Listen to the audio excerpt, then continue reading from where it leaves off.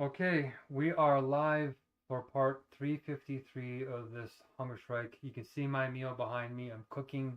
If you're new, you might be thinking to yourself, I've never seen this channel before. Why is this guy eating when he's saying that he's on a hunger strike? It makes no sense.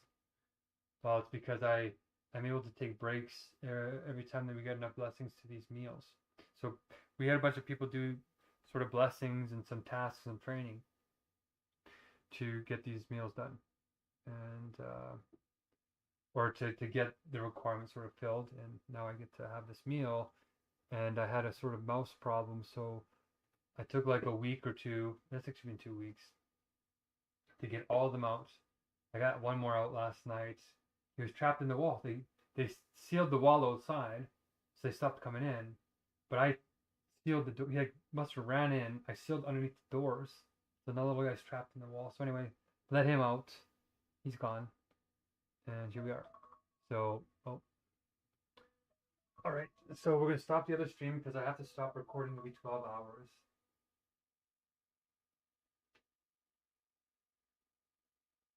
Okay, great.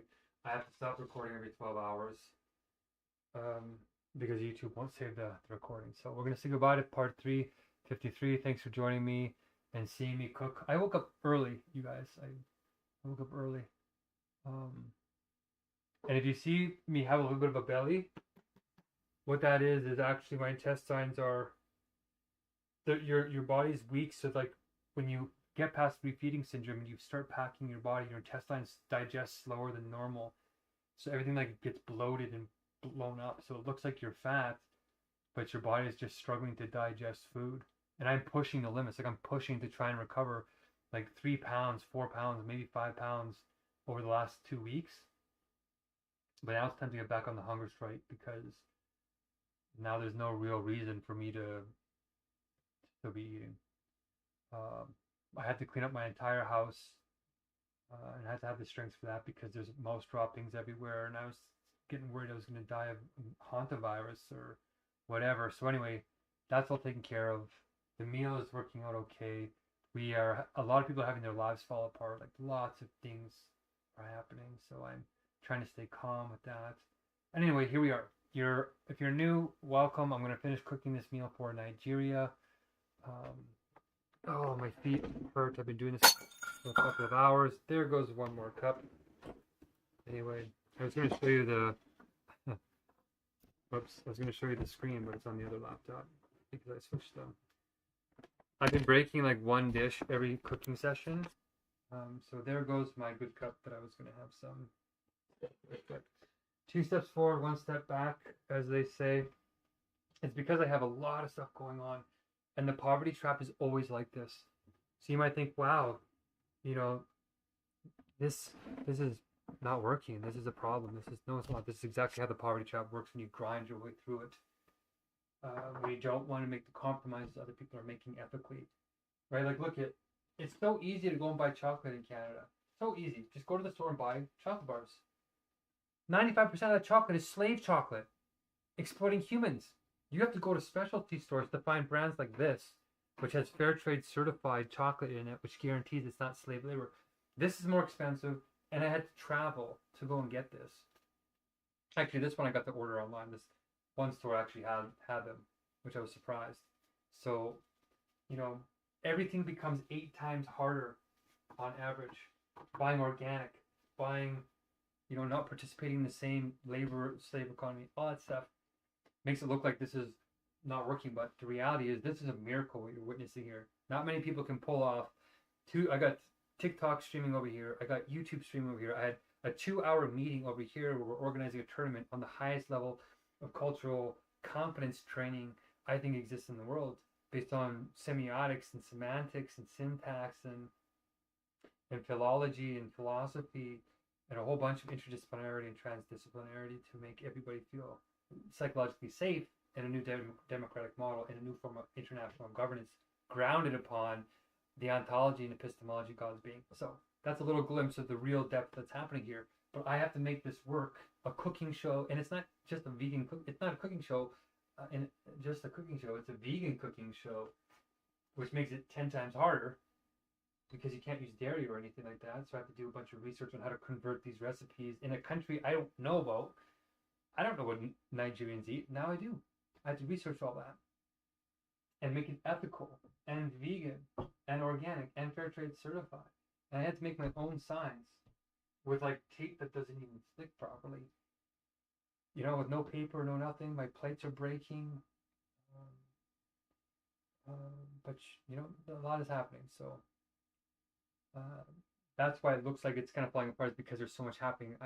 I'm in the courthouse suing 30 government departments, and I'm technically recovering from a hunger strike at the same time, while AI is taking over all these jobs, and they're forcing me out of this school, not allowing me to have a double major. So it's really sort of shocking what's going on. And all my power banks are kind of cheap, so they are all dead, and I forgot to charge them because I had a mouse infestation in this sort of basement because I gave up the good living space upstairs. But this is sort of like a, not a repo lot, but they built the building fast, and these buildings have cracks in them, they might get in and all this type of stuff. So anyway, we got some plantains, and a lot of the stuff that I'm cooking with isn't the most expensive things. Like I couldn't afford real papaya, so I got the candied papaya. I couldn't get special like fish or whatever that's vegan, so I'm gonna make my own special fish with the leftover Japanese seaweed that I had from like a month ago. And like my main protein source is peanut butter, and natural peanut butter is more expensive than the stuff where they put, you know, vegetable canola oil and peanut butter. And then I try and eat only an extra virgin olive oil, which is more expensive. So anyway, it adds up. But I only have one pan. Like, look, I'm cooking literally everything. All the meals, if you've watched all my shows, all of them are cooked with this pan. One pan. And like an oven tray. I have an oven that keeps the bottom of your oven clean. I put my dishes on there. I don't know if I should cook on it because I don't know if there's toxins in it. It says it's safe to cook, but I don't know. I don't want to risk it too much. Anyway, I'm talking a lot. My stuff is in the oven. We're going to make the pepper soup, and we're going to make the Nigerian pepper soup with the jollof rice. Okay? So we have the pounded yam just about to go. So we're going to pound that. Oh, and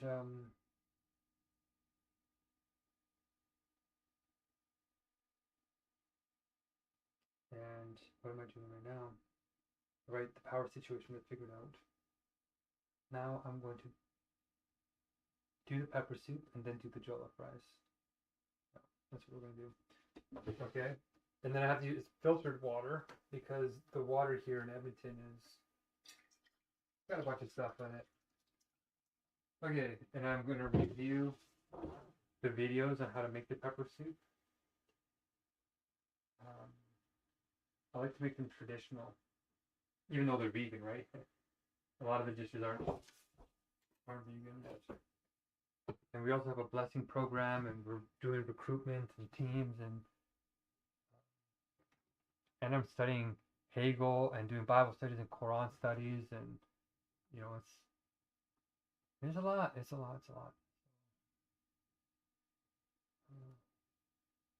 And I'm dehydrated, like I've been cooking for so long. I'm gonna have to clean up a broken cup here in a minute. I just want to get things cooking, and then I'll clean that up.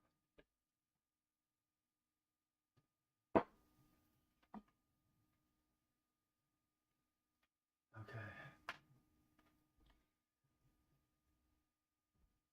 And my hair is falling out up here, looks like.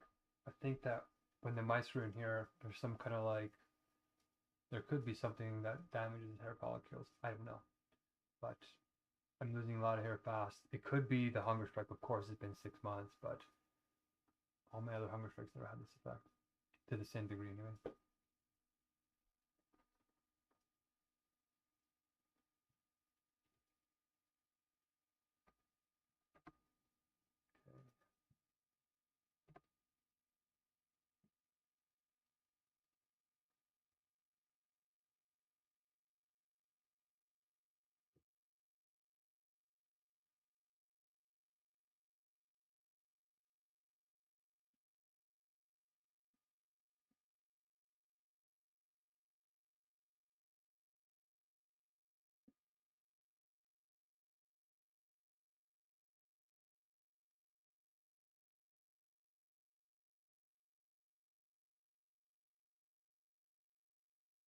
Oh, I am supposed to put cubes in there.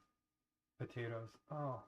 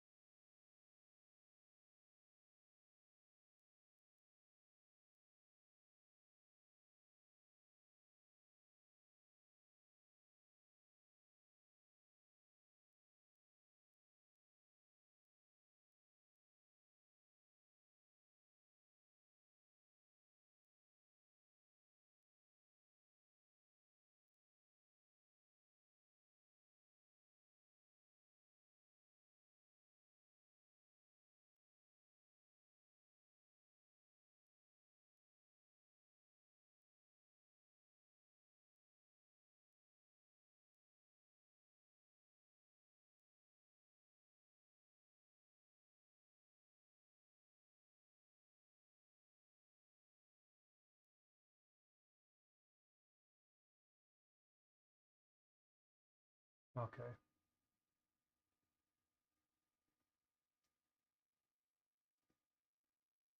Okay.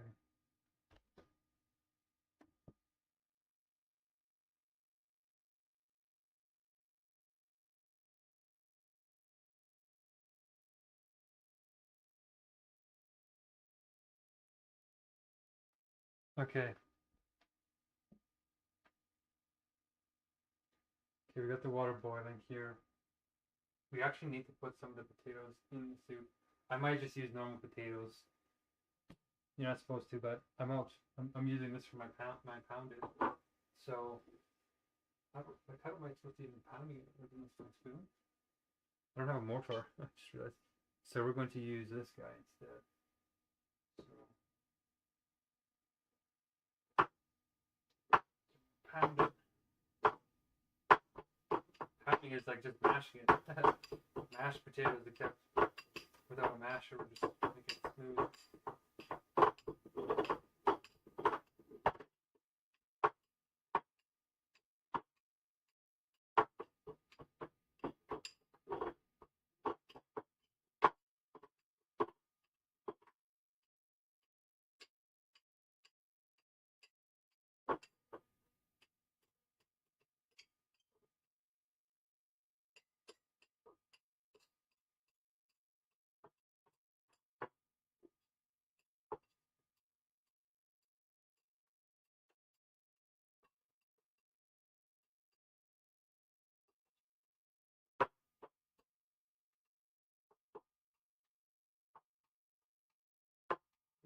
So now we're gonna just cut up some. We're gonna leave that for a second. Oh yikes! I don't want to do that. Ooh. Okay. So we're gonna use some white peppers. Not white peppers. How do you like that? I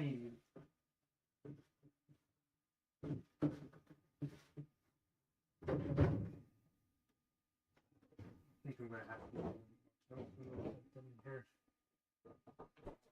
Pounded yam. Some of these. What else do I need?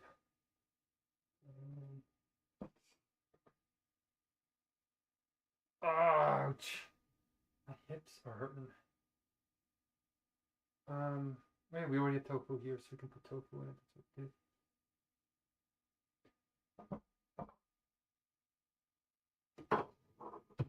I'm gonna soak these potatoes. Get some of the debris off in there. So you can't even see what I'm doing. Okay, I got too many things recording. Oh yeah, and I got Facebook recording, I forgot to mention. Okay, we're just gonna use some normal sort of white potatoes. I used up all my special yam starch potatoes. Really starchy. I really want to buy this from an African store and support the economy. Okay, so this is all good. Everything's all a mess again, right? I tried to keep it clean. I tried so hard.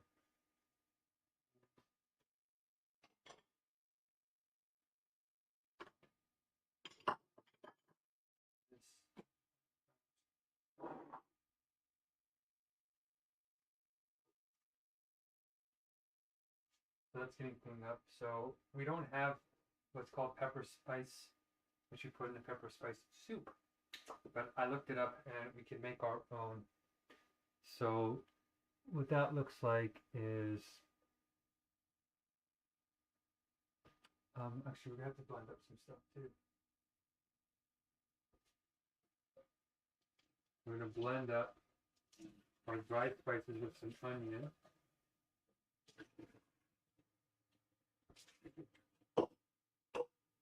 Okay.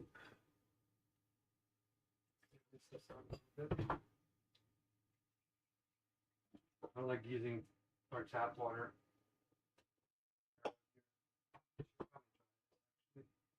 Because even though the onions will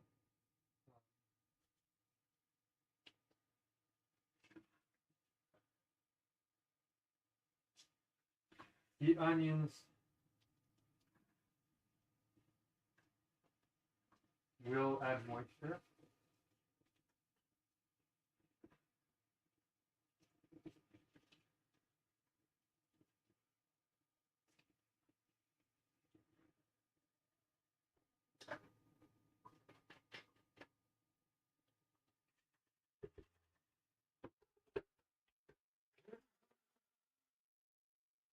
I broke a cup and I broke the tab. So we've only broken 2 things so far, which is great. I wish we didn't break anything. It's tough. This is a $15 blender, so everything at this level is designed obsolescence built right in. If you don't know what designed obsolescence is, check it out. Everything is built to last a couple of tries and then it breaks. So, but it's lasted to this point. That's kind of what I had planned. So this needs to be dried so we can put our spices in there.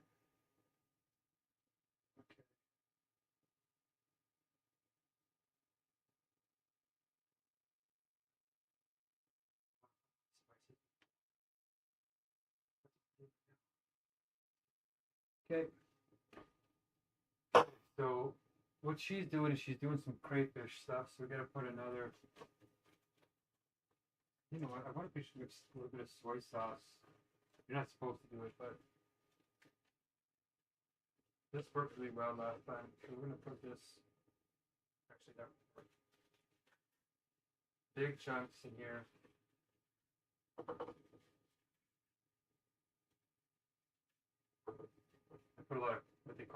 in it. And I'm gonna put a little bit of soy sauce in this one, I think, just to add that umami. So I did not think this was gonna work, but it does work.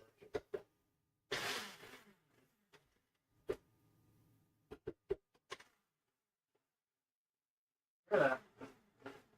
Fuck is all of that?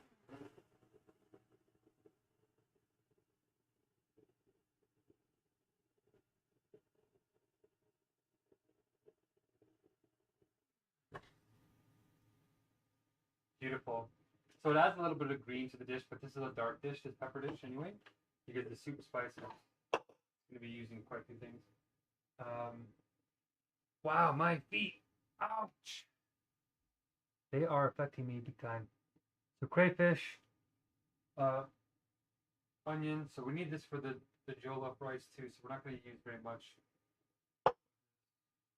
All my plates are not broken, unfortunately. Actually, I don't. I do have one small plate left. Good. So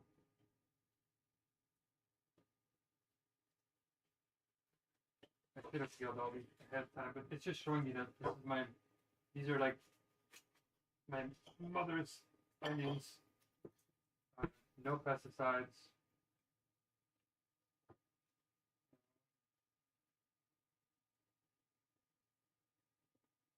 She doesn't use Roundup or anything. We do have neighbors though that seem to spray their crops with a bunch of stuff, which makes me nervous. Because our farmers get to live a little ways away from the crop. Our house is like the crop blows that stuff. You know, now that I think about it.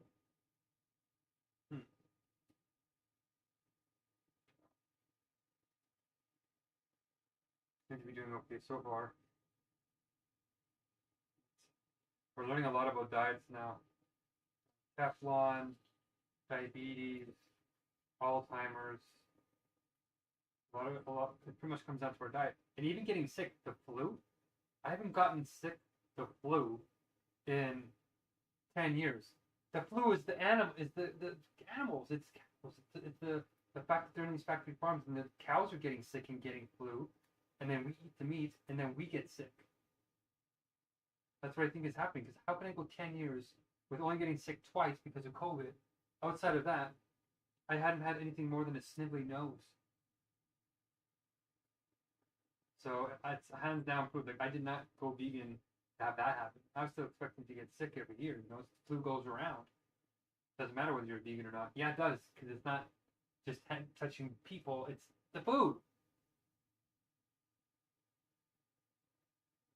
But I'm sure there's an airborne virus of it that happens naturally. But I'm just saying the food probably accelerates it. So that was an unexpected thing that happened to me. At first, for the first couple of years, like I told you before, I thought it was a food. It's not a food. Oh my gosh, this is. There we go. All right. So let's. We'll take 1/3. I really want my jollof rice to be pretty. Actually, we could go half and half.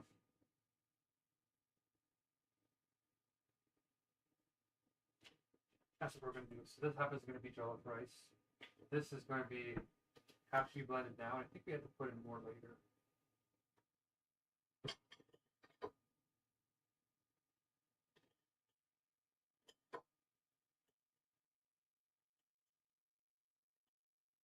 We're blending this so it doesn't immaculate blending.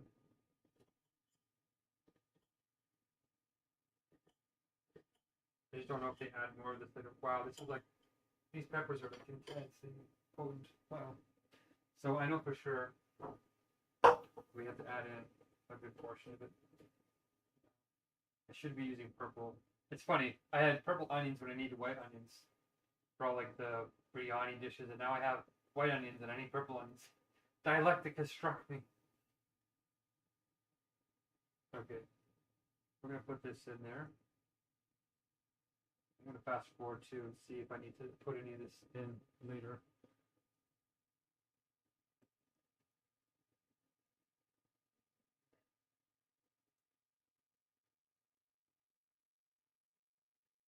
No, I guess we don't.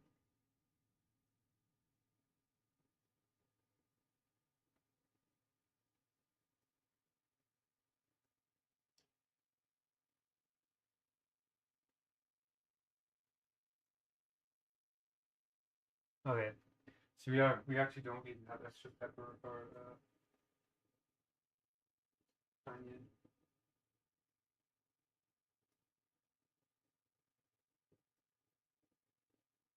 We're gonna save a tiny little bit just in case for jollof rice. We need to do the garlic.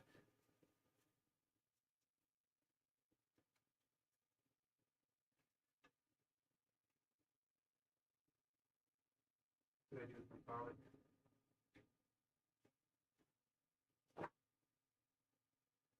We're supposed to throw in some ginger, like real ginger.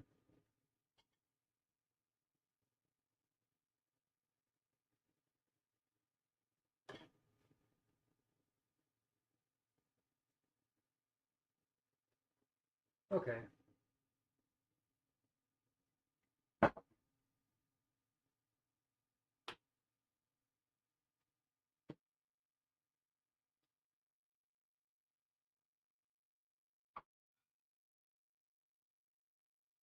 That's really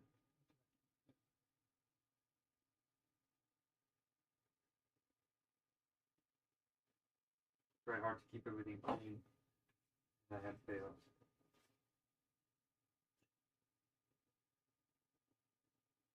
I didn't use all.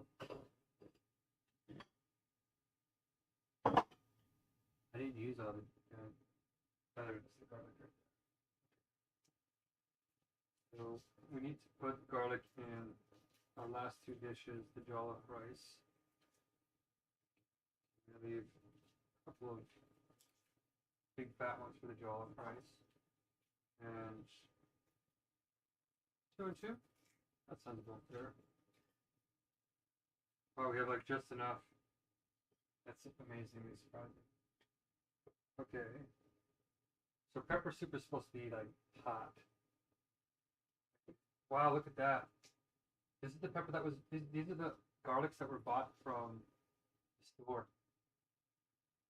It's going bad.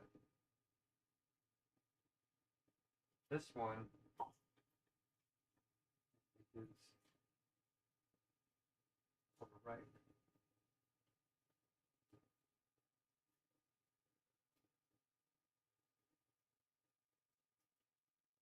Okay. This one's not rotting, so we'll use this one. At least we got one garlic.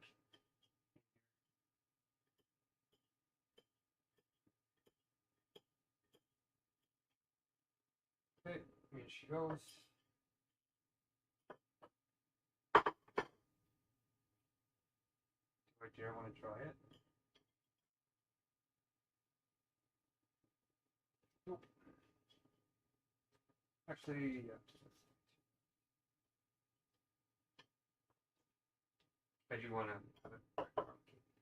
Good enough. I think this is gonna be needed more. I think. Okay.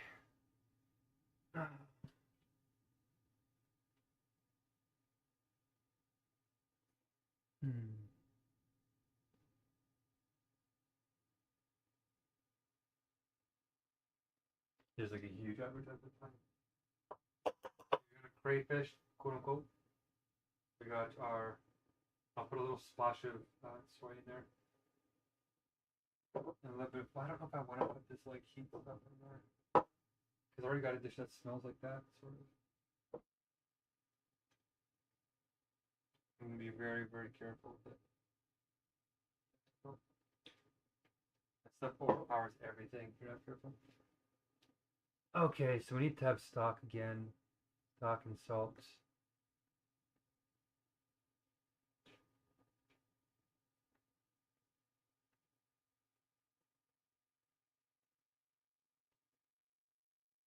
Ginger, alright, put the ginger in now.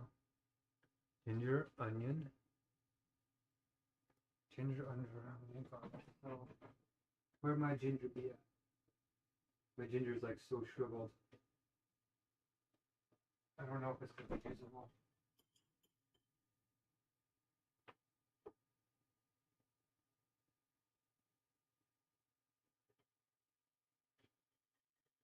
like very ropey.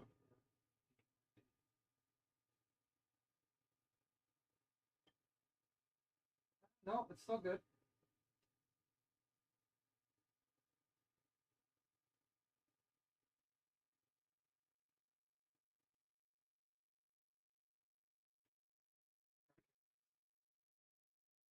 Should have peeled this beforehand too. You don't need a lot of ginger.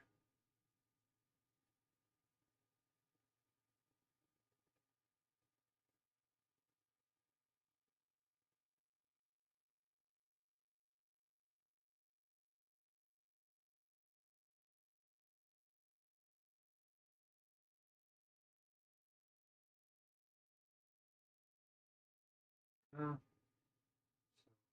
don't know if we should try and cut it or put it in the blender.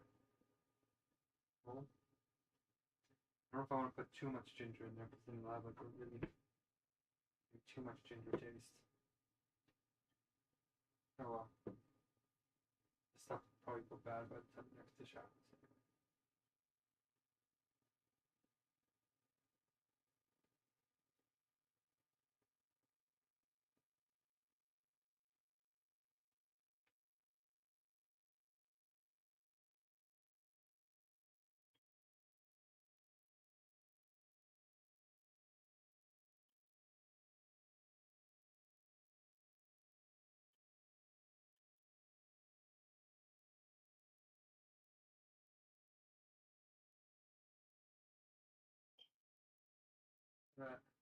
Nice little piece of ginger.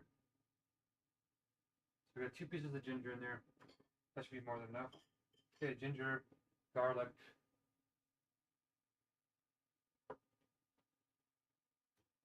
Crayfishy stuff. So calabash and nutmeg. So this is where we get the. Okay, this is where we put the peppers in. So we are supposed to put a little bit of hotness in the jollof rice. So I think we'll put this little half guy, and we'll put this big guy in the soup here. There's a lot of cayenne peppers. So cut the top off here. Keep all the seeds in. These have been washed for the pesticides. Remember at the beginning, if you watch the beginning, we threw the whole thing in there. Yep, that's what we're doing.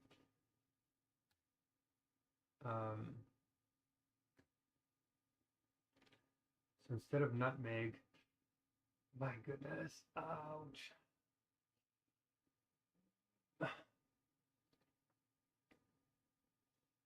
We're going to have allspice and cinnamon. Okay, so we're going to put in our allspice here now. I don't know quite how much, put in quite a bit. They put in quite a bit. So put in that much allspice. And we are supposed to put in like a little bit of this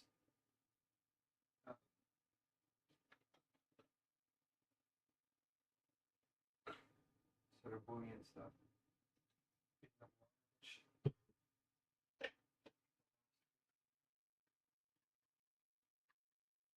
I do have like a little bit of this dill lemon stuff if I could try.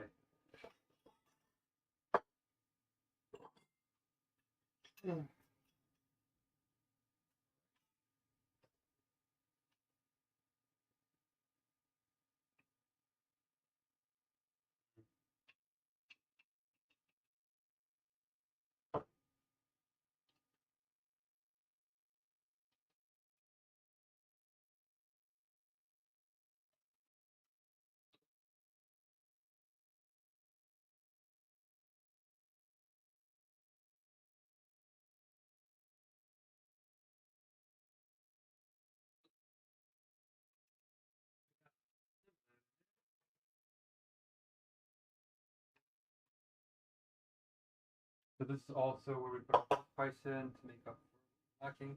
We're also going to put some cloves in. Now this is like intense. Don't put too much cloves. We want this to be extra hot. We do have that pepper in there, so we'll put a little bit of cayenne. I guess we could put chili in there, but without cayenne instead. Oh yes, cloves, cinnamon. Okay, we're gonna put a little bit of cinnamon in here, I guess. And it's kind of like that biryani sort of taste. Don't want to put too much of that in there. And then, of course, we're going to load up with black pepper. This is the only dish that they use black pepper in, I guess. One of the only dishes. So, we're going to put a healthy dose of black pepper in there. Okay. And I think we're supposed to put in salt later. Cayenne, black pepper, cloves, alligator pepper, allspice, and cinnamon. Boil tofu with water. Without water, to mix for 20 minutes. So we're going to take our tofu here. And we're going to throw this into the water. This is kind of mimicking, the stock of like animal products that we do not eat because it's not good for you to eat it. Okay, I think that no paprika. Okay.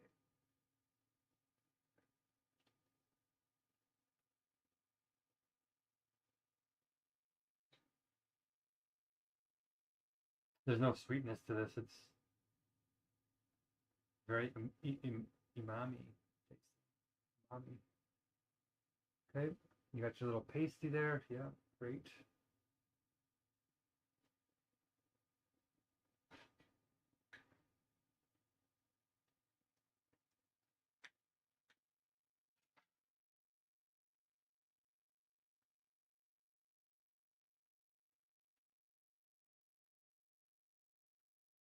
Okay.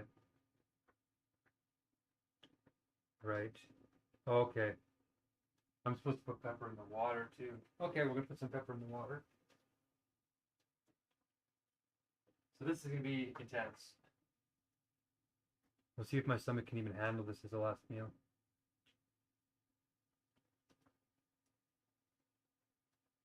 Okay. Okay. I'm supposed to put salt in the water. I can't move anything because it's all charging, but I'm boiling my tofu now. The pepper, a little bit of that stock. You know what? We'll put in a little bit of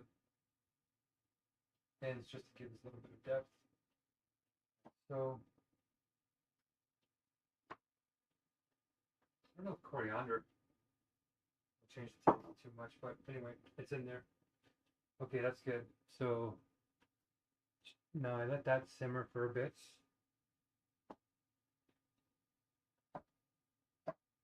With the tofu. My back. Ouch. I turned off my other.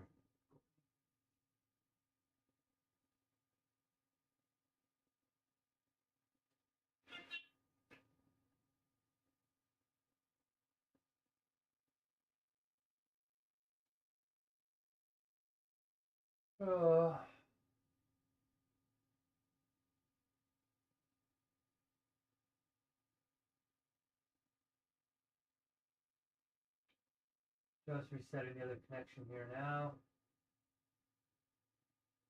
In the future, these will have to be edited to be a little bit more show-like. There's so many wrenches. Unless people want to see all the wrenches that I need to go through, if they want to have a sense of like the real reality.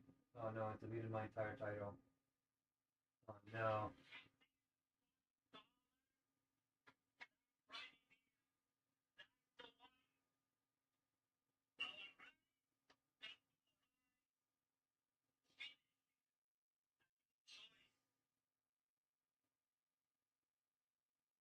Oh, oh my gosh. No. I have to retype everything now. Oh. Okay, guys, just give me a second here. Extra wrench now. Extra. So let's see if I can get it all typed in here.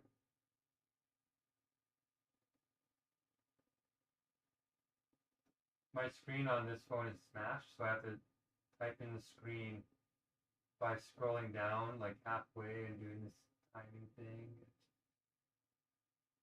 Okay, good thing we're simmering anyway.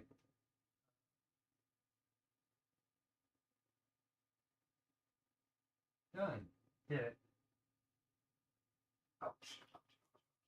Ouch, ouch. Okay. Okay, so that's pretty much good to go. We don't want too much broth.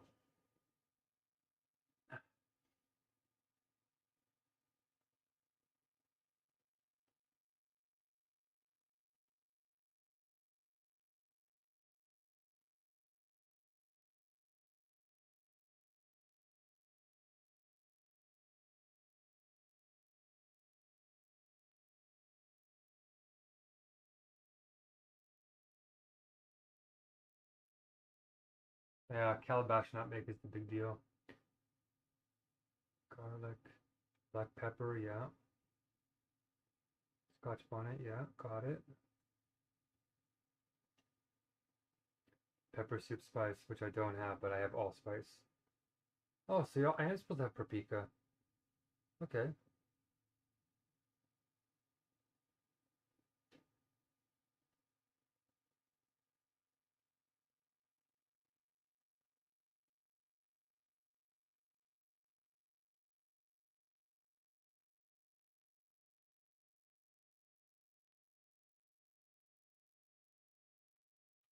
Okay, great. So I pretty much have everything except for we put a tiny little touch of paprika on there, even though the other dish has a lot of paprika already.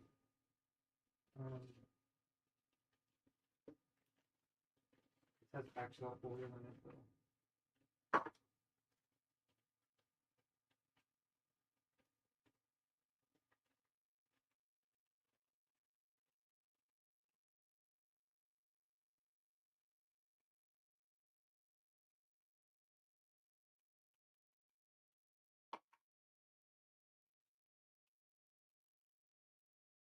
Okay, so we're gonna put a little bit of water, filtered water in here.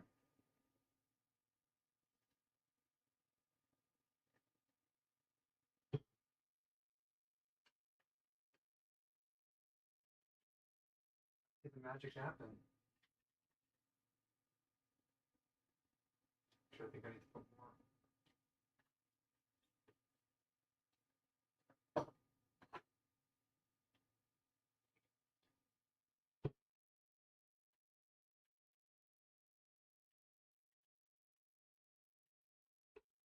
Well, oh, you can't even see it. Too much going on. Yes, it's going on. Okay, so we just put this all together. Got our habanero, which is Scotch bonnet technically, our crayfish, which is the seaweed stuff, the garlic, the onion, a little bit of paprika, allspice, pepper, cloves, and that's the pepper spice sort of mixture. And oh yeah, put a little bit of cinnamon, a little bit of cayenne pepper in here as well. So it's quite the mix. So let's blend it up.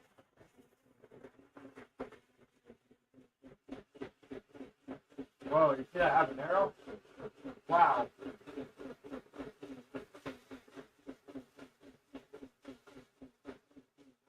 And that's exactly what it's supposed to look like, dark like that. Nice. So you can't see the green from the seaweed anymore. So that's what it looks like. So now we're gonna add this to our oh, it's already dry. Oh, wow, that ended quickly.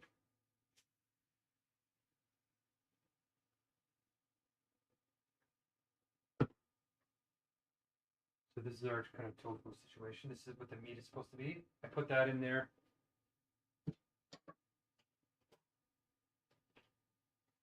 And now what we're going to do is it says to add this mixture. I think it's like frozen, like cooked to the bottom. Okay, so now we're going to add in pepper spice. It's actually is what it is. Wow, that is potent. Okay, interesting. we're going to give that a nice little stir with our fork. Yeah. And I think we're just going to let that simmer for like a while.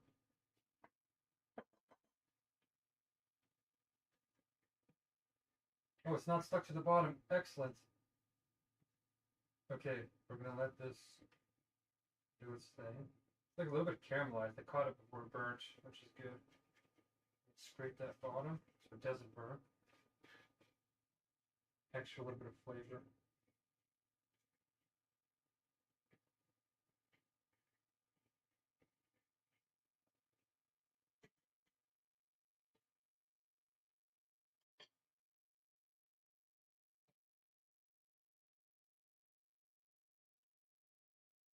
Pull that thing a bit.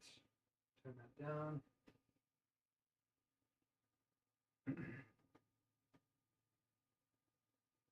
Oh, she put green peppers in hers. Okay.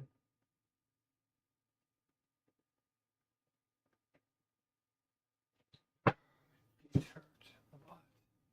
Okay, so all we have left is jollof rice and the fried plantain.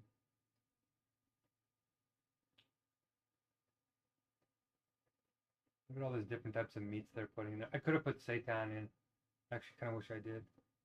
That's okay. Pepper spice. Yeah, okay, good. Oh yeah, they were supposed to put in basil.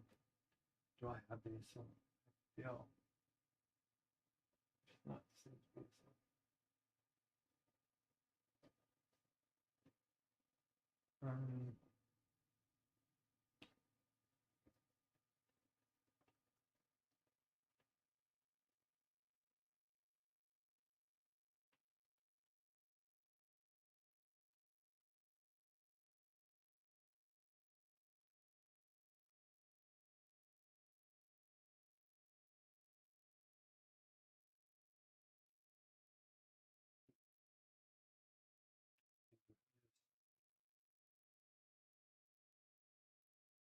Best for basil, choose the dish. For Italian style dishes, it's for pepper soup in Nigeria. Ah, it's Nigerian pepper. The basil substitute. Scent leaf. What is scent leaf? Not the same as Italian basil. It has a slightly peppery, clove-like herby aroma. Okay. So here the best substitute for scented leaf peppercorn is fresh Thai basil or holy basil, fresh mint plus a little basil, really, fresh parsley plus mint, really, dried scent leaf, don't know what that is. So don't use lemon, dill, cabbage, thyme, rosemary, or oregano. Use mint. Okay, we're putting a little mint in here. That's really unusual. We're going to turn that down. So we're going to use our Moroccan friends here when we cook Moroccan. This is fair trade certified tea. All the teas, coffees, sugars that you see me using on here, and chocolates that you see me using on here have fair trade certified labels on them. And you've already seen that this guy has a different version of fair trade, but it says fair trade certified. I checked it. You want that certified on the end. If it says fair trade, it's not real fair trade. Especially Green Forest Alliance. This is real, and I got it because it's also vegan. I like people that says vegan explicitly. So we got our fair trade certified tea, which we're gonna dump in there, and any sugar that I use also has fair trade certified on it. So I was lucky to find this in one of the stores that I don't normally buy at. So sending an economic signal. Okay. So what are we gonna do with the tea bag? We're just gonna open it up and dump some tea. Some minced tea in there. I'm just going to open that up like this. Morocco. And I like to keep it tagged because it's part of the meal. I show that Morocco's here. I like it being very cultural. So we're going to dump in half of the tea like that into our mix. So this is a really interesting addition that I was not planning to do. So I don't know how much we should put in there. I don't know how much mint. Probably not a lot. Oh, we're supposed to put basil at the end. Ha! Well, whatever. It's in there now. Half of it. A quarter of it. Okay. Let's mix it in. I don't want this to burn again.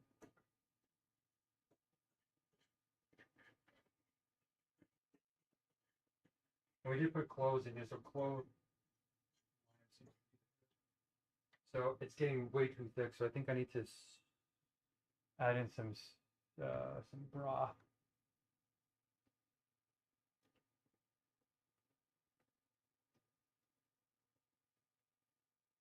Yeah. Add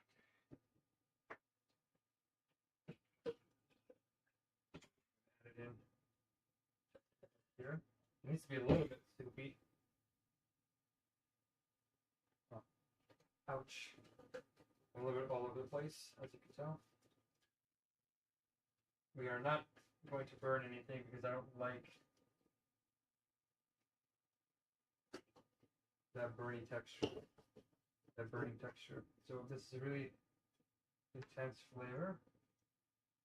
Turn the heat again.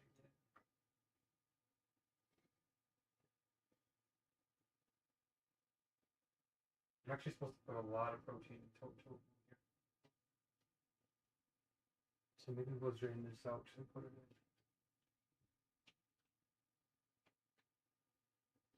If you're not used to using tofu, I'm not a big fan of it, but it is a complete protein.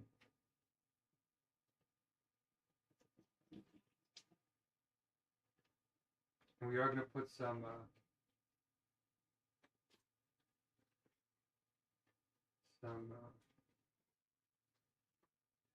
not pepper, potato. I'm supposed to put the yam potato in there, but we're going to save that for our grabbing with our hands kind of thing. So we'll give it another like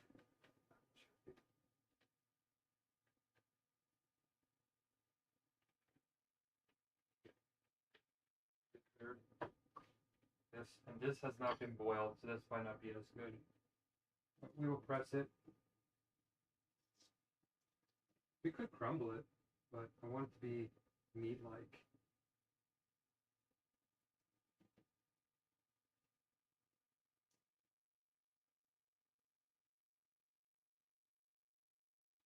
It's actually falling apart in my hands. We might actually have to make beef.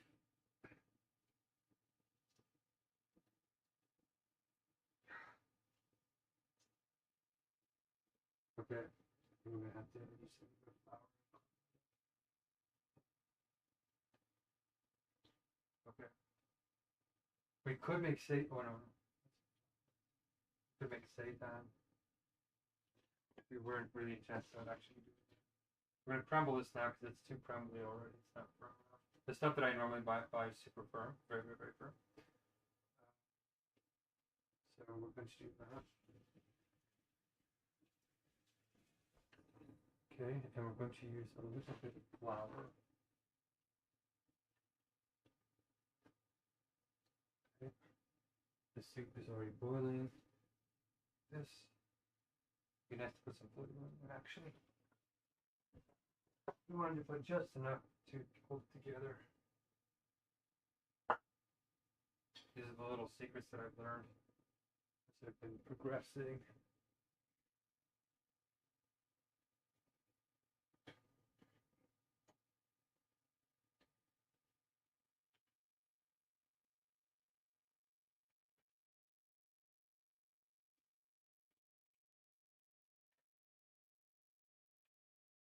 Probably really should put.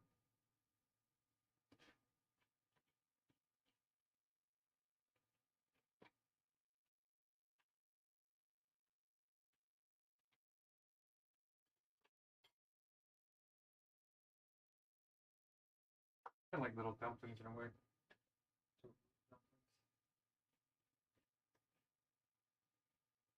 See that? I don't want to wait too much longer because the other tofu's in there. Just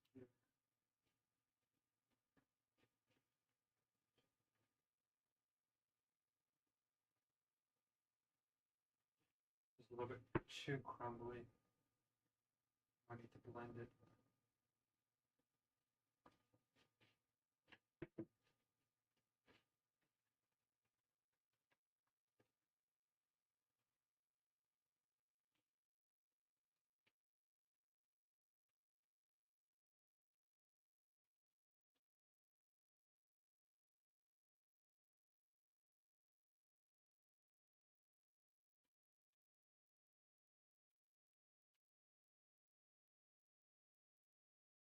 That's how easy it is to work with tofu.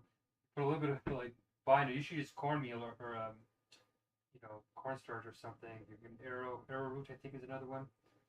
Uh, but that's how quickly you can make things. Is just like that. To be honest, I want it to be even more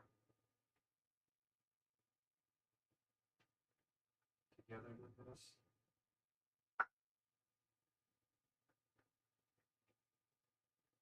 I think this will fall apart soon.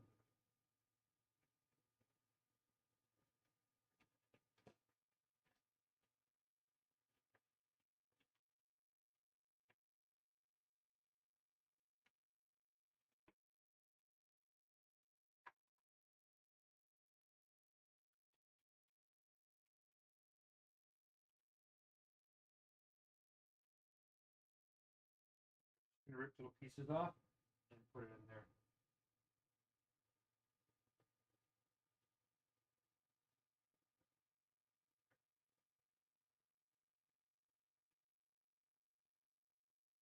Do like one big ball.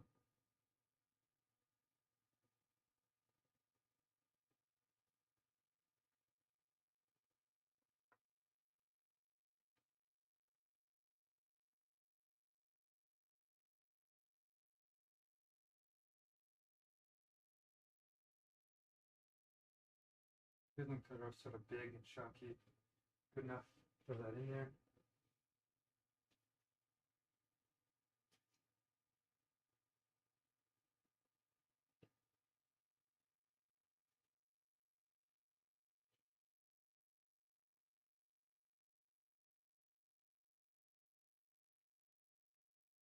Okay, so we're done. Pretty much done that.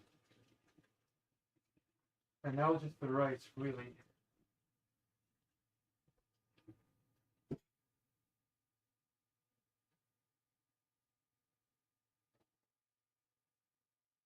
So you can see through that in there, big chunks. Makes it look more meaty and less like a galley and stuff earlier. So now what we're going to do is we're going to throw our potatoes in there. Okay. So it's soaking.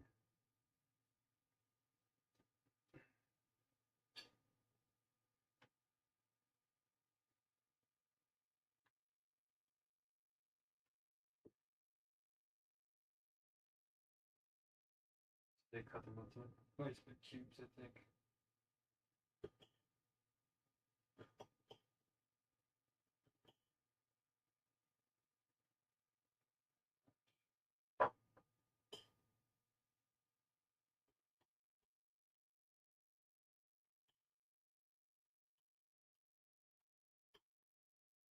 Great, so let's throw this in there. Yeah, so we'll just dump that in there. I should really put the yam stuff in there, but that's okay. Maybe I should peel them. Okay. Good to go. The reins. Take off a bit. Put a little bit of water in there so it's really steep up good. Turn that up on high. So I noticed there wasn't very much oil in this one. I think the oil comes a lot from the cat and product in there. Not my fave. We'll do this guy in there too.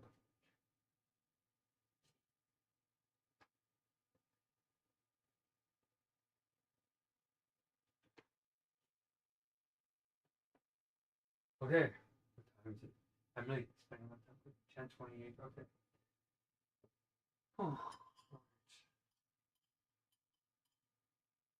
We're sort of staying somewhat cleaner than normal, I'd say.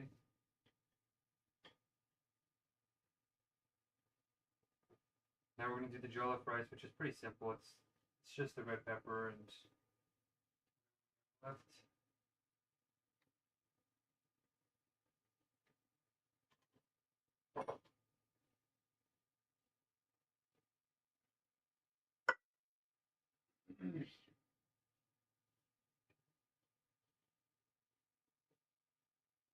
Got that nice little M in the background still, so you can tell it's cooking down.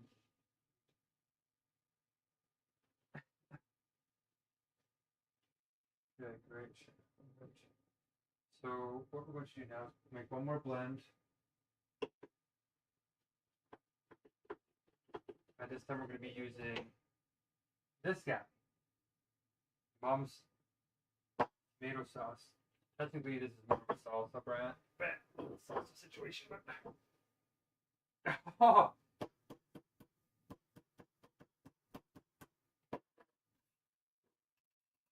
Okay.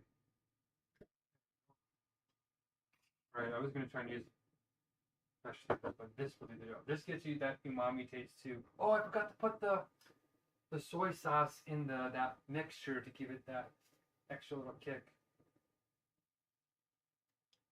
That's okay. Whoa, whoa, whoa, whoa, whoa, buddy. Whoa, whoa, whoa.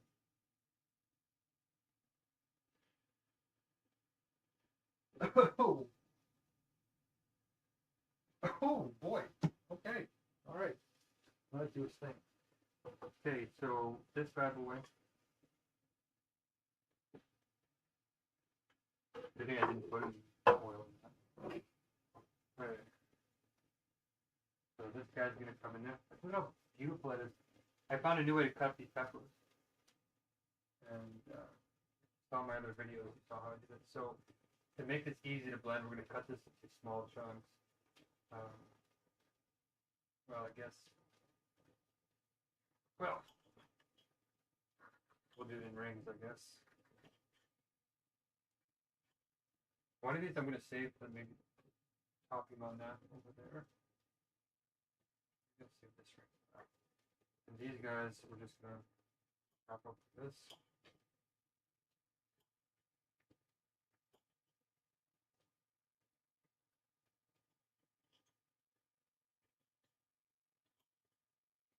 Okay, then cut up a pepper like that. I tried something new. Very different. Okay. I tried doing the big pieces, but my little blender is not hard for me.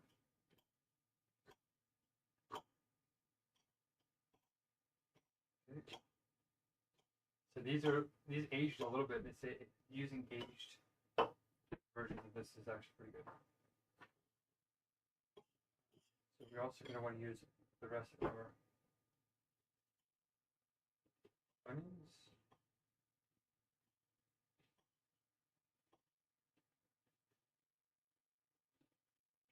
It's also an unusual way to cut onion. I don't know how much onion we should probably put in there. I think we got to saute some onions before we put it in, so we'll leave that to saute.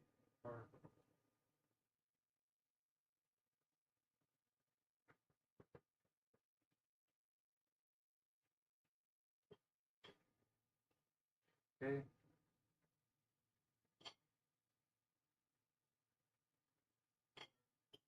then we're going to use our garlic.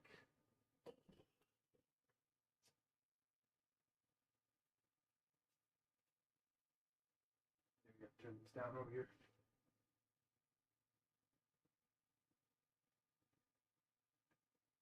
That actually looks like chicken. Check it out. I would take you with me, but my setup is so weird this time. Look at that. It actually kind of has that nice little rough look, like chicken. Even though we're not really super into the chicken. Anyway, it's looking like how it's kind of supposed to look. That's it. Okay. Back to the jollof rice.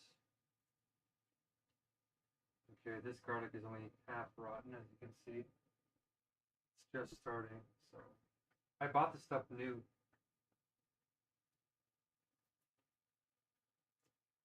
It's only been a couple of days. So we're gonna cut this guy up. Maybe we'll throw away this piece.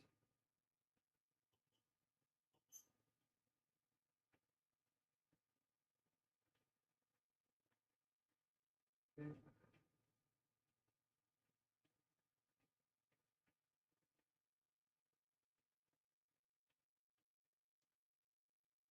And last piece of garlic.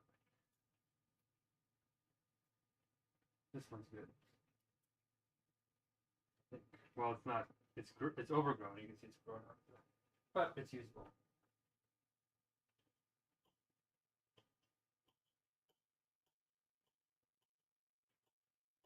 Okay. Beautiful. What else do we have to throw in there? Tomatoes. Really?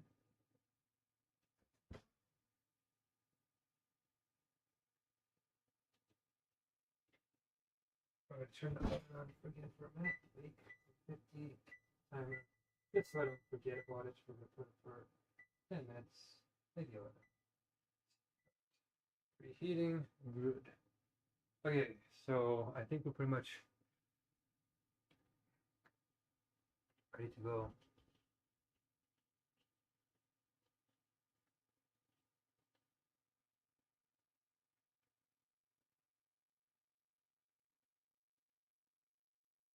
Okay. They have these jollof rice wars apparently. Red pepper, chopped tomato, onion and garlic, 2 habaneros, a little chicken stock. Oh, I forgot to throw in the dash. Ah, darn it. We need the stock. I do have bouillon cubes, but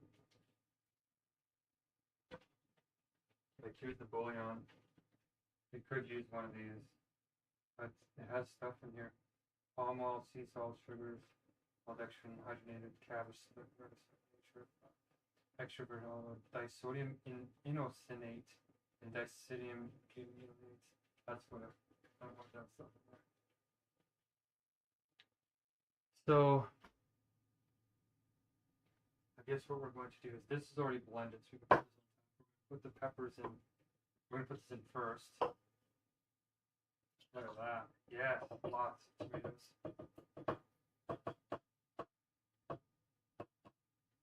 Half tomato. And then we're going to put this stuff in next. This stuff blends easy. And the tomato paste already has sort of some potatoes in it. Some stuff in it already, that vegetable like. Put that garlic in there. The lid of this is so small. You can tell that I'm aiming.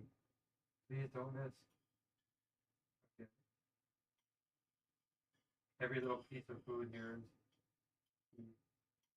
And remember, red peppers have lectins in them, so we're going to cook it out. No spinach. We could use spinach, but we're using kale, right? Because kale doesn't have so many oxalates in it. So that's a nice hefty little combination. The guy who's making this, so you're supposed to put some veggie stock in here. But I don't have any more veggie stock.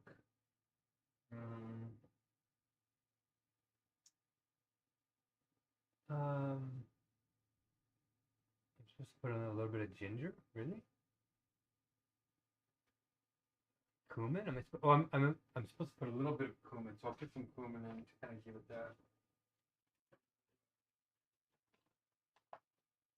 A little bit of something. Hope it'll make up a little bit for the lack of that just bouillon cube. Okay, oh, we're supposed to put the pepper in. So here's the half pepper. Put that boy in there. You can cut this guy up. Every single seed is being kept. We want that heat.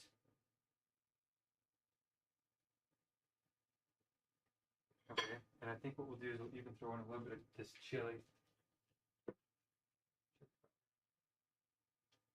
to give it a little bit more that warmth.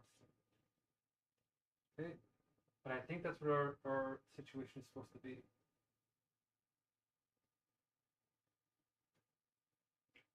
Okay.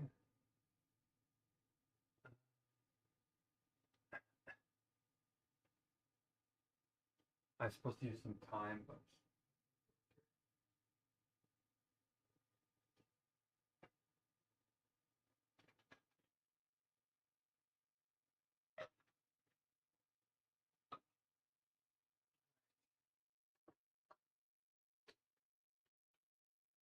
you put all the chunky stuff in this up here. I think the soup is done.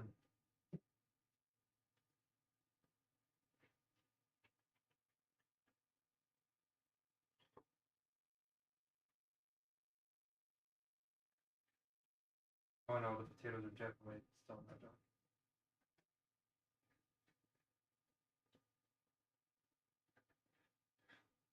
Ooh, got some stickage to the bottom of our pan.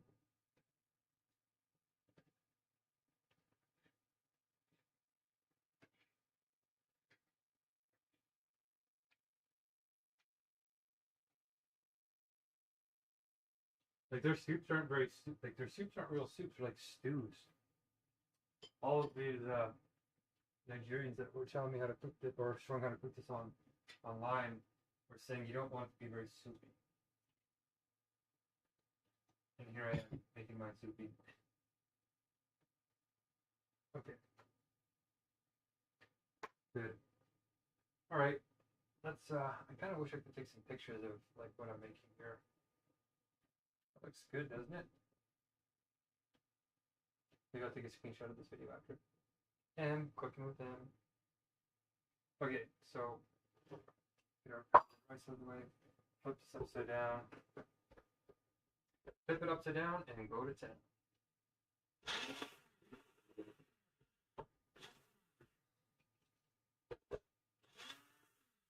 Really?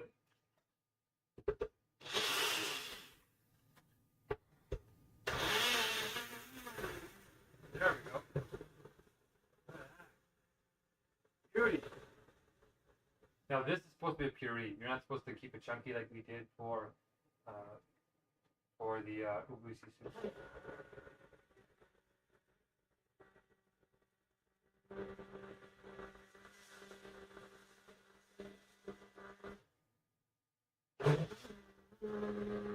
That's exactly what it's supposed to look like. Okay. Oh, our potatoes are cooking. Our other dishes are heating up as we near the finish line.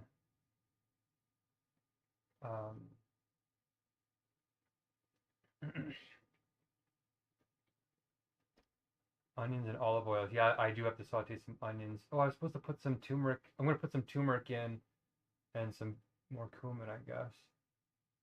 Sauteed tomato paste and olive oil. Okay. Oh, I do have a look. Perfect. It worked out perfectly. So I have just enough tomato paste to mix in with the onions and the olive oil. And then I'm going to mix this in. So it worked out. I actually have enough of everything. And then I'm going to put this on top of that mix over there with a little bit of the rest of the scale, which it should do because it makes it look like the goosey, but I will put it in there. And oh, I think is that supposed to put ginger? I don't think I'm supposed to put ginger in there. No.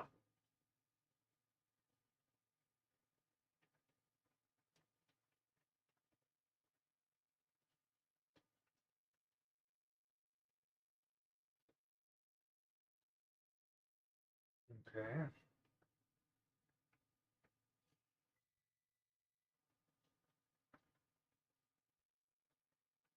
My back is feeling it. Big time, big time, big time, yep.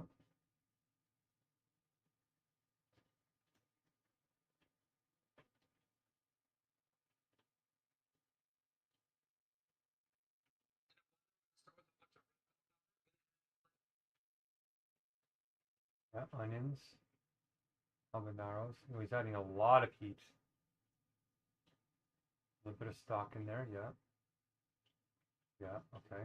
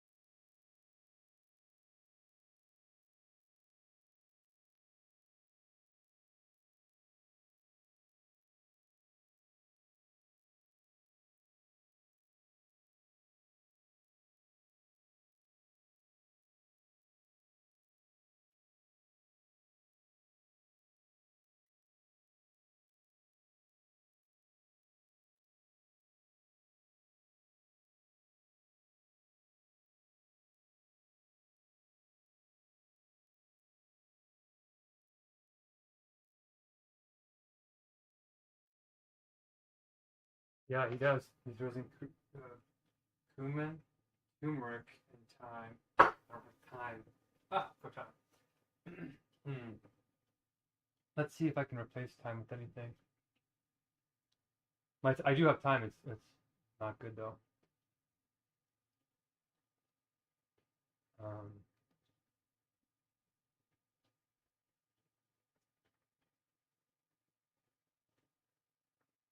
I can replace thyme with oregano. Wait, or jollof rice.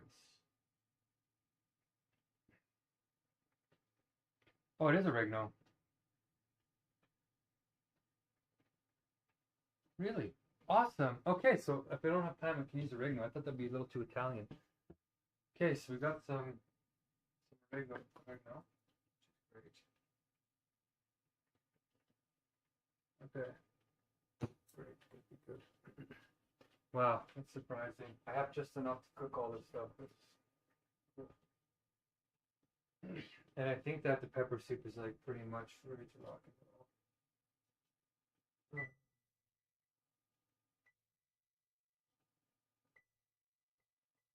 Okay, oven is heating up all the rest of our good stuff. And we need to do something here, which was to put the oregano in with the, we need to make a little pepper, a little spice batch. Here we go, let's do. So we're gonna put in a little bit of turmeric. Actually, we could have put this straight into the dish.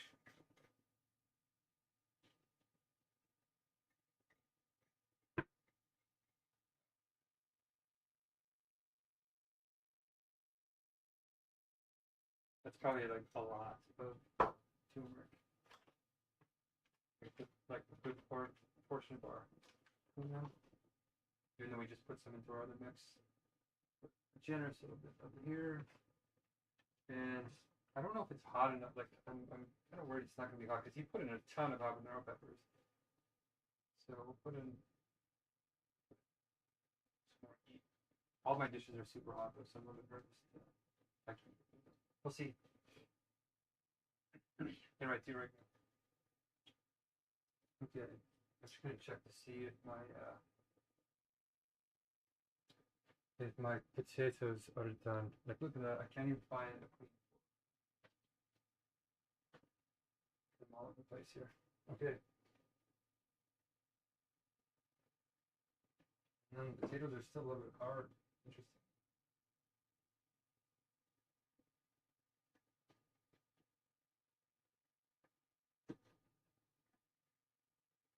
Yeah, it's sticking to the bottom a bit. Gonna stay on this. We don't want to have anything burned again.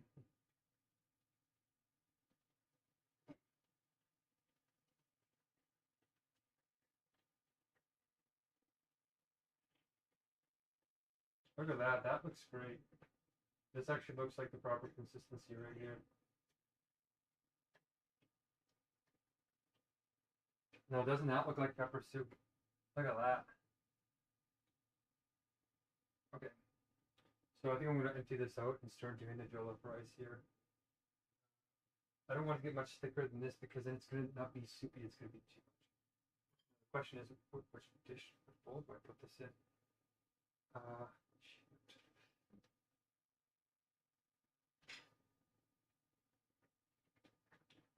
I actually don't even have any other bowls. I have these small bowls. I'm using that for the jollof rice. We have this big bowl over here.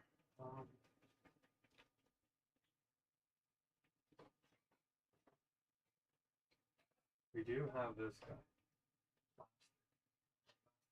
But so it is. Okay.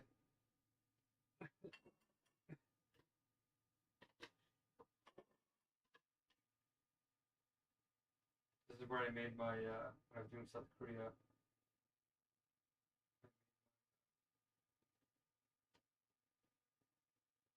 That's so delicious looking. I made my tteokbokki. I can't believe I can still remember all the names. Tteokbokki.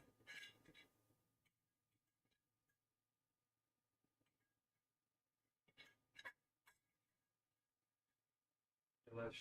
Done. Okay, I'm happy. I'm happy. It looks good. Oops, don't put that in there.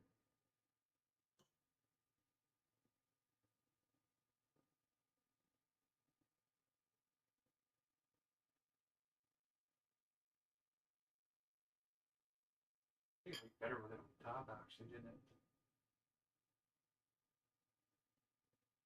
Okay, whatever. Alright, let's throw, we need to clean this up.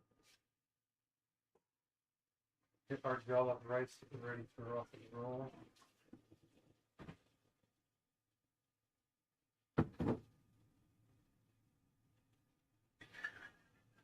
Because I'm using the same pan, right, for everything, I gotta clean up everything. Get all that spice. We don't want to mix the pots, the dishes.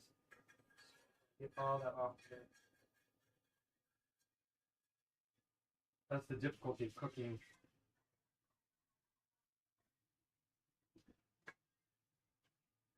With one dish. Or one pan. Okay. We're ready to rock and roll. Whoops. Now we're just gonna put some oil in here. I'm not mistaken. This is gonna go in the oven. Just stay warm. With the rest of the dishes. Okay, good.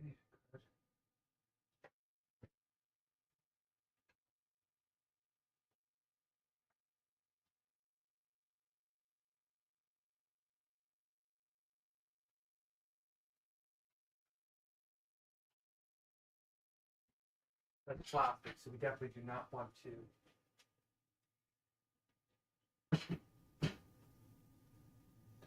turn on the heat any more than it is. Turn on. Right, so last but not least, a little mix here. Put a little bit of oregano.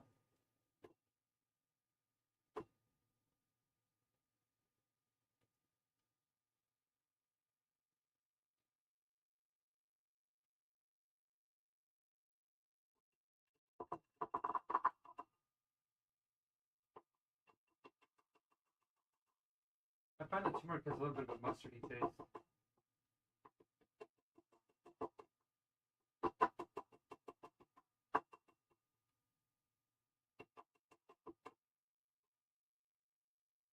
Give it a little bit of something. Like that much spice for all of that. Something we need a little bit more. He used quite a bit.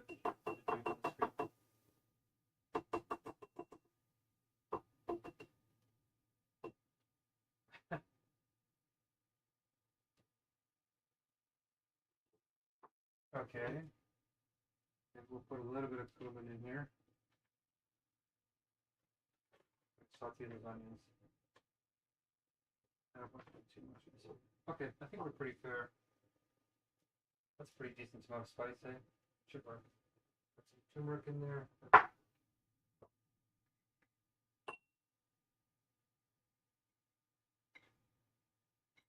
Okay. Good. now we're going to put in oil, and we don't have a lot of oil left. Just enough to, oh, I don't know, I'm going to pull it to find it. Well, we use a little bits. We're just going to fry the onions, put this in there, and then we're going to add the puree, and then we're going to add the rice. I don't even know. Wait, we're going to add this. Is that going to be enough for that rice? Yeah, it should work actually. Okay, here we go. I'm actually going to dice this a little bit more. Oh no, he didn't dice it very finely. He left it pretty big.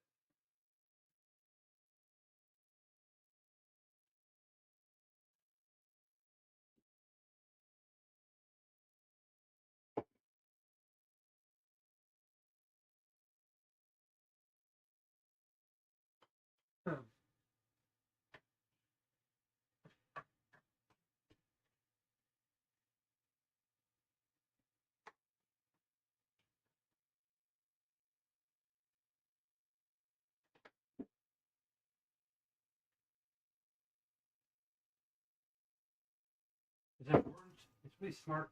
Whoa, what's happening here?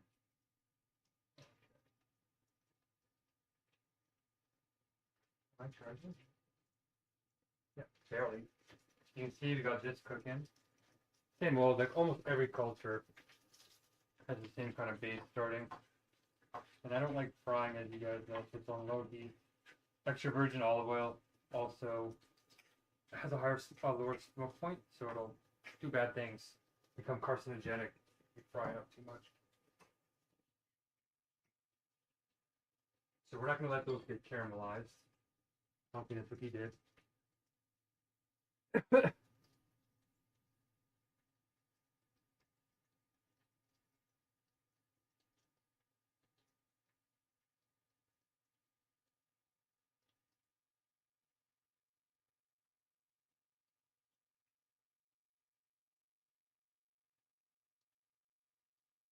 Okay, we have to add this in now.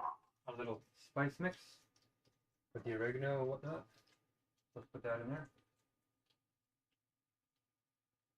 Delish. Right.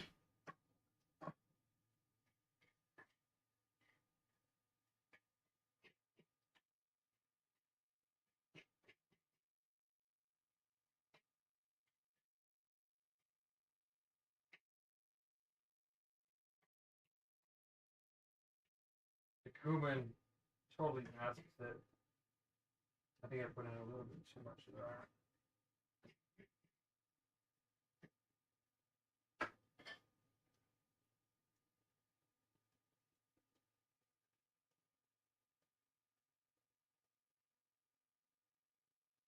Okay, that should balance a bit more.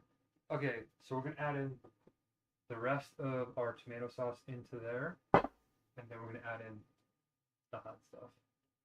I think I should probably put some hot stuff in there too. I can always add it in later, but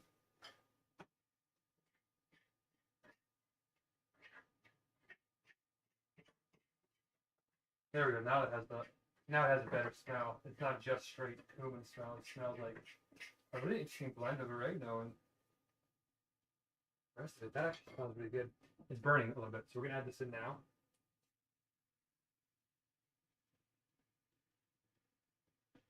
Yeah, we'll add it all in.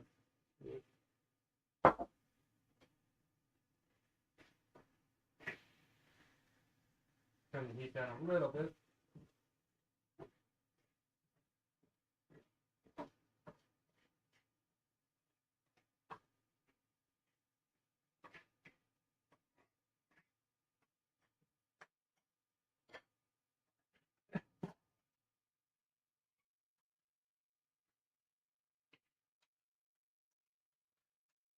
He said use tomato paste, but I'm using this instead. I don't really want anything from the can, really. We're gonna cook this until it thickens up a bit. Turn the heat up a bit more too. I wish I could move you guys so you can see what's happening. I mixed all the dark flavor, like cumin and turmeric, oregano, which I think we're good. A little bit of salt because this is the tomato paste is like sour cream.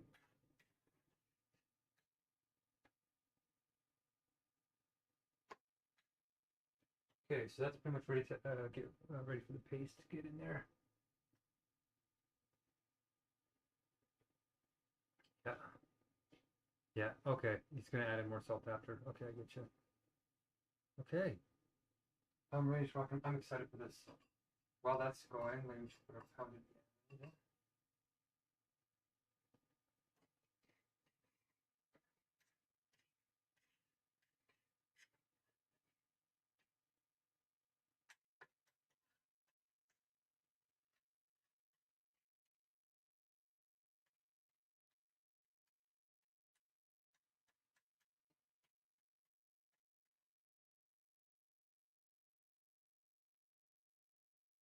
And let that sort of congeal a little bit more. Here's our pounded yam. It's turning brown because it's this kind. The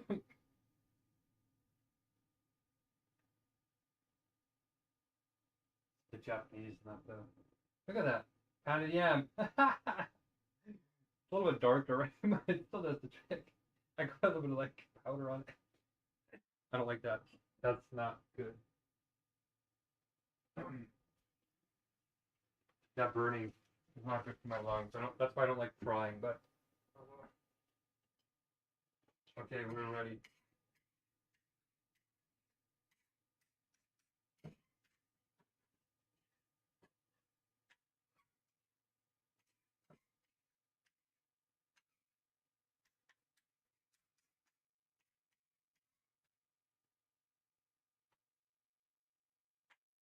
It's kind of transformed now. It's turned into a paste. All that water has been evaporated out.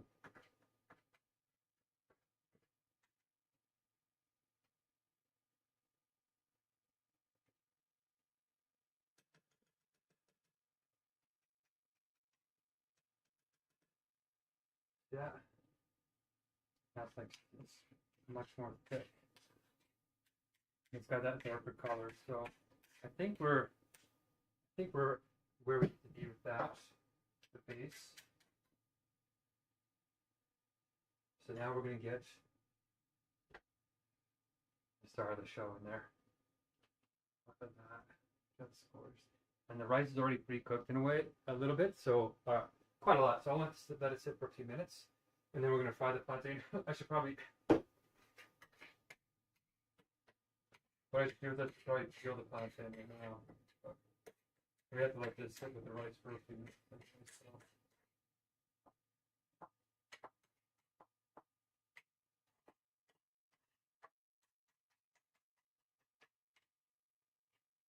It's like ultra concentrated.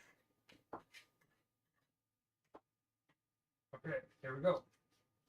Let's do it.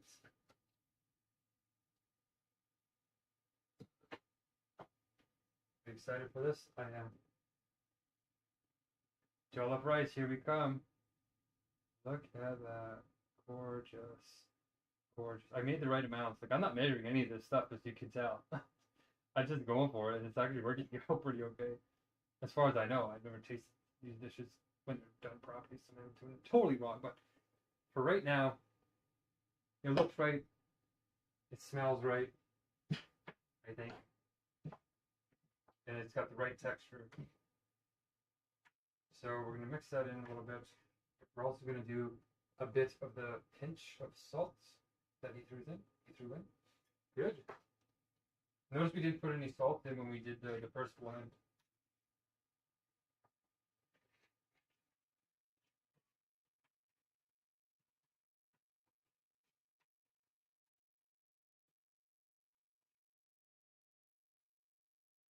Look at that. I wish you'd come over there and see. I guess you could. I could unplug for a second. Look at that. You can't see. Look at that. Got a little bit of onions in there.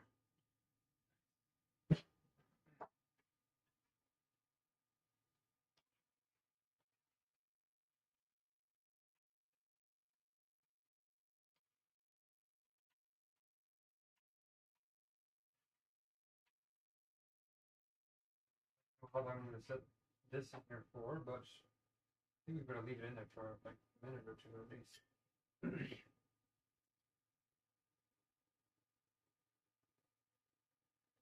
Yeah, he keeps stirring it, and then he throws in some bay leaves. I guess we're going to throw in some more oregano on top. Okay, well, now the question is where, oh yeah, we're going to put the jollof rice in there. And this is supposed to go with the goosey. And we're going to serve it, I think, on one of these broken plates. No, we actually have a full plate, I think. Yeah, this guy. You can put it on here.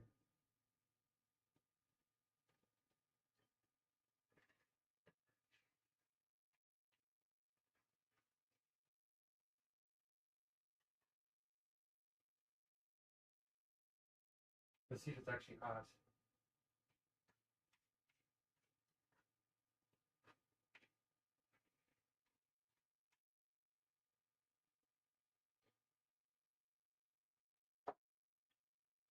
I don't like tasting things and putting them back in.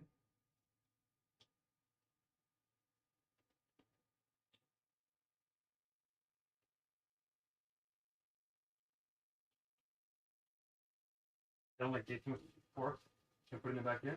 But, that's warm. It's good. It's not supposed to overpower the dish, and it doesn't. Oh, they could use, I'm not too scared. I'm not too scared now. Let's get a little bit bold. Okay, watch me get soup. You can put it on heartburn or something. Right. And I could use a bit more salt. Like when you use that canned stuff, they load it up with tons of salt. So that's what we're gonna do. It's kind of tasty.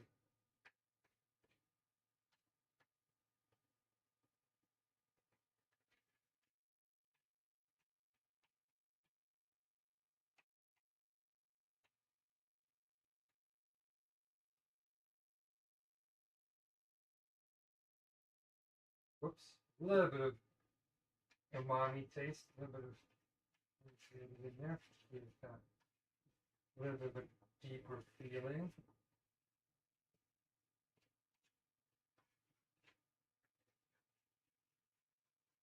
Okay, so I think we gotta put the rice in there now. It feels like thick. What? You see that? This is a lot more liquidy than mine. So we're gonna add in a tiny little bit of liquid. And now we're gonna go, actually, this is problematic. This is not big enough for all this rice.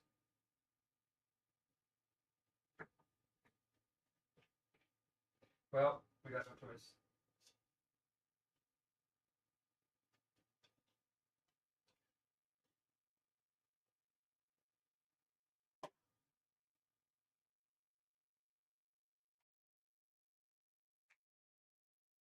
I can always just dump it in there.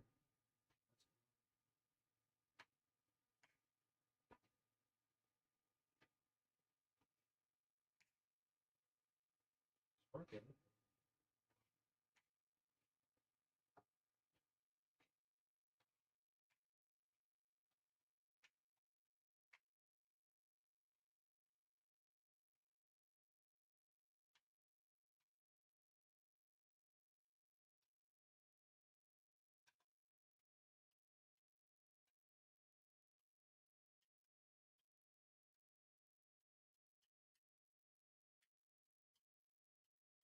Okay, wow, I think we got lucky. Wow, it is actually all gonna fit in here. I don't even know how that's possible because when I cook the rice, I think it's because it's so thick, it's piling up in the center, not overflowing. Okay. Good thing I pre-cooked it a lot. This will get it the rest of the way without it feeling too sloppy, like too mushy. We don't want it to be mushy. Wow, that actually looks great. That actually looks like jollof rice. I don't have very like really long grain rice. This is gonna have to do.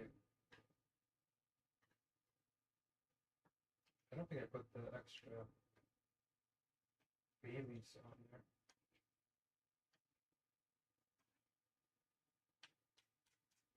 So everything is coated.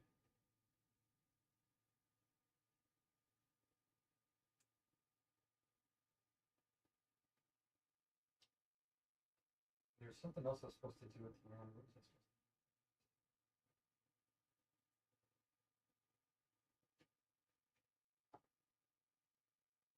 Gorgeous. Turn that up a tiny little bit. That on it.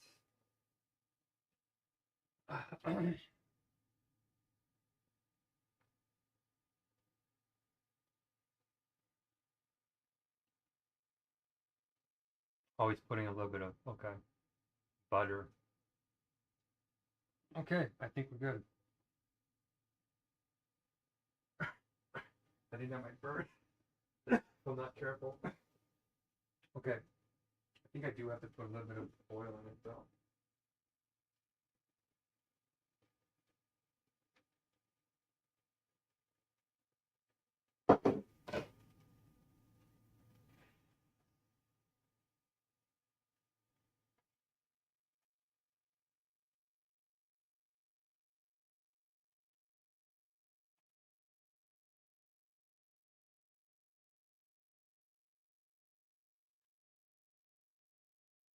All right, jollof rice. Welcome to the show.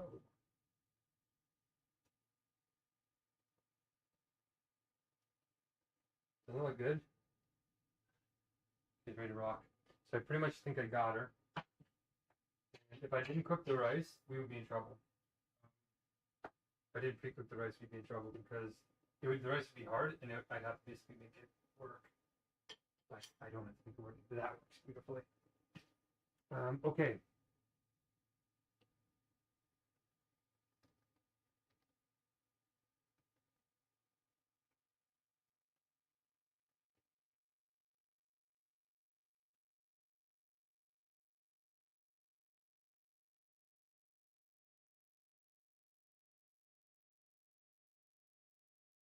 Dried basil and oregano. Okay. Thyme. I don't have rosemary. Parsley, cilantro, dill, mint. Too fresh. Okay. Use oregano, but a small pinch. Just so for one bit of oregano. Okay. Well, we'll give it a little bit of. Whoa.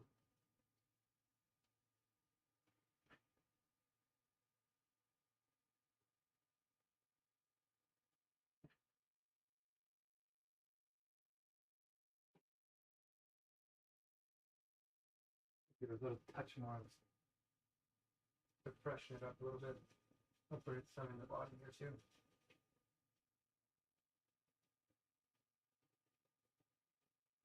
Okay, I think we're golden. Mint is too fresh. You're not supposed to put in any mint at all. So we won't do that. Except maybe we'll put a tiny little.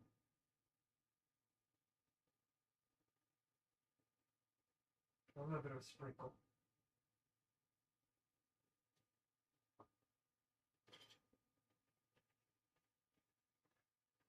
Oh, it's starting to cook to the bottom.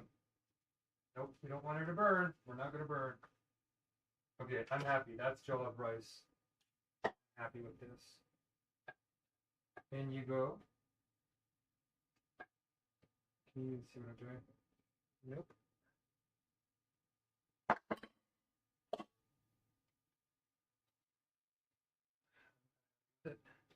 So let's put it in there. You got that onion in there too. Nice. Nice. We got a little bit of more oil in there, so it stays. It doesn't get all like it stays nice and creamy like that. Look at that. I caught it before it started burning. Beautiful, hot, rich. It's like shakshuka rice in a way. So these are our fats.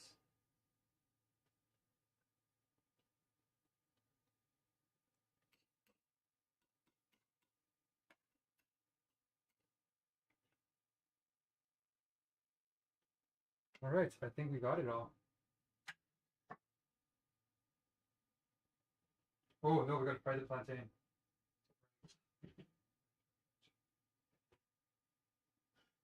Okay, last but not least is the plantain. So these guys, I've never peeled these guys before. So we're gonna let that.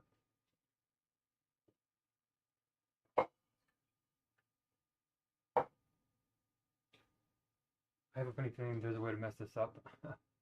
How to peel a plantain the right way. It can be tricky, exactly, if it's green. So it's kind of green. Cut off both ends. Use an extra with the tip and the stem.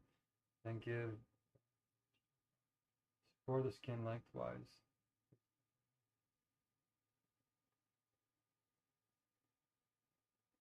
Oh.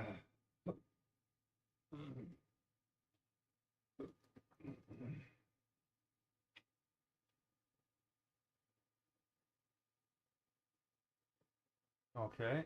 Yeah, it's a big thing, apparently. To peel a plantain is a big thing.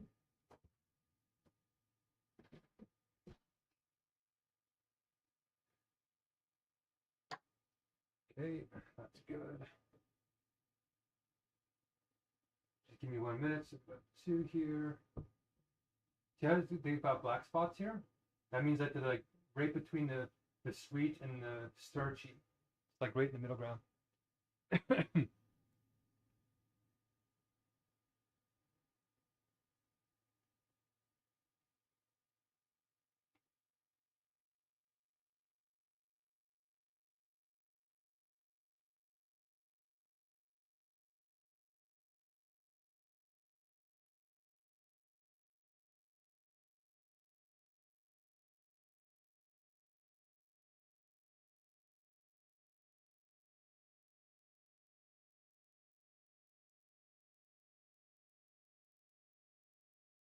Okay.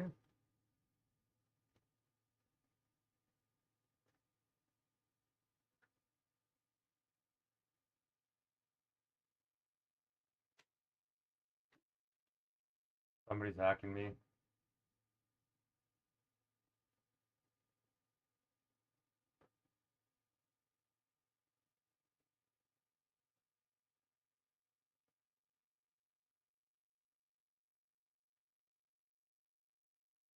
Okay. And it's weird, right? That you would think, why would you possibly fry up plantain like bananas? But these are starchy. Okay, so we're just cooking them up now. I'm putting some water to filter, and we're going to finish off the rest of our olive oil.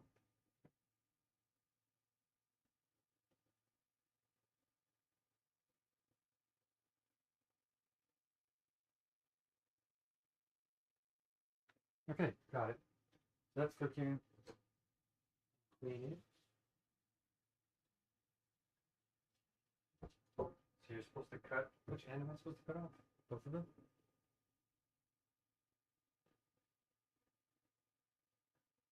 Okay, you're supposed to cut off both ends, I guess. So that. Well, something's going on. Why is it brown on the inside? Like that. So you're supposed to cut it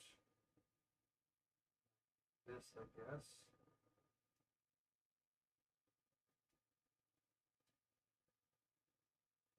still green, I guess, because it's really green. Wow. It was this hard to peel, and it's ripe.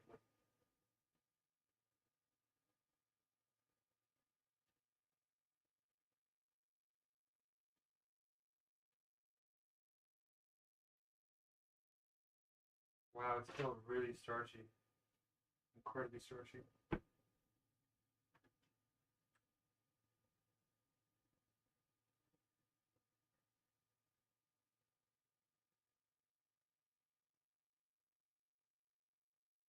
Uh-oh.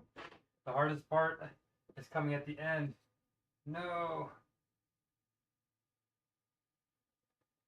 Something feels off because is it supposed to be brown like that?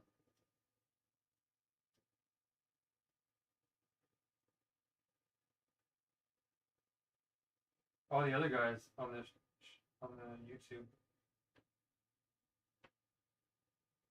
have like beautiful white looking situations.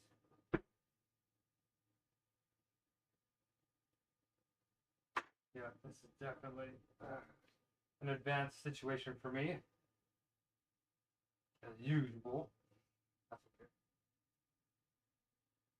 We can save the world, I'm sure we can give it or planting. As long as you get enough chunks that we can eat, fry them, it looks good. It tastes good.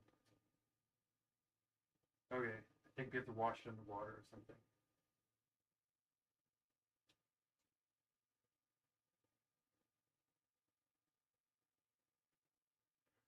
Wow, what is going on here? I think we have to peel it like a potato. This is crazy. So we're peeling like a potato now. Never thought I'd peel a banana like a potato, but we're doing it. There we go.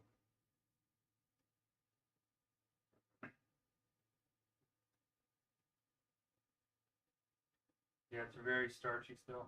But why is it brown? Like, why has it got brown spots if it's still starchy?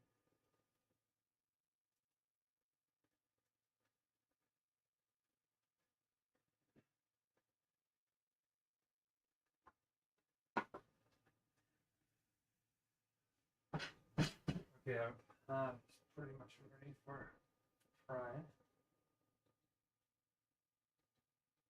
Like, I can't even peel it by hand, it's so intense. Okay, the brown spots are just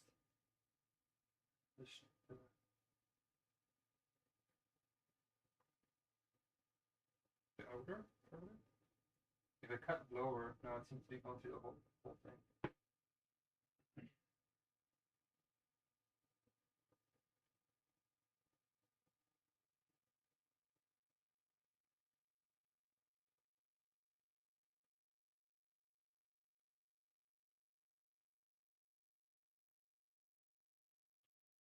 Wow, that's what a plantain looks like? I think all the best plantains might be on the other side of the world. I learned my lesson, we're just going to go straight for the peel.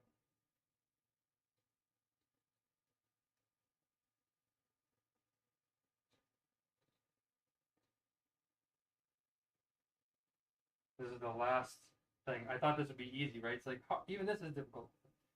It's not so much difficult, it's just unfamiliar. It's like learning to walk. So I'm very happy to be learning these cultures. It's so interesting.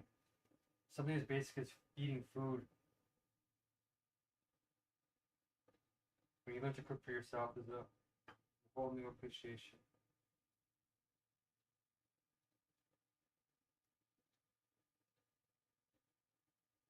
Yeah, this one's looking a little more shapely. I'm peeling also with a steak knife, I'm aware, but my paring knife is so dull. I don't think it'll even cut this properly.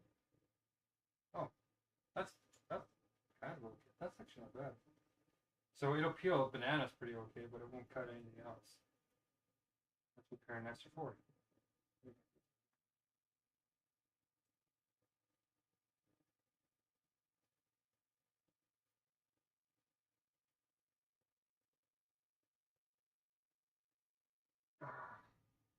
My hands are sore.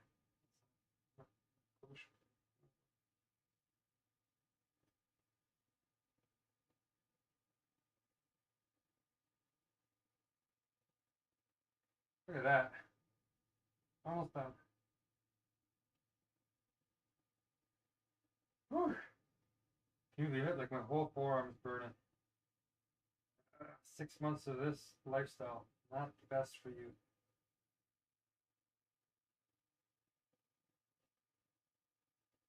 Okay, I want to make sure I have no peelings.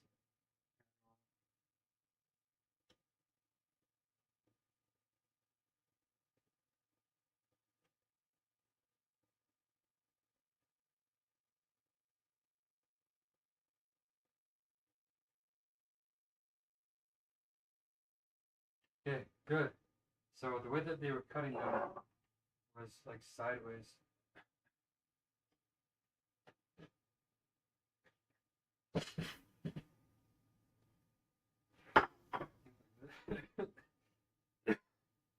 It's too smoky in here. I think I have to open a window. But is it still terrible weather outside? Let's see. No, it's come down to a swell.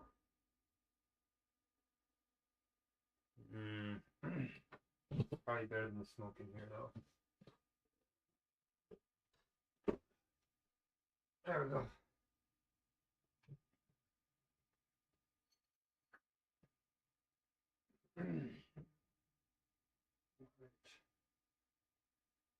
So let's cut this up. And then we can start eating, I think, pretty soon.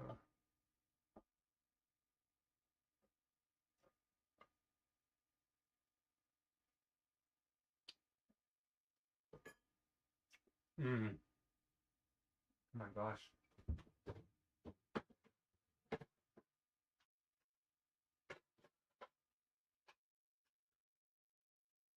That jollof rice is actually delicious. It's hot too. I did right. Not too hot.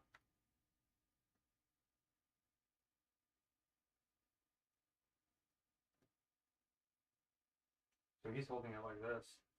Let's use the scribbly one. He's going like this. Okay. So let's not cut our hands off. And these are big chunks too.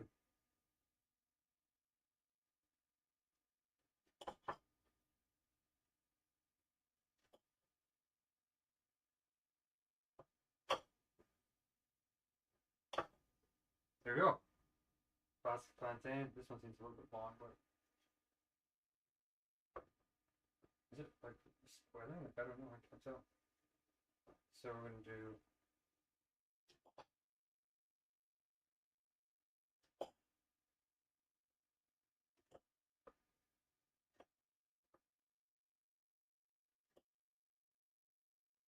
My first time trying plantain. Look at that.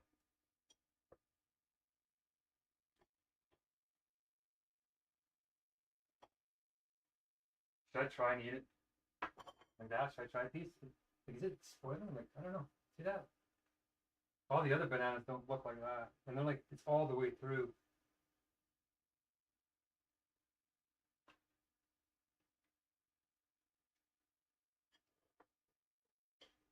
That's shocking. Yeah.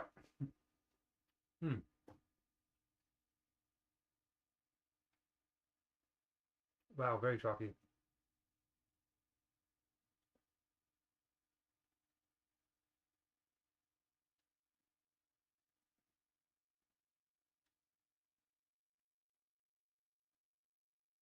What's he adding? Like, he's adding spice.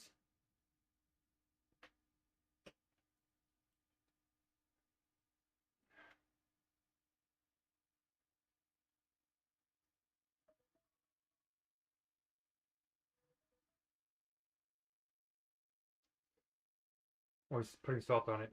Okay.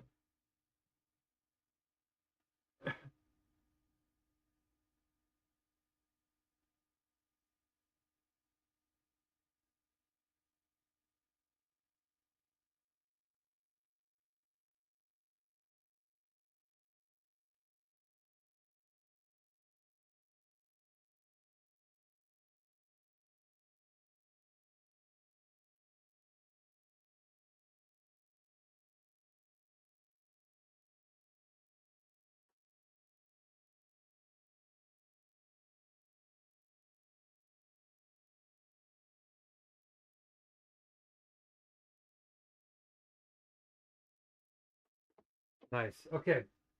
So pan is somewhat cleaned up. We're going to put that with some rice. But first we gotta clean off this pan. Get a nice good clean. I want to get a nice golden color.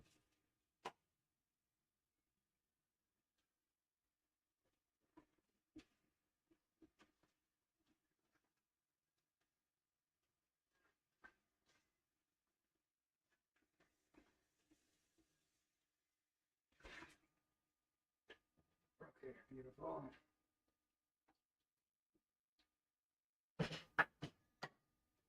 Okay, last but not least, we're so close to the finish line. So close, so close, so close.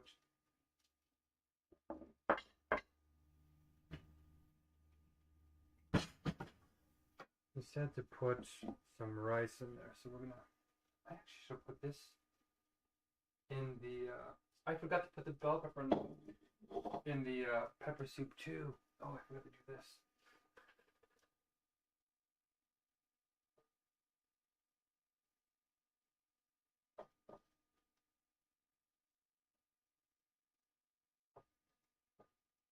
It's supposed to be basil, but whatever. We're gonna put some mint on these.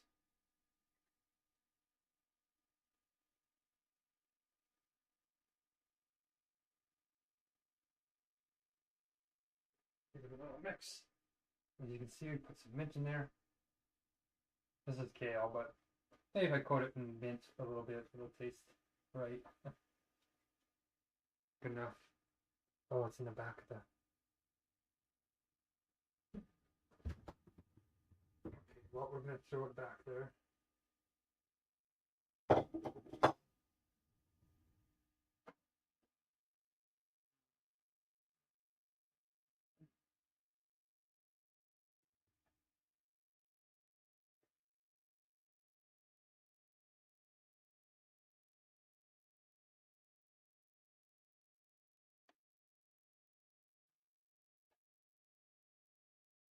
Okay. Not bad. We don't want mint on our plantains, that's for sure. I'm surprised they use any mint. That's actually really surprising.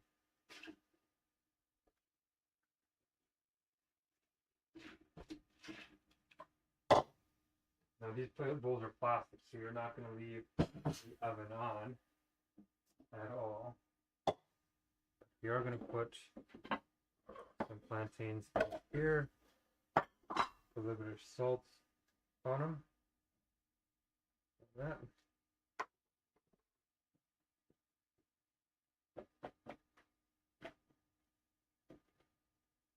I don't know if you can see that. See how clean my floor is too? I'm proud of it. I can show you my floor now. My feet are not feeling so good.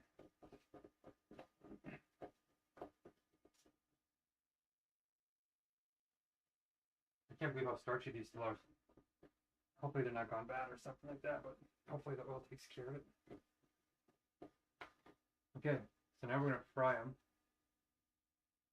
with the last of our oil. So let's heat up.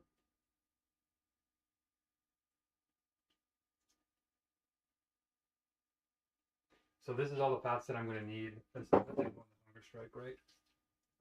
Okay, so let's see what's going to happen here. Frying is always like a little bit scary in a way. Because you can light a fire and a bunch of stuff. So, I wonder if you can see my mouse door trapped in there. Okay, here we go. Moment of truth.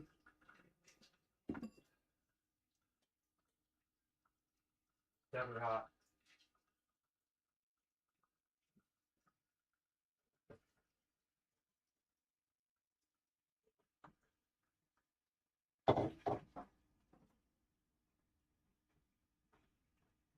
It's already sticking.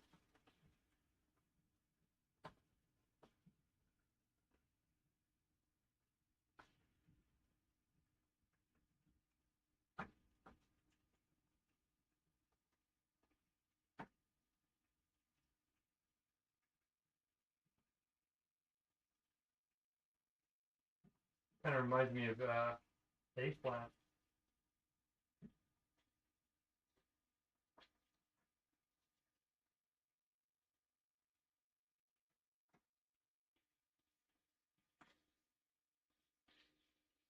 Now we don't want to rush this because you splash all over the place if you rush.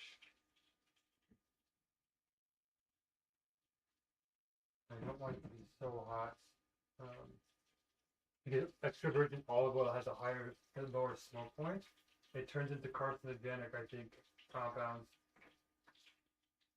if you go too high. You don't want to smoke it, it's smoking.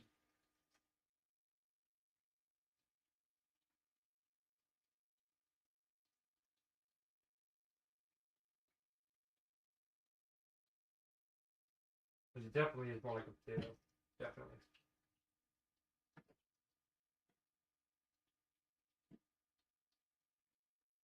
I could try and use canola oil, but I don't want to eat it. I don't want to put any of that in my body. So it's only supposed to be a couple of minutes, but that's if they're totally submerged.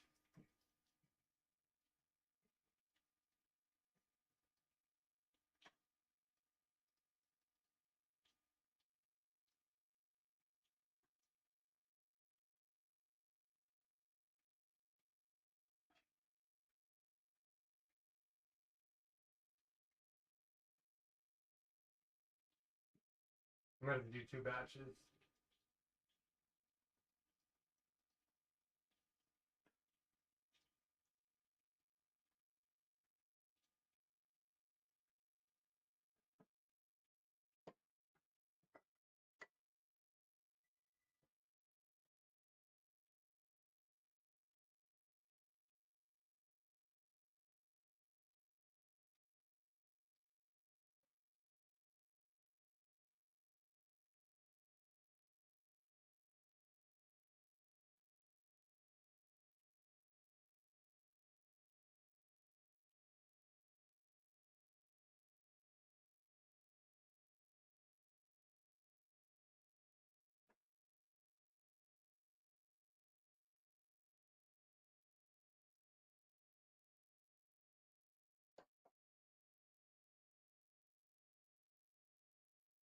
What else am I supposed to do?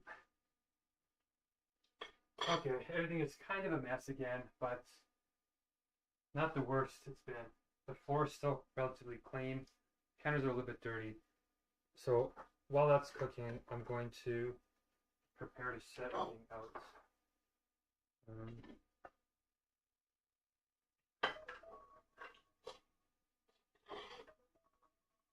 Okay.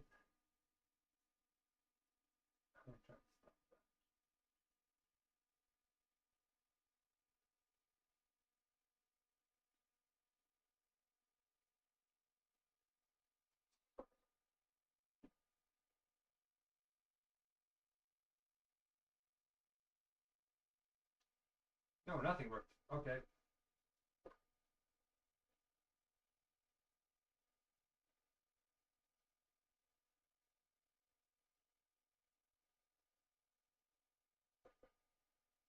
We're back. Okay, we did it. Okay. So let's make sure we don't forget about this.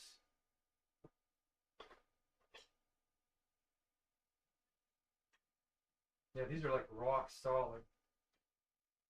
I thought these were supposed to get softer over time.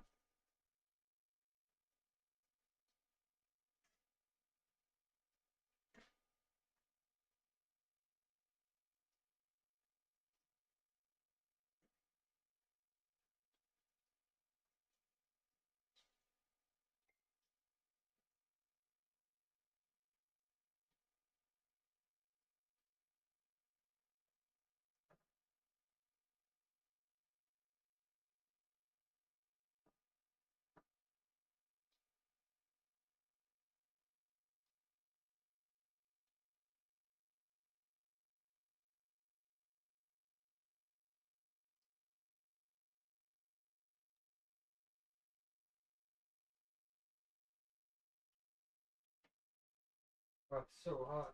How's it doing? Okay. So we'll take this all on here. We need a couple of spoons for the food here.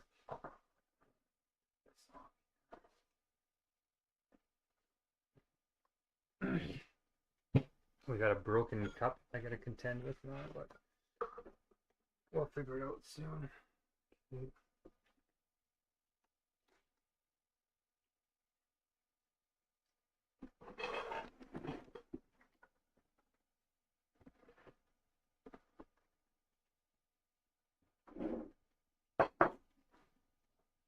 You see it? Plantains. It's actually looking like it's cooking right.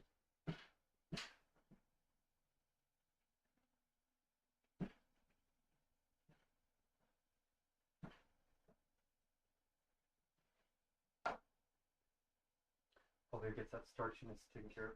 So I'm going to start transferring my signs. I always get excited at this part.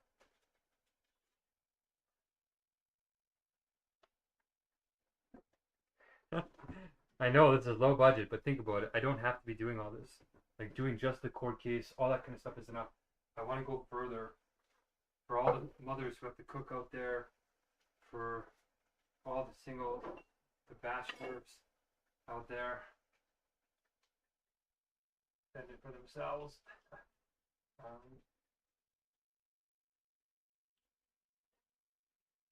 This is for you.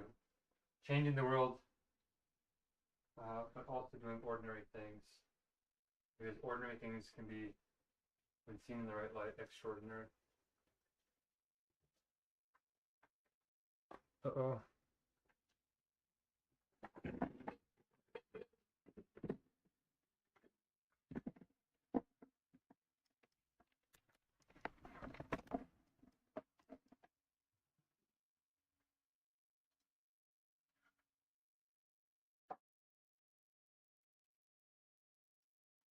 Wow, these are like really like chips now. I'm a little bit nervous that the inside's not cooked.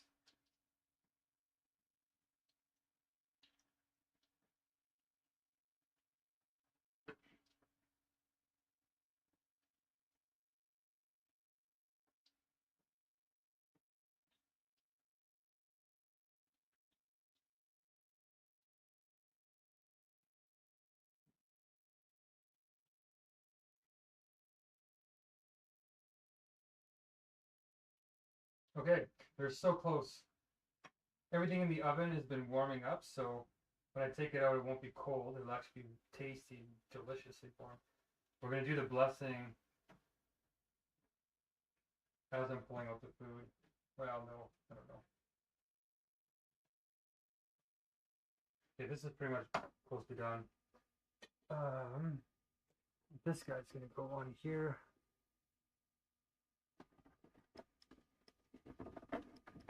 Cooking with M.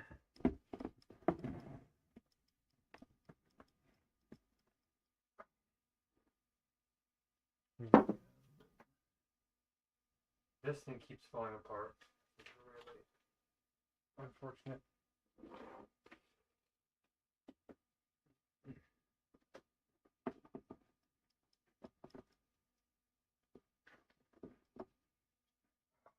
I think I need a new sign set up. I think this is the last use of these.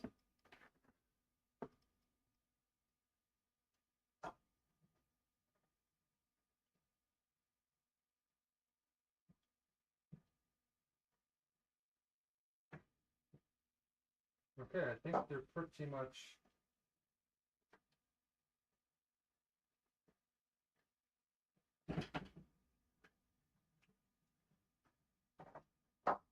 close to done.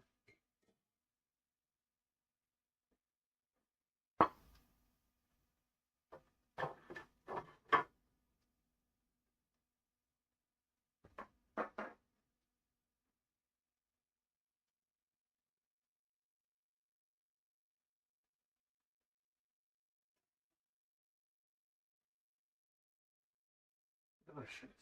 Okay, nice. This towel is like just totally overused, but we're gonna use it to not burn anything. Okay, use that. This looks like it's done, I would say.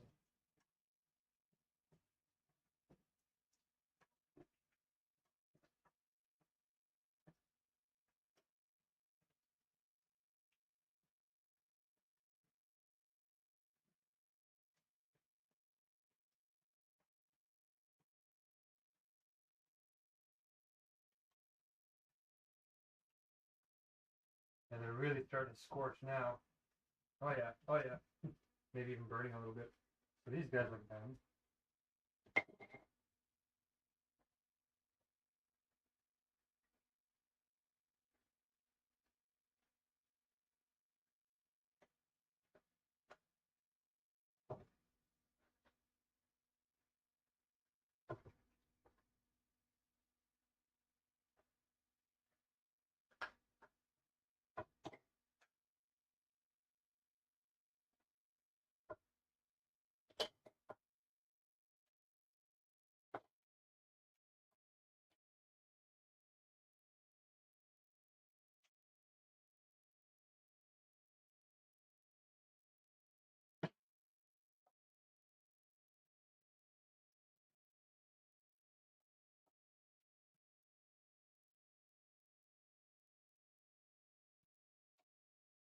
Okay. Woo. Okay, we got him. Let's clean this on.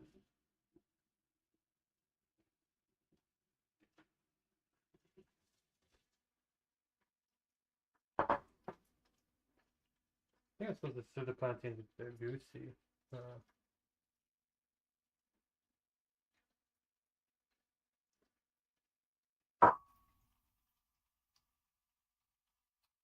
Right, I was going to take a picture of all this before I eat it.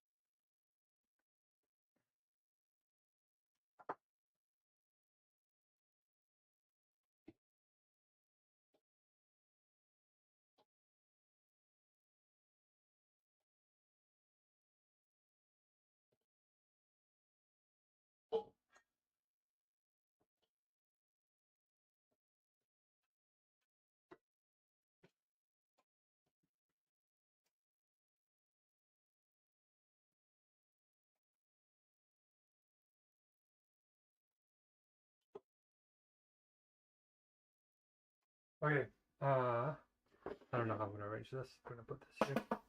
The battery doesn't work anymore. Shoot.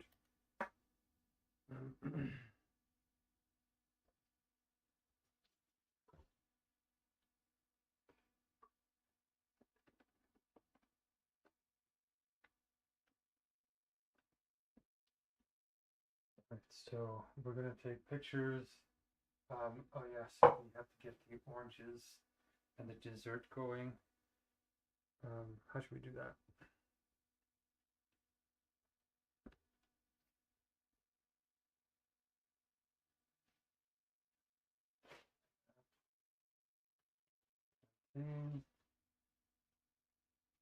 Chocolate.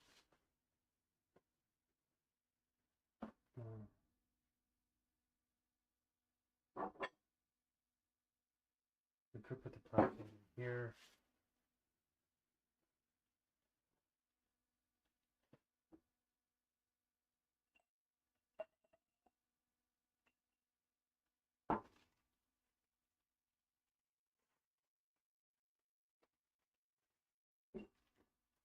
That kind of looks like it's supposed to be like that, doesn't it?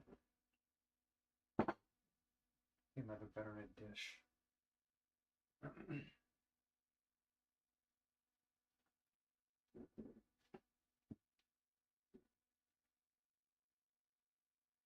Beauty. Okay. Everything is so fickle, it's like barely holding on. Alright, so this is all set up. I want to take pictures quickly. So it doesn't get cold. Oh.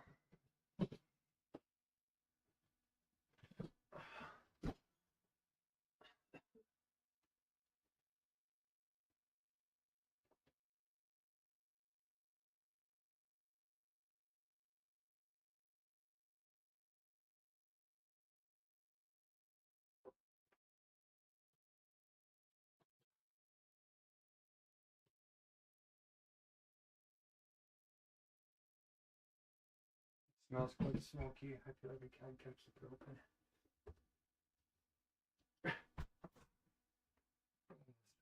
For now. Oh, it's a little bit cold. Who cares, honestly, at this point. Okay. 3, 2, 1. I'm gonna get this out of here. Okay. So that's up. And what else do we want to do? Ouch.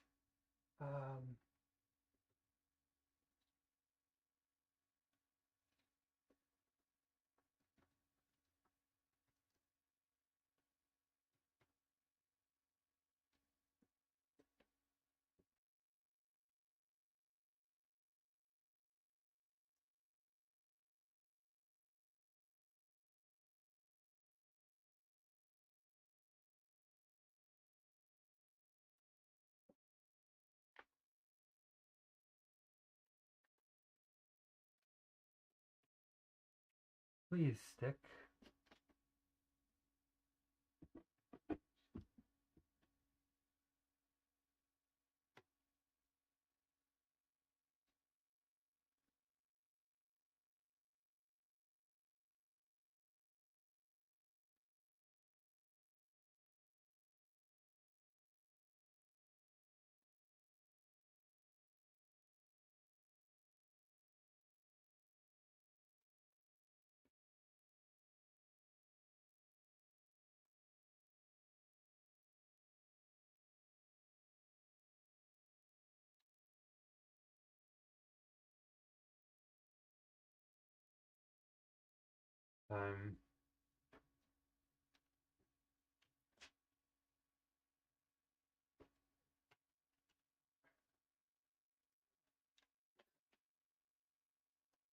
Rockin' Minty going up here.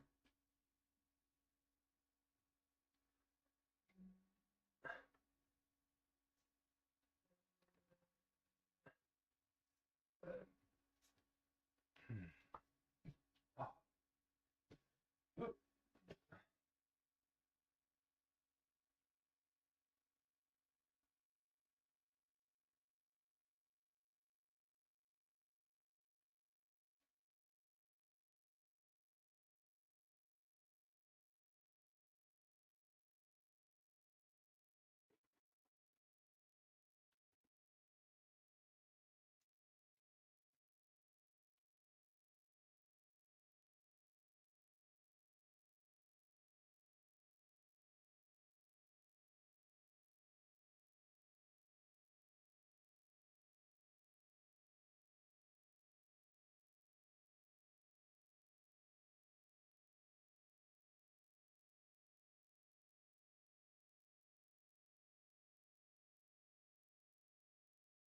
Okay, I want to play some music, but I'm a little nervous. I should. Nigeria.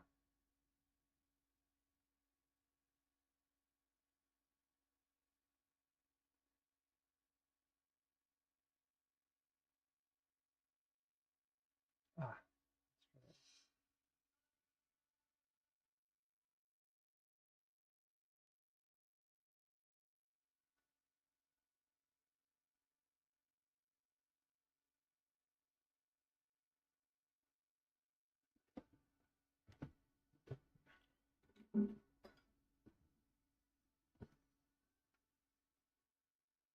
Let's see. Is it a good setup?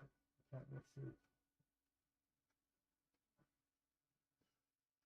Yeah, kind of working. Okay, let's get it all out and let's do the. Oh, I gotta take a picture. Okay, we gotta do this quickly. I'm just gotta do that. Okay, undoing this is always like a drive because it's hard to put it back.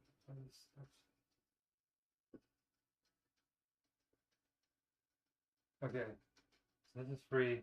We're going to put all the food out.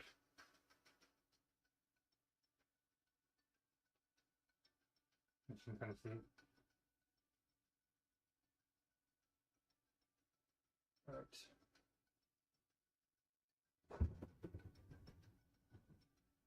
Ooh, it's hot. A little hot, you know. Jollof rice.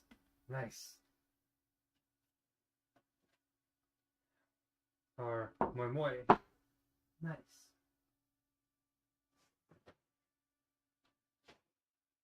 Or goosey.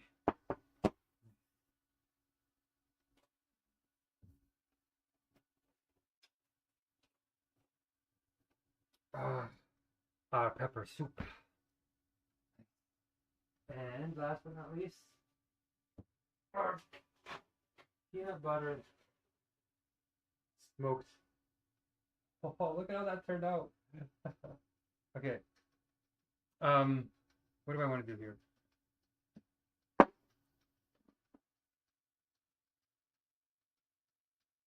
I gotta put the plantain. Okay.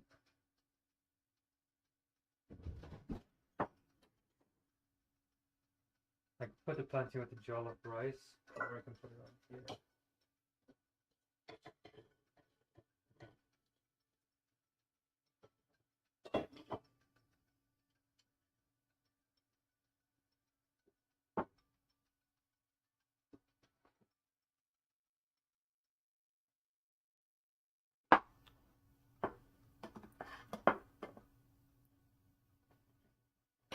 Can I make this look pretty?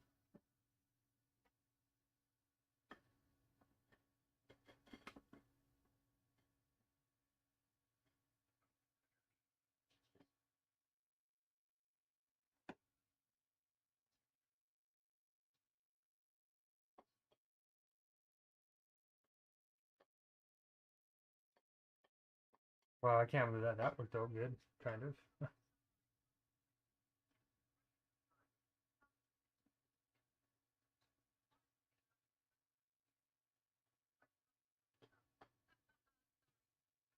All right.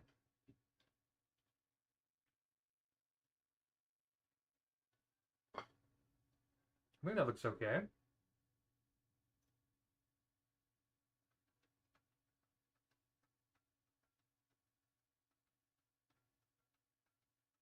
This is a goosey soup. I think needs to be mixed up a little bit. A little bit too black.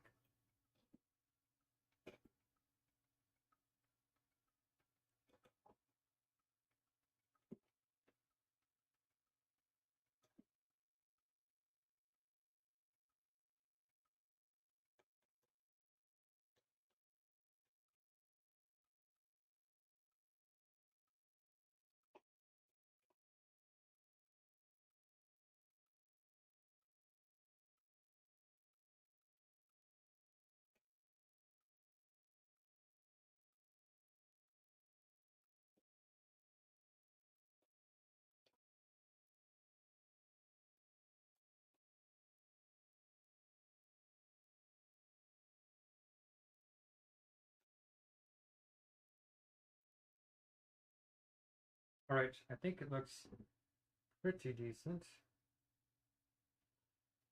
Can you see? Okay, we're gonna take some pictures of this. Maybe I think there's like a more balanced way to set this up or something.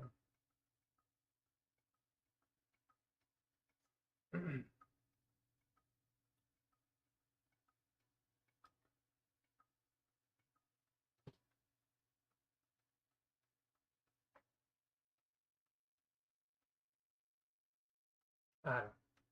We're gonna take a picture. Okay, 1 second.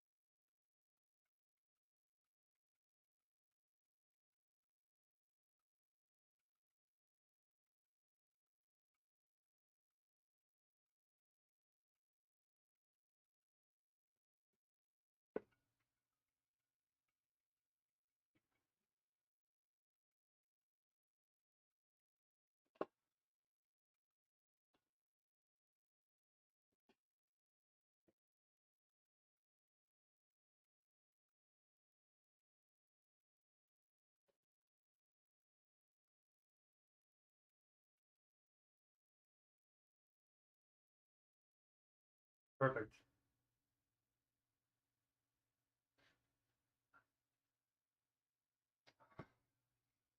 Shoot. Okay, the picture looks great.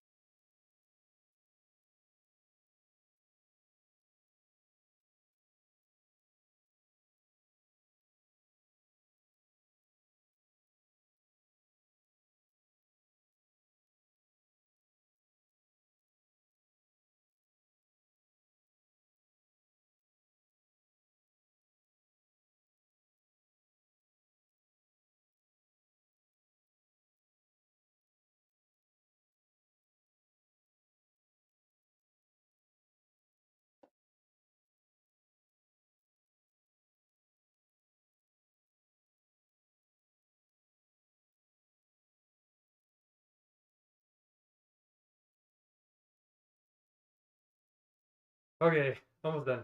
Hey, some Malibu? I'm just taking some pictures here. I'm so tired.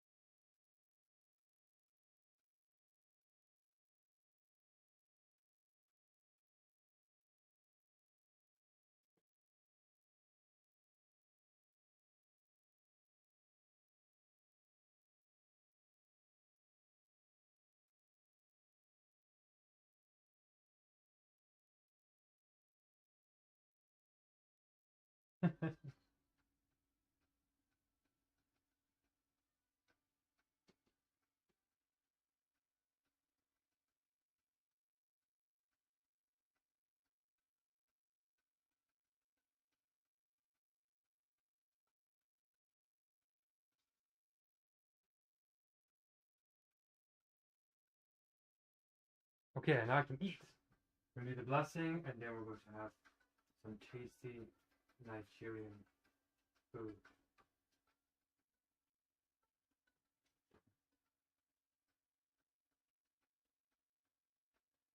There we go.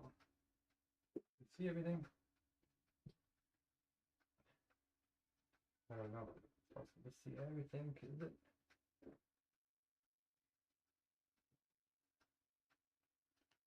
Spicy soup. It's still all nice and warm. Can't see the Nigerian. Ugh. Nope, wrong way. This way. Might help if I go back a bit more. Well, you can see it. You get the point, I guess. Okay, so the blessing is going to go out to all those in our Nigerian folks that helped us out this time. We're going to thank, well, Ebubechi, or Favor, for English name. We're going to thank, of course, an advertisement and a sacred time. We're going to thank Esther. We're going to thank Amara, Akeati, Nawangi. We're going to thank, of course, our Kenyan support, Sahan, who's one of the people that made it through. We're going to say a blessing out to all our Islamic folk that hit a snag earlier in our journey together. We've now found out about halal, well, how to make this halal and not haram, because we are making a claim to messiahship. But if you study the Quran carefully, you'll notice that nowhere in the Hadith, nowhere in the Quran does it say, even talk about a second coming. But it doesn't Hadith, but it comes after. And some people think that it means something different than what that means. That the Messiah is, well, is coming, but in the spirit. Okay, so the blessing will go out also to Marlana, who's always been in the meetings, to Joe, who's been behind the scenes supporting, despite the tremendous amount of things he's going through, and also going out to, well, Usman when he was here, and yeah, this wonderful Nigerian crew we pulled through at the end. And we actually had a mass exodus of our Islamic supporters because they were unclear of what the point of the messaging was, and we're being clear that you don't have to support my claim to messiahship if it doesn't make sense to you. The discussions, the universal logic is to voluntarily have you understand it and debate it and engage with SIDQ. SIDQ is what it's called, honestly and sincerely, and to report it to you, the spiritual authority, so they can investigate.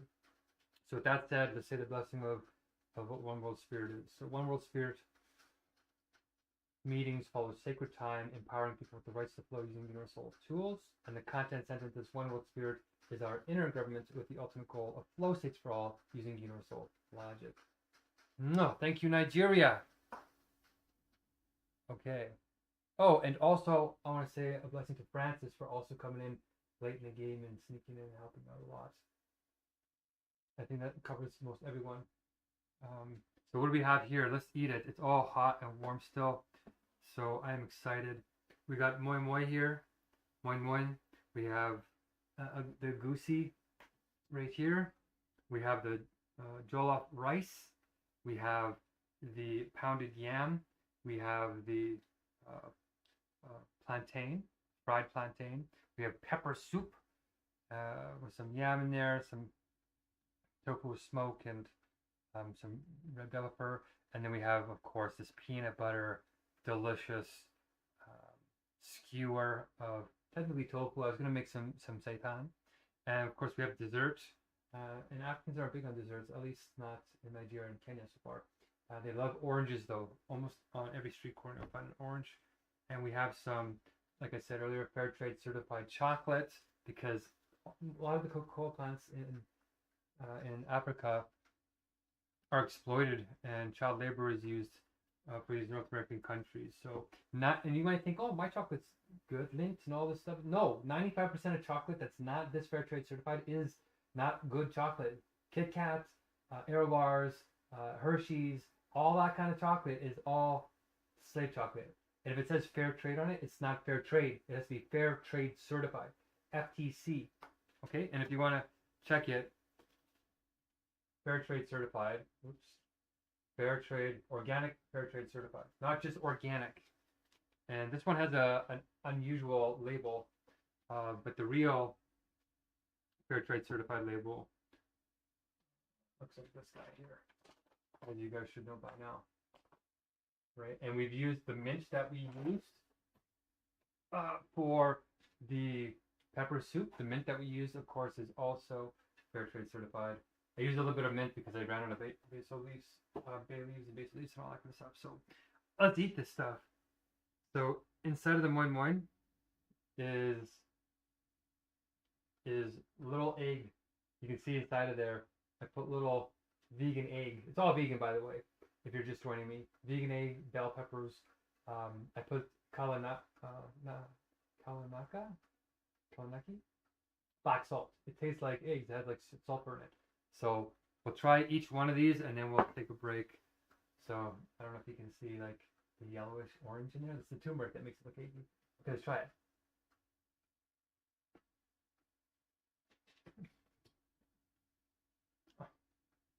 Oh,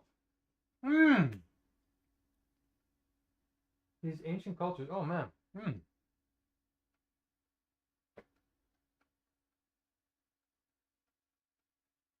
It has like the perfect sweetness with the heat. I didn't overdo it. Luckily, I didn't put a whole bunch of habaneros in there. Scotch pepper and habaneros have the same kind of heat profile. I did it. That tastes great. It has that little bit of umami, black salt, like eggy taste in there. Wonderful.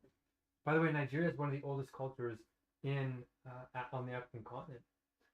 And they had a tribe called Nok, and Nok had this binary system called Ifa, I think. And it's like modern digital computing, 256 bits for a byte, but it's also sort of dialectical. And that's what we're about with universal logic. So it was really amazing to hear about the culture and some of the amazing facts about Nigeria. Maybe I'll say a cool fact about the country with each dish that I try. Moin moin, excellent, excellent, excellent, excellent. And it has like the right texture on the inside. The top is a little bit baked because I couldn't steam it. But let's try some jollof rice with a little bit of plantain. We'll try them both together. But jollof rice. Ooh, you see that little bit of onion in there? Ooh. Ready?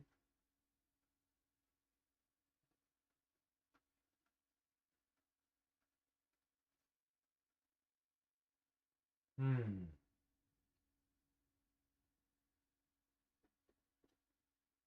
Woo! Mmm. The tomatoes with that heat. That's good. Oh, come on.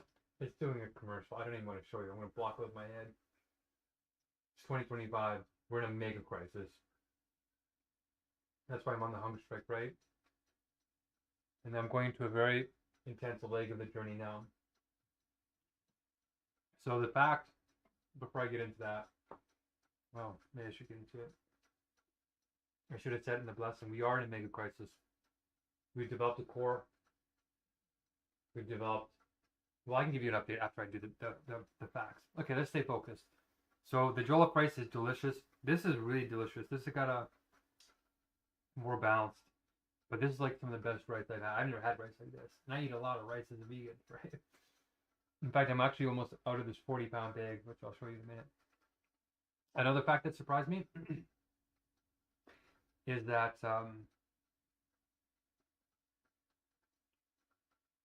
something called the Benin Wall. And the Benin Wall, when you take all of it together, is longer than the Great Wall of China. Can you believe that? So I'm going to take another little bite of this. Mmm. Mmm. Mmm. Plantain.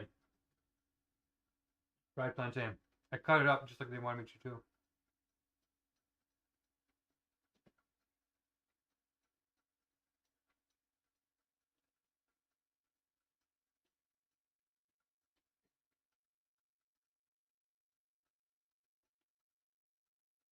Mmm.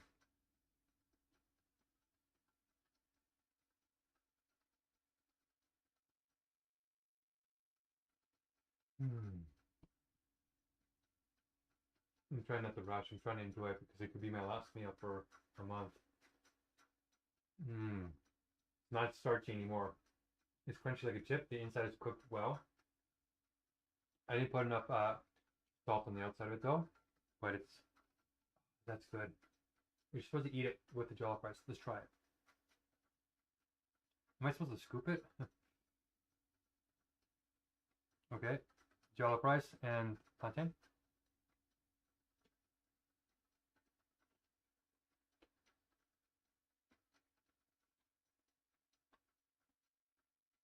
Mmm. Oh.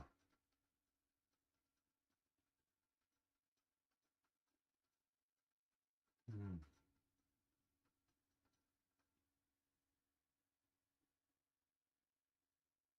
Mmm. That's good.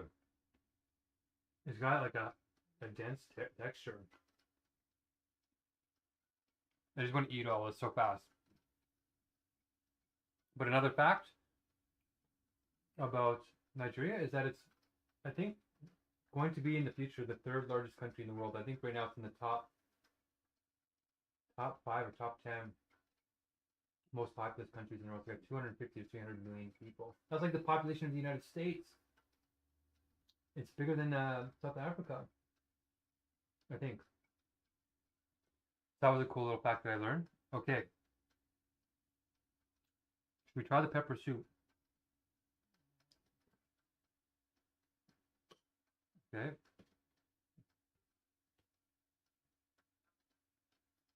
We'll mix this in a little bit. This is supposed to be basil leaves, but I ran out. So let's see here. Should I try a piece of this yam, which is really just my potato? Or should I take like a little bit of the tofu with it? We'll just do it straight like this. Oh, it's still hot. Can you see it steaming? Uh-oh. I need to wear a hair in it, maybe. Okay, this is called pepper soup.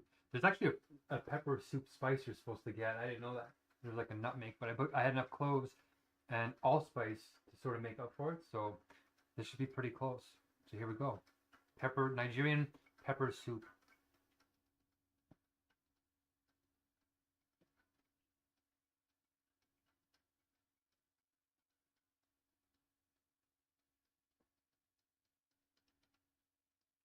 Mm-hmm. Uh-huh. Mm-hmm. Oh. Mm.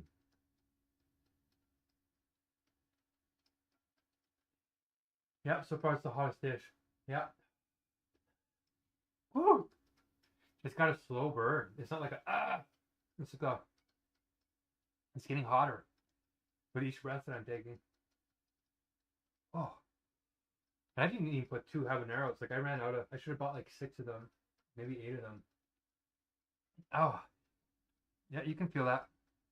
And the all-spicy, nutmeggy clove taste is definitely present. It's totally different. Like each one is totally unique tasting so far. I love it. One more. Actually, look at that. That little piece of tofu is so cooked. It looks like a little bit of meat there. Not that we're trying to encourage eating our pet cellular animals. Can you see that? Ah! Mmm. That's hot.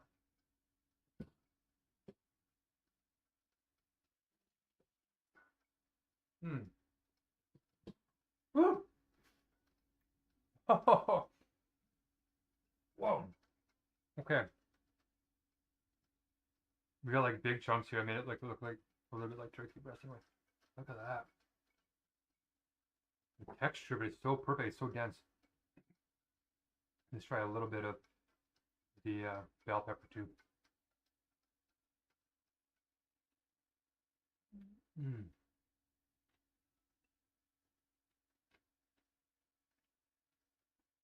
Mmm. The smoke. It's smoky. Oh, I like it.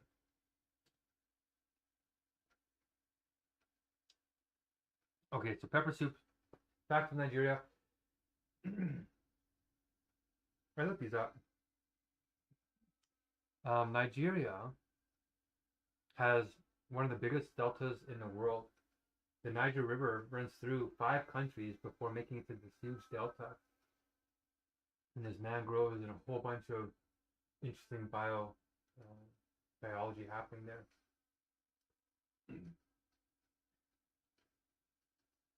Yeah, that's a pretty cool fact. That's maybe why Nigeria is, well, we can actually only need 1 or 2 more facts. Technically, with the plantain, I guess 3. Well, I'm supposed to eat this with the ugusi. Okay. So pounded yam, we'll do this, and then the ugusi is like a real star sort of dish. But suya from the Hassa tribe.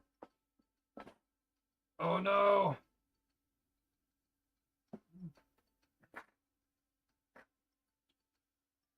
Pounded yam is sort of like the ugali of Kenya.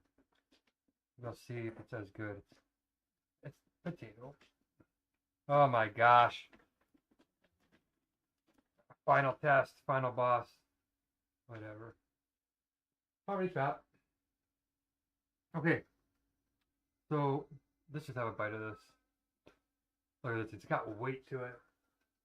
So it should be seitan. I should have did seitan, but this is peanut butter with cayenne pepper, with what else did I put in there? Garlic and onion.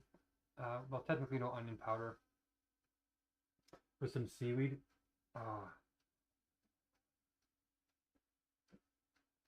It's not charging. Oh, I got charged with it. It's dying. See, it's kind of non-stop. It's not something. And I put some seaweed in it and some of that smoke, just so that it has that nice meat sort of flavor.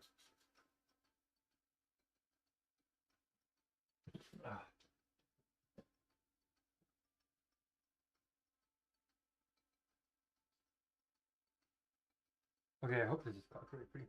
Okay, so we're gonna take a nice little bite of this off the top.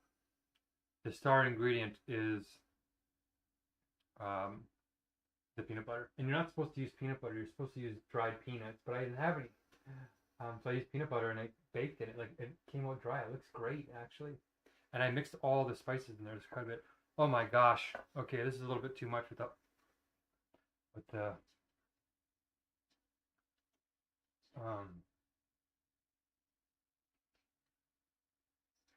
we need 1 hour. My mouth and my palate are all, it's like hot. Oh, my stomach. Come on.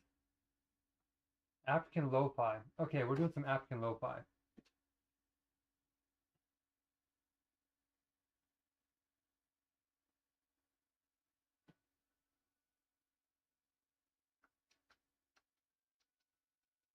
I want to do some traditional, but that's okay. We're good.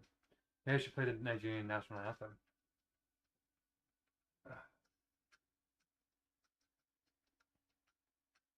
We'll play that. I should have played that at the beginning. Some tutorials. Nigerian national anthem. Copyright. So far, Facebook has not shut me down. I have TikTok and I have YouTube going, so 46-second anthem. Okay, let's turn it up. And then I'll tell you another little fact.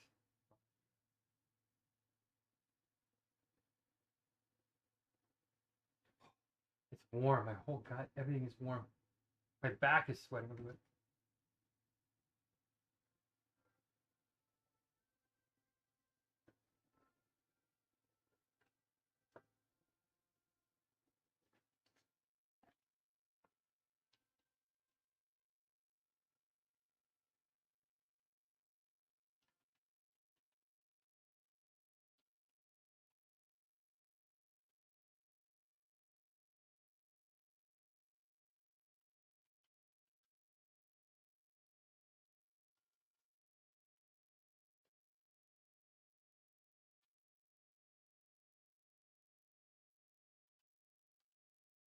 Maybe I should stand for the anthem.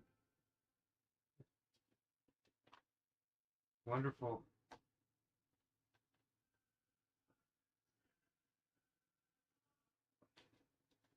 Oh my gosh. Okay, come on.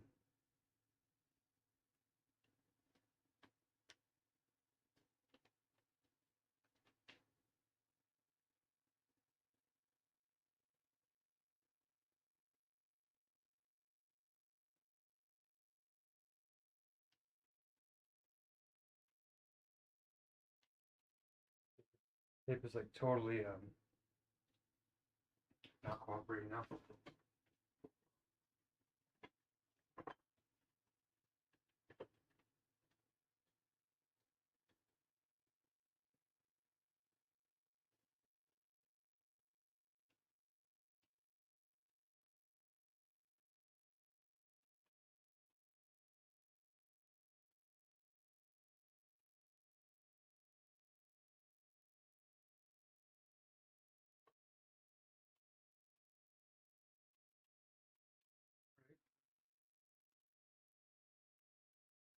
Will it stay now? It's like the food doesn't actually have to be warm. It's so hot. You don't need it. Sorry. Woo! Holding on by a thread. Holding on by a thread. Alright, the phone just fell down. because the other tape just failed. Get this back over here. I'm like running out of resources. Really hanging on by a thread.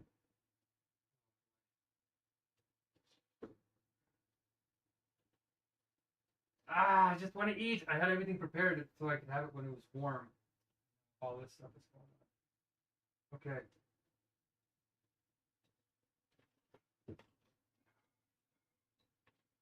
Like everything is connected. It's a weird sort of metaphysical situation going on here. I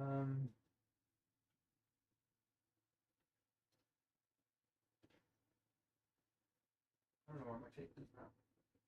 Come on. Like I would move this, but it's connected to the laptop, and the laptop's connected to the wall because nothing works.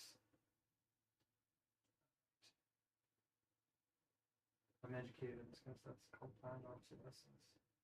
We're going to fix it with this new government that we create. This new intergovernment. Okay. All right, did I do it? Are we all fixed up enough to eat something? I hope so. Okay. Now the music is not right, so let's play a different.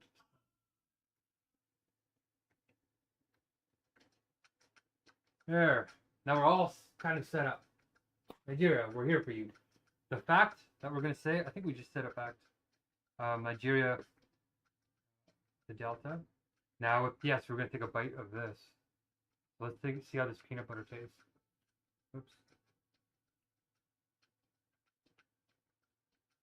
Get that ready?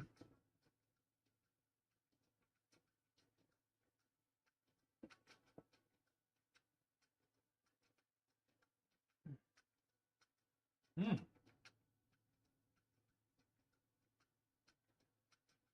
Whoa.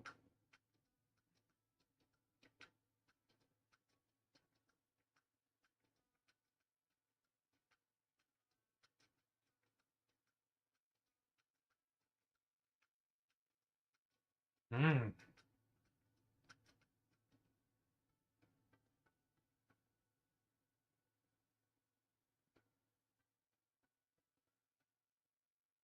Wow, no watery tofu with this one. Mmm.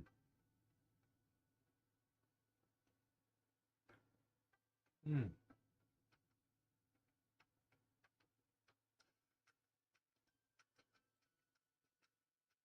That's rich. Wow, really rich.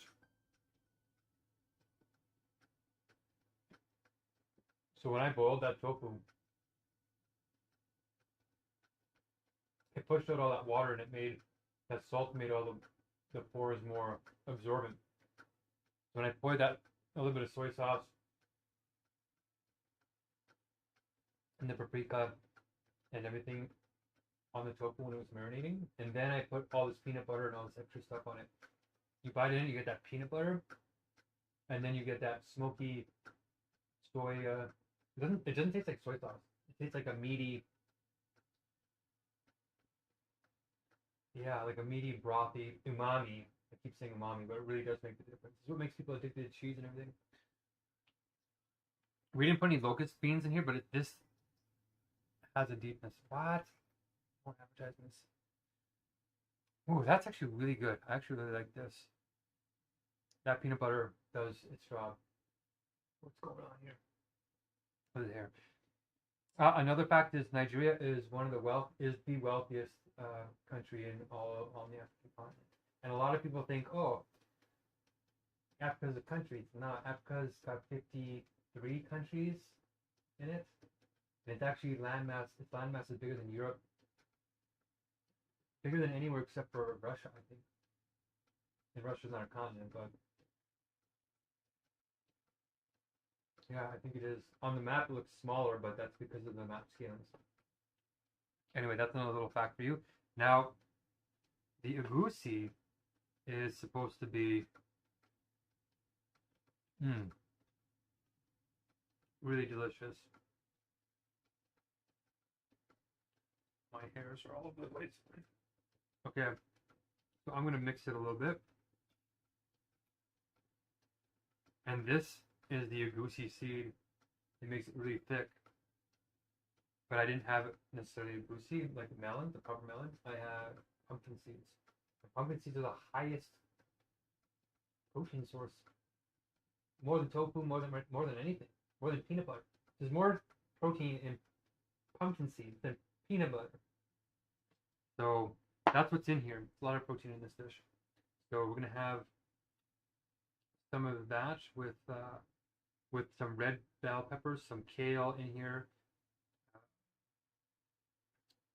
some not Scotch bonnet. It's supposed to be Scotch bonnet in here, but it's the Yoruba tribe. I think is more about the Scotch bonnets. The Hassa tribe is the north. They did there's no Scotch bell peppers or Scotch peppers in here or bell peppers. So yeah, this is for more of the I think the south, but it's all across Nigeria. It's like a hugely popular soup. So what else we put in here? I was supposed to put the locust beans in here. Locust beans taste like cheese because they're like fermented, but I didn't have any miso or anything to replace it with. I put some seaweed and stuff in there. So we'll try it. And we have some oil and some sauteed onions, and I'm really looking forward to this. So let's give it a shot. It's supposed to be a soup, but it's like thickened like a stew. So here we go. Whoa! Wow! Right off the bat. Wow! Oh, I did good. I had a little taste of it earlier. I'm like, ooh. But a full tablespoon of it. Wow! It's not too hot. I can eat this. It's not like, oh, you know, it's like a chore now. That's great.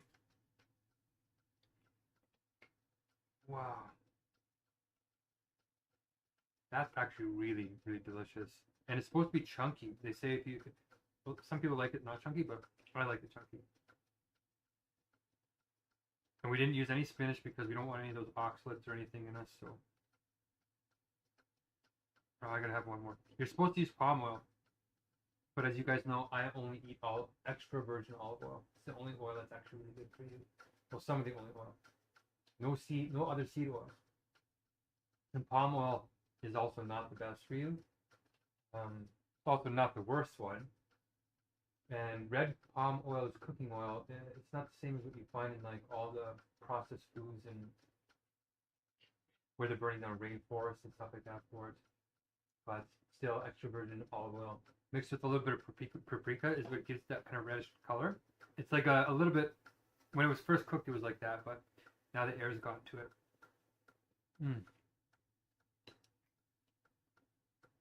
You can see down in the broth. Whoa. It's chewy, it's crunchy. Well, not really crunchy, but it's got wonderful depth to it. So you can see the reddishness. I did good. I can't believe these meals are turning out. Like I have nothing. I have one pan. I have like almost no money. I can't walk to the grocery store, so it's extra expensive. And this is balanced. These are complete proteins between everything. And it's got carbs, it's got all my fats. I even have omega-3 over here. Look at this. The only thing that's not nutritious is these signs. These signs spike my cortisol and take away health. That's okay, I'm proud of them too. So what we're going to take is, we are going to take a Centrum. We are going to take omega-3. This usually I get the kind of deep meat in it. Ooh. That's hot. A little bit of a burp there. Hot. That's probably why I'm going to have these beautiful oranges. So I got all my essential oils, all my essential fats, complete proteins, and there's a lot of protein in here. And we got to try this pounded yam with this. Oh my gosh. Okay. An advertisement every 5 minutes means I'm not going to listen to you. Sorry. Not sorry.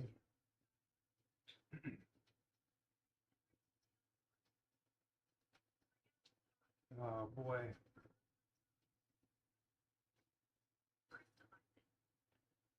What is happening? Why am I going to a different platform? I just want to listen. Oh, it was an advertisement. Okay, this sounds about right. Okay, that's about right. Okay. Oh, okay. So the fact that you should probably know about this, about another fact about Nigeria, is um, it has 500 languages, 542 languages spoken in it.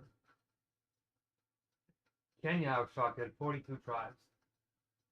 I think there's 250 in Nigeria, and there's some languages are only spoken by 5,000 or less people. The languages are dying. So that's a pretty shocking fact. So let's try another fact with this pounded yam. This is not real yam. I tried to get it, but it is starchy like it. So you're supposed to take it. So this is like what ugali is kind of like. And we're just gonna go in and grab some ugusi soup. So ugusi. There we go. Pounded yam.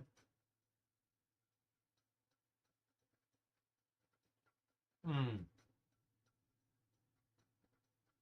Really. Mm. Wow.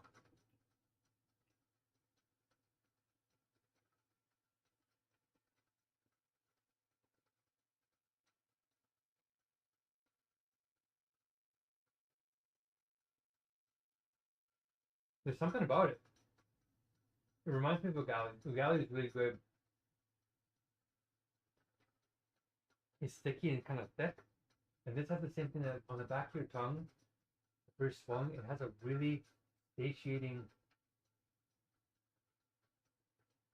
like dense creaminess. Not like not like cream where it's like it's creamy, but it's like light fish. This is satiating. And this has antioxidants. This has cloves in it. This has antioxidants in it. So, wow, that's a really great combination. These are actually really great combinations of foods. They complement each other. They don't clash. So I would say the next fact is Nigeria has a very young population compared to other countries. I think 60% of the population is under 25. That's very young. Like the opposite of Japan. And I wondered why, so I looked up why is that, and I thought maybe it was because of the epidemics that happened. Maybe there was some genocide. Right now, there's apparently a strife going on in Nigeria. Russia, like I said, Trump, they're all in there trying to use it as a geopolitical hotspot because it has a lot of potential, a lot of minerals, but a lot of talent. A lot of young people wanting to make a life for themselves and living. Um, so apparently there's a lot of people marauding and going around and kidnapping people from schools and churches. And the people who are doing blessings for me were telling me that they're afraid in their own homes. They're not sure. They're wanting things to change. And we're going to do that with God's government. We are that change. Okay. One more. Let's try one more.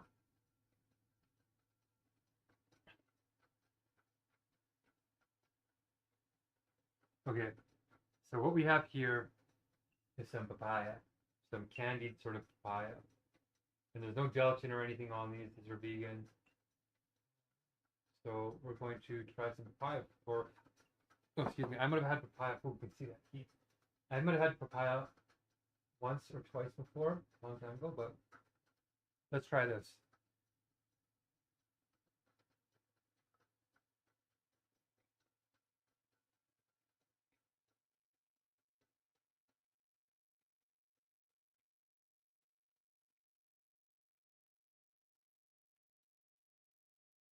Hmm, that's interesting.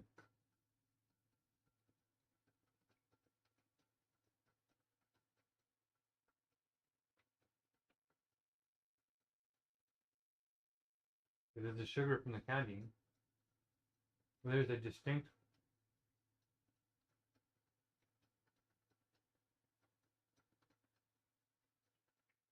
It's not like melon. It's not like melon. honeydew or cantaloupe. It's not quite like mango, and it's not like orange.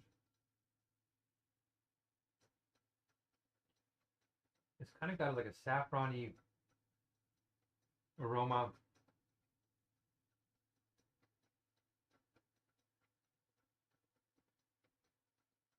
It's not tangy, but it's like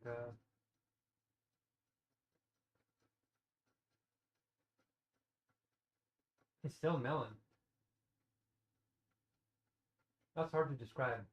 It's tasty though. I can see why they would eat it. Um, but let's do this. Let's play a little bit more of a tribute to Nigeria and say, how do you peel an orange in Nigeria?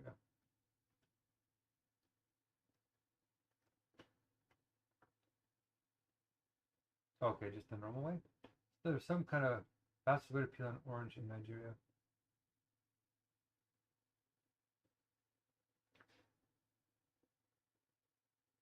Nigerians stop peeling orange.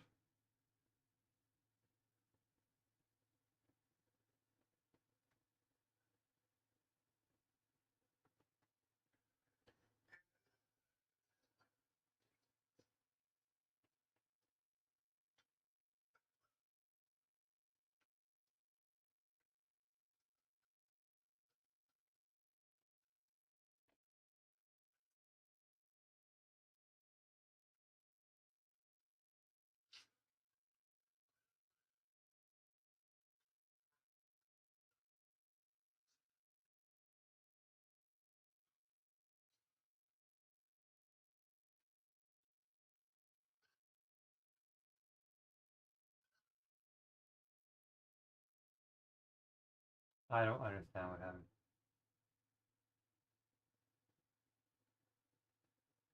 Like a Jamaican.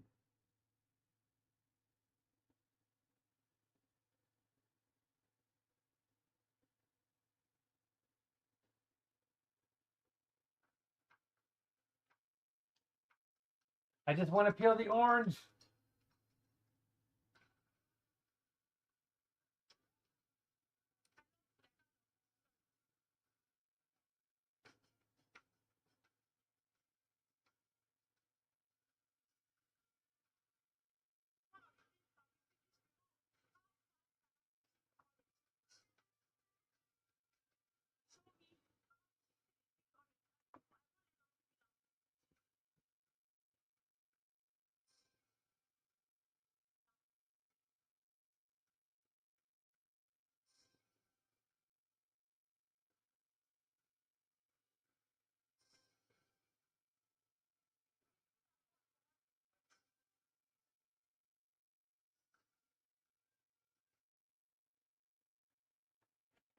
Okay, I guess we're gonna try and do this.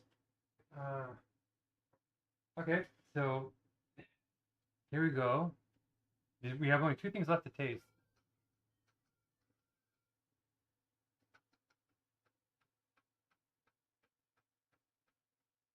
Okay, so I think you're supposed to cut off the top like this.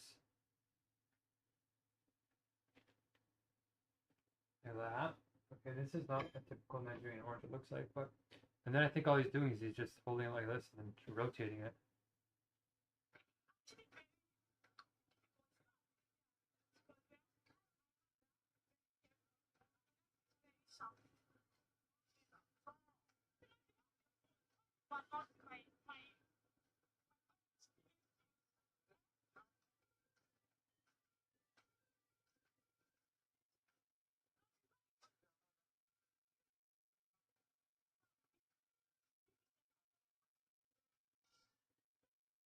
Okay, well, I think we can get it pretty quickly.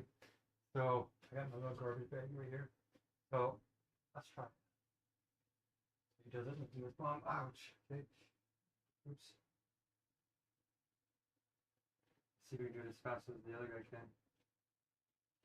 Oops.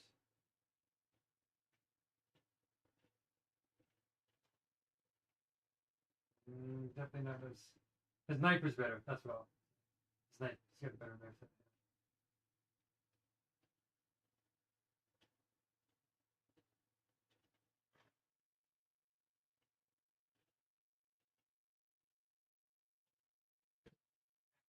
No, I want it to be continuous like they do it. They do it so cool. I think I just hold the knife and I just rotate it. I think that's the key.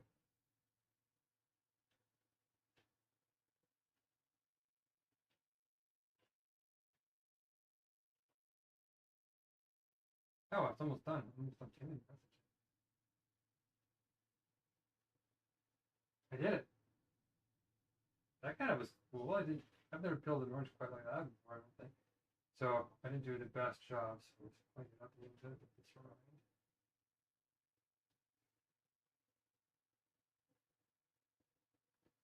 Okay, so there you go, Nigeria. Oranges are just amazingly enjoyed in an amazing way over there. Like very, very much not taken for granted. In Canada. Oh, an orange. That's it. An orange.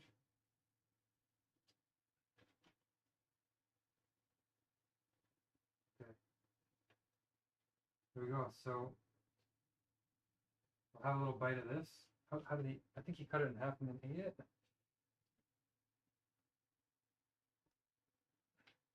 This is taking forever. Like the hardest thing to eat is the orange. Please stay up. This is starting to get a little bit much.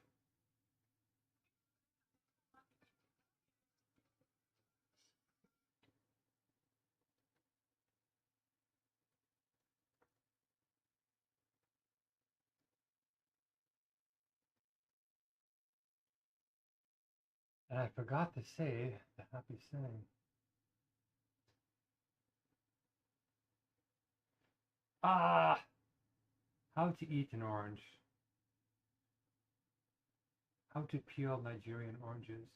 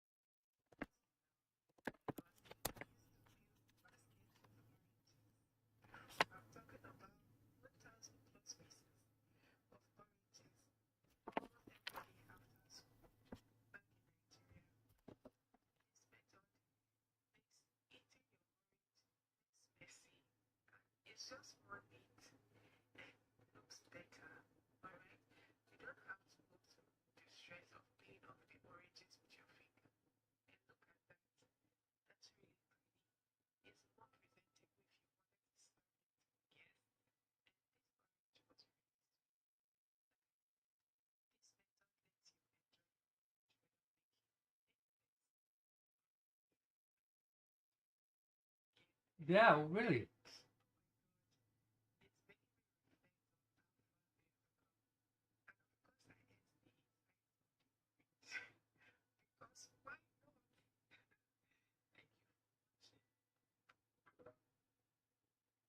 Okay.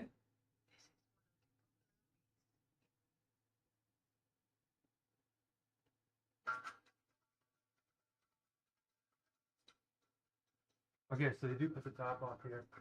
Okay, so I actually peeled too much already. They actually don't eat the outer part of it, so this is gonna make a bit of a mess. So let's try and do it somewhere where we won't ruin the taste of anything.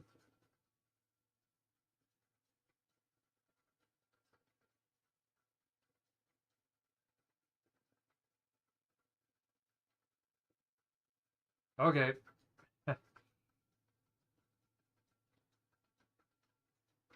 All right. You're supposed to not eat the outside of it.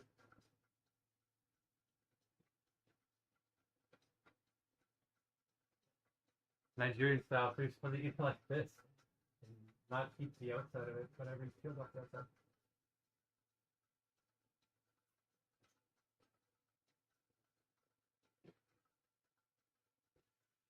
I'm not following my traditions.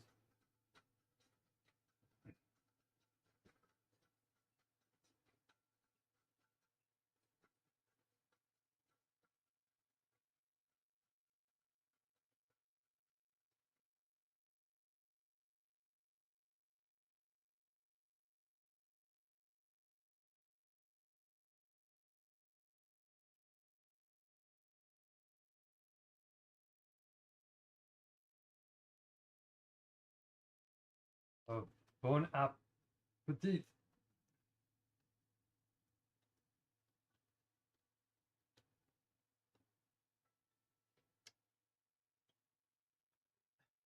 You got it sort of in my... Okay. Should have did this before. Okay. Ejekajiun. Ejekajiun.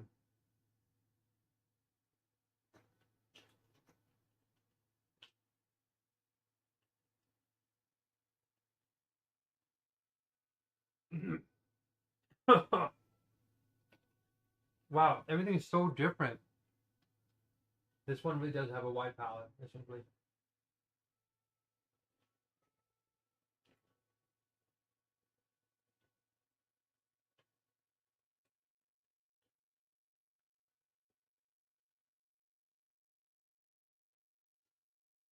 That is actually a fun way to eat that. Okay. One more fact is I can't believe how many of these facts I'm remembering off the top of my head. I have one more, but I want to save it to the end.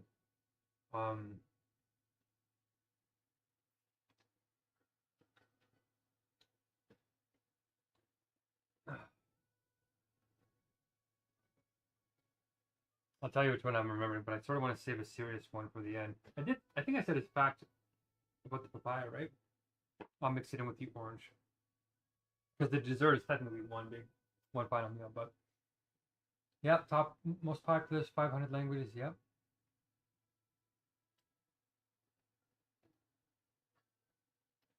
Oh wow, Lagos is Africa's biggest city. I didn't know that. Well, that's a fact that cool.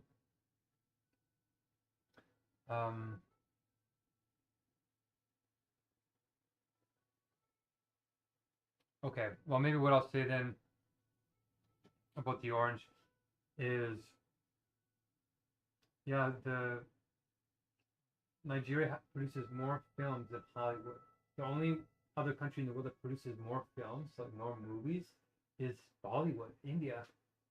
That's shocking. You would never think that, right?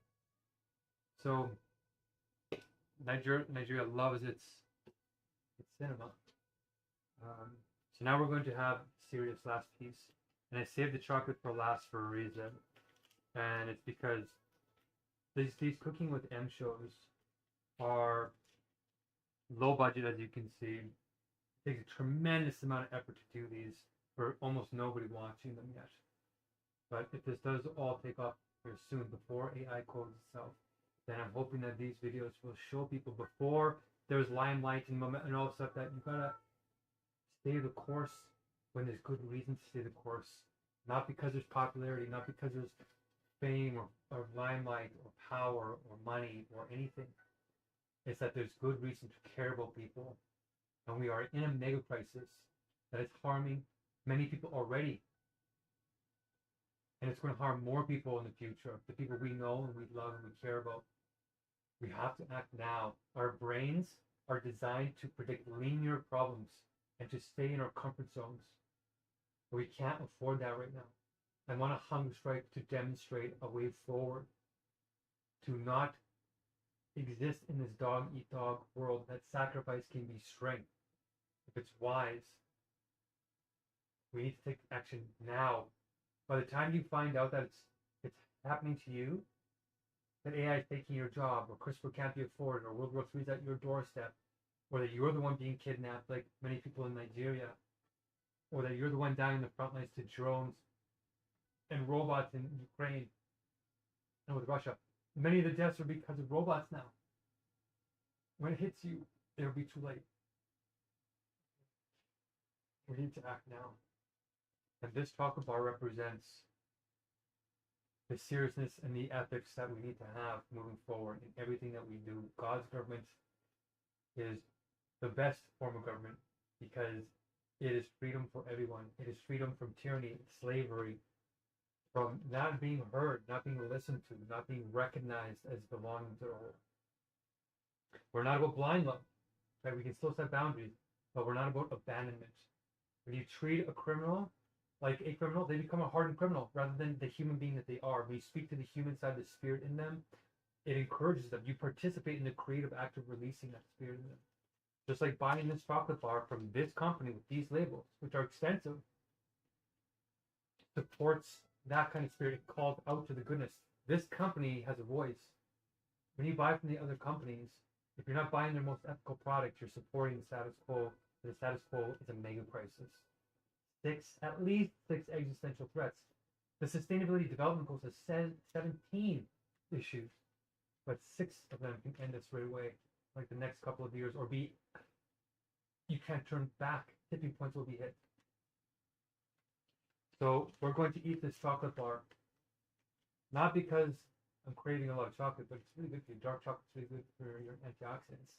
I already have cloves. Cloves have way more antioxidants than chocolate. We're eating this because it's fair trade certified. Human beings made a sacrifice in their profits to care for other humans. Support them. Save up. I don't have very much money, and I still bought this chocolate bar. I sacrificed other things that I was wanting to buy. I bought this one. Okay? Anytime I have a chance to promote fair trade certified, I do. So we have Moroccan mint tea that's fair trade certified. We have chocolates fair trade certified. The sugar that I showed you is fair trade certified. All this stuff is harder to get because 95% of it is the bad kind. If you're buying sugar or eating chocolate or having tea or drinking coffee, 95% chance you're doing something bad spirit. In some sense, contributing to an evil. So look how beautiful this is. This probably isn't good for the environment, all this wrapping, but I think a lot of these companies take an effort to make sure even the wrapping is sustainable. So we're gonna have this piece of chocolate. I'll give you a little bit of an update, and then I'll just enjoy, sit, and be present with the food. So here we go. This is dark chocolate. This is the kind of chocolate that's good for you. A lot of the other chocolate, just like coffee, has milk in it. Don't get things with animal products. We don't drink other animals' milk. No other animal drinks any other animal's milk. Well, there might be one or two, but we're not supposed to. That's why lactose intolerance is like 70% of our species is lactose intolerant. It causes low-grade inflammation. Cow's milk is meant for baby calves.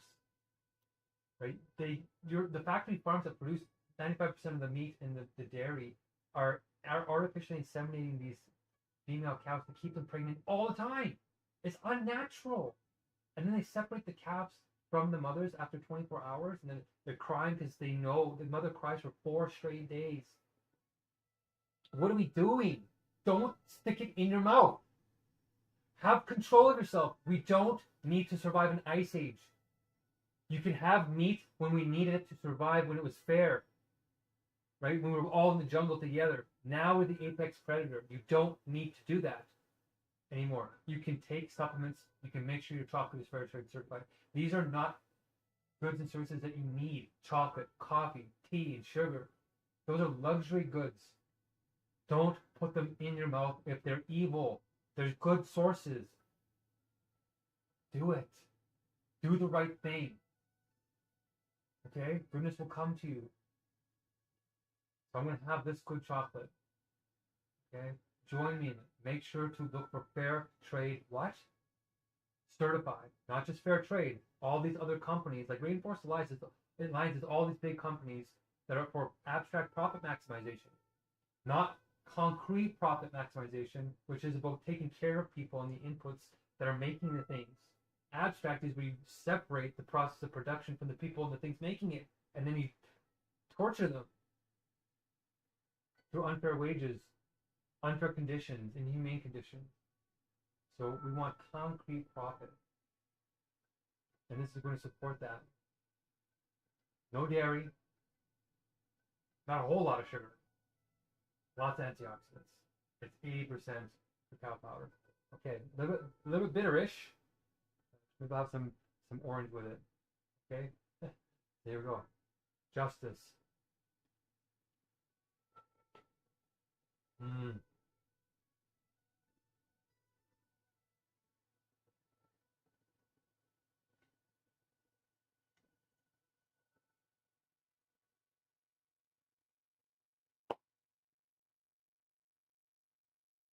When you clean your palate, you don't have all this junk food. Even that is great. Let's try with some orange. Nigerian style.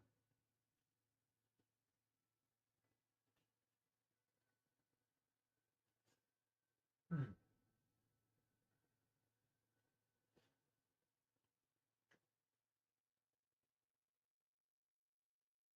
That's good.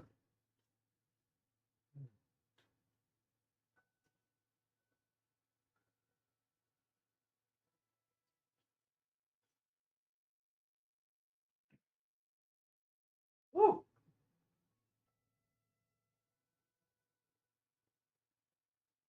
Hmm.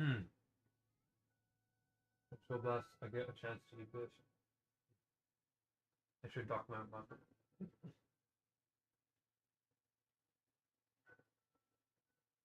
Hmm.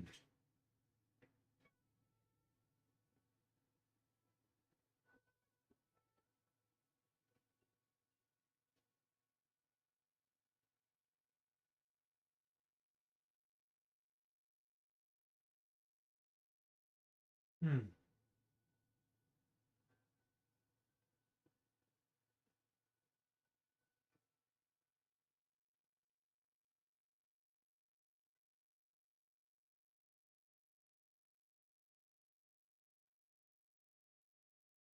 That's a powerful combination. Hmm.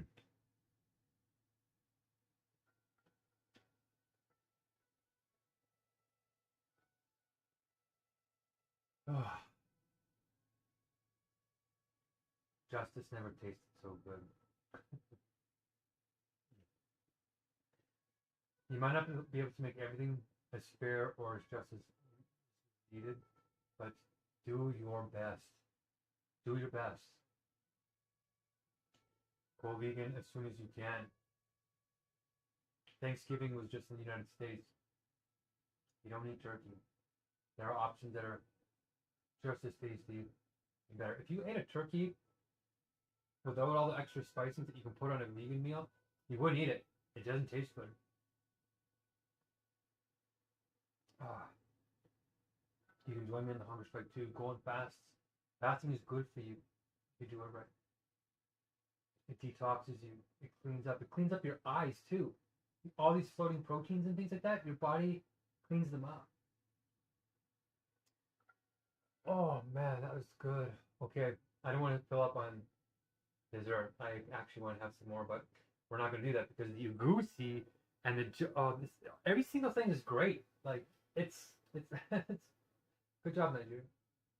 Actually, to be honest, all these dishes when you spend time on them, there's a reason why they're the top 5 dishes in the country. It's because there's something universal about them. Whether it's the Pakistani dishes that we had, or the Kenyan dishes, or the Nepalese dishes, or the South Korean or Vietnamese, or the Indian, or the Moroccan, or the Lebanese, the Israeli or the Palestinian. It's still quite a few countries so far. What have I done? It's been 6 months, hard to believe. So I'm going to finish this now. The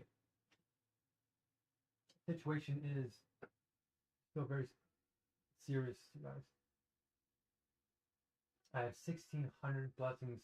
Not for this next meal. We've actually done 800 blessings in the time that I've been recovering on this meal.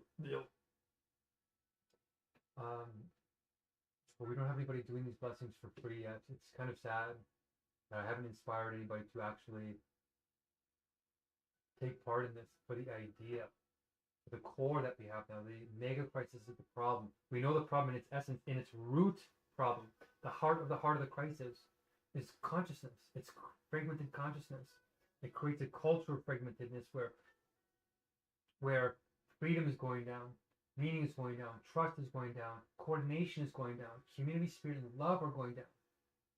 That's the heart. The meta crisis is the cultural crisis, but the heart of the crisis is fragmented consciousness. And that prevents us from generating these divine non-linear ideas to solve the more material side of the crisis, which is the polycrisis. which is AI. That's the fastest moving one. In 5 months, it's going to be coding itself 100%. It's going to be writing code so complex we won't know how to read it. It's already doing that with other computers. They're planning to use other AIs to watch and control the AIs that are being launched now. ChatGPT 5 and Grok 4 and 4.1, and they're starting to get into the upper echelons now. We can't even understand them. We're using other AIs to understand other AIs now. We have to align it with God's being or true science, objectivity. Doesn't matter whether you're atheist or theist, it's the same solution, universal logic. And you can know it for yourself. It doesn't just fix artificial general intelligence. It fixes human general intelligence. We play these games called Chizzy, and we're launching something called the Universal Simulation Championship as the upgraded result of all the training and the practicing we've done over the last couple of weeks. Constant innovating. Innovate or die at this point. So we're building the seed for critical mass. If your meetings are good, your spirit is good. Or two or more gathered in my name is what Jesus said. But all the divine masters have these tremendous timeless insights. Okay, whoa, my neck is a little bit sore. So join us in making these contributions. Learn the training, learn the core. Come in and you can do blessing lessons where we teach you about God's government in the 2 sacred sentences. And what is sacred time? And what is the universal tools? And what is the inner government? What is flow states? What is the universal logic? All these terms are foreign to most people because we're thinking outside the box. Any comfortable solution is not going to work right now. We need to get outside our comfort zone a little bit. Think rationally and critically. Whether you're atheist or theist, being critical of God or being critical of religion or being critical of the truth gets you closer now. Whereas before, if you criticize the faith, you undermined it and you would be rejected. Not so anymore. We're like the only non-cult in the world. You're allowed to question everything because we justify every presupposition, every principle that we use. And we've proven that science itself is scientific. Science is actually a faith to the standards of true justification. We've proven God's being. We've proven it. It's in the proof of absolute truth. The proof of truth is written. We need to get it out there and ask lots of questions because the ordinary mind can't see what's already in front of it. The absolute is already here. But you have to have the universal logic to see it in the right wavelength. The objects themselves don't have it. It's the way that things move that tells you whether it's in the way, the truth, and the life. The goodness. Inquiry yourself. Oh, my neck. I have to sit back a little bit. Okay. That's a little bit of an update. I'm not supposed to talk much about the court cases and stuff like that, but it's going sort of how we expected in a dead spirit. They're just crushing me. They're not actually listening to reason. The judges are relying on the lawyers to make all the research make sense. Like the law is ballooned. It's huge. It's a huge problem, especially in Canada, and they know it. So they're saying administratively it's a huge problem. And self-representing litigants that don't have lawyers like me spend hundreds of hours engaging with it, and you can't do it. It's bizarre. And so judges don't want to make decisions with self-representing litigants because if they make a naive decision, then some lawyer or somebody's going to crush them. So it's just easier for them to just say, oh, you're not a lawyer, and then you just lose, except in the most simple of cases. And that's with AI. I have AI and still can't get through. That's how bad it is. We have apps like Facebook that you can do whatever you want. We have marketplaces. We don't have a justice system that can do the same thing. Give you notifications when your deadlines are coming up. To give you the Alberta Rules of Court in a news feed when your case files are coming up. To give transcript fee waivers. They say, oh, you can waive your fees and all these types of things. And they doubled the fees during my case, right? But they don't let you fee waive transcript fees. And you might be thinking, well, that's not bad. I got what, $10, $20 for a transcript? Like, you just type it out. We have AI that can listen and type it out perfectly. $600 a transcript.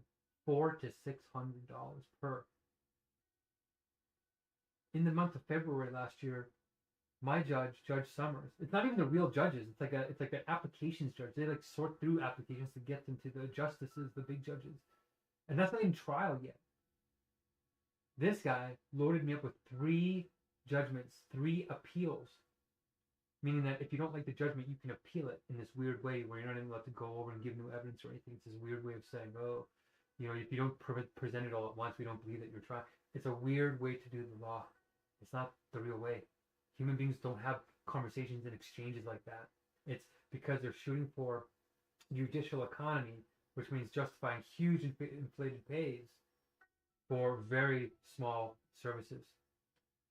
It's not designed for modern justice where we have democracies and slaves can come to court. The justice system is built as if there was still slavery. It's not built for the average person to come in there and use it, which is 70%. 70% of litigants are the ones going to the courthouse with no, or 70% of litigants are self-representing. They're going to the courthouse because they can't afford a lawyer. But as long as the courthouse can make you desperate and you can't get through, you're going to need a lawyer. It keeps the industry going because the law is self-regulated in Canada. What do you think is going to happen when you regulate yourself? You think you're going to listen to people's complaints seriously? If it's going to affect your $500 an hour? No, it's not. It's not working. And it's only getting more intense. More and more people are coming to the courthouse, especially with AI. So, and it's only getting better.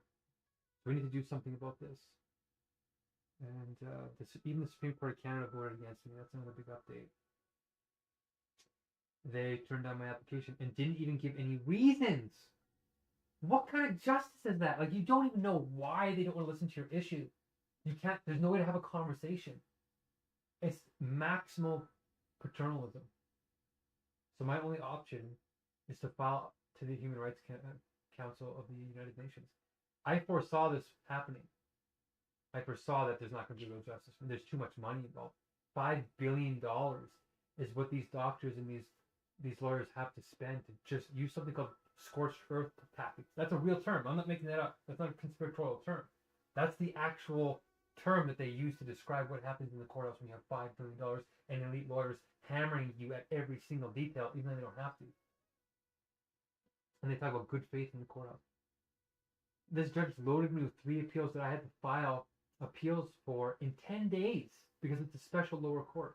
It's hard for people to get through with one case, never mind 54 defendants with 7 elite law firms and $5 billion hammering you.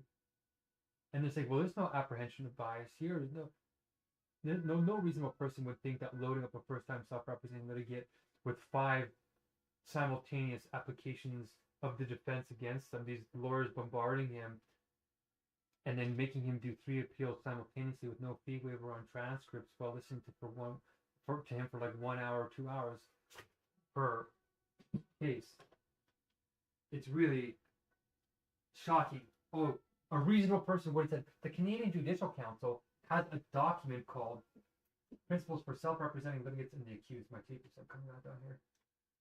And it specifically outlines that judges are supposed to take into account that self-reps don't have these pieces of knowledge. They need to have some guidance in some leeway.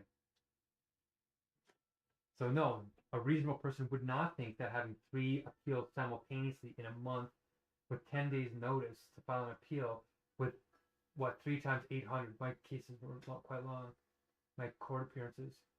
So it's like $1,800. That was just for the first 3. I still had multiple applications of new defendants coming at me too. So I had to keep up with that and this lower level and another level in the Court of Appeals and then the Supreme Court. Any reasonable person would say that that's not fair. And I reported to the Canadian Judicial Council, and what they said? They said, go through the appeals process. Yeah, but they're blocking the appeals process by giving me 3 appeals. I can't go through the appeals process because I can't afford it. And there's too much to do. Wow, this tape is really not working from here. It's falling apart, guys. Wow, I just want to eat this. So you can clearly see I'm passionate and disappointed in the Supreme Court of Canada.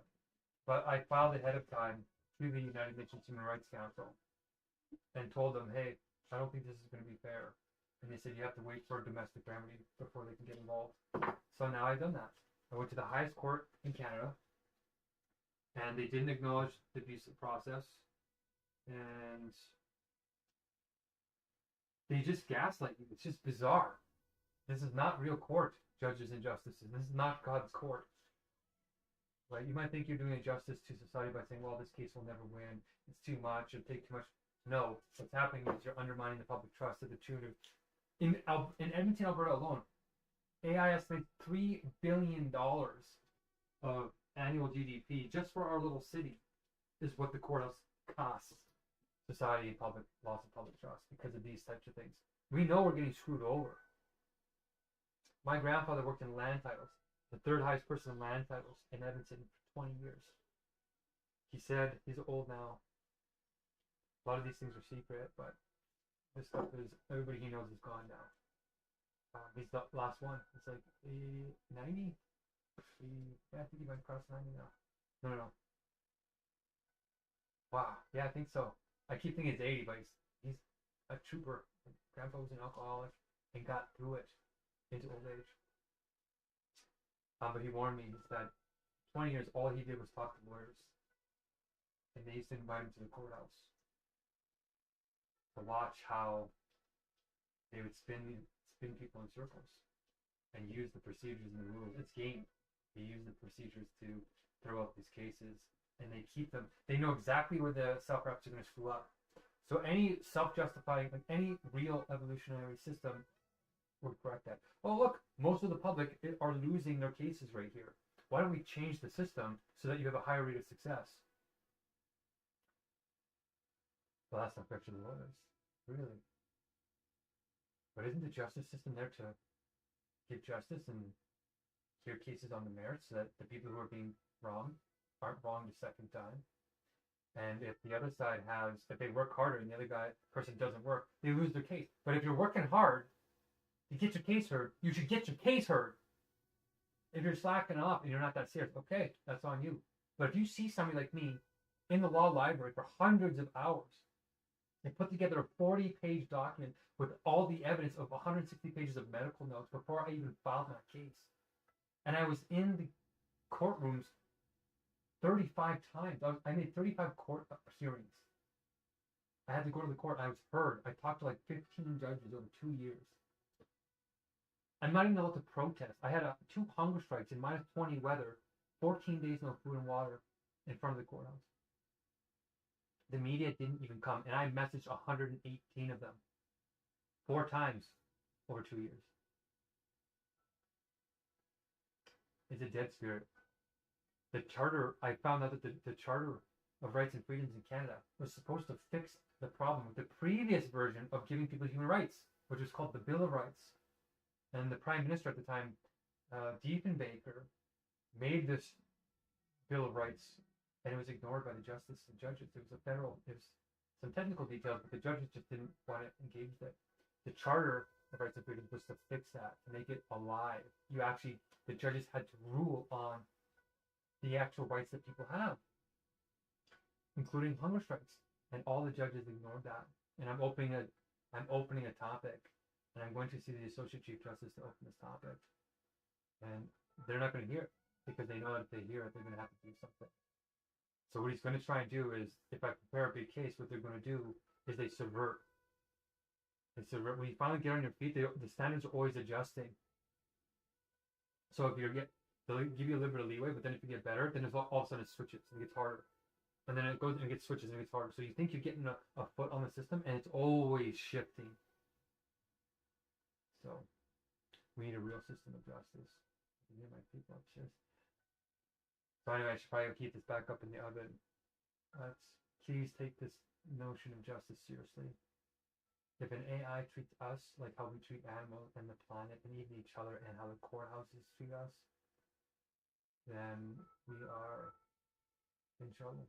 There will be no justice for us if an AI doesn't care about us. And we need to start accessing a higher level of care. I'm calling you to do that. As the first divine decree of Messiahship, you have a responsibility to rise to the perfection and divinity within yourself. Don't kid yourself. It's there. You can feel it calling you, no matter how much trauma, how much badness happens to you externally. There's an internal core that is infinite.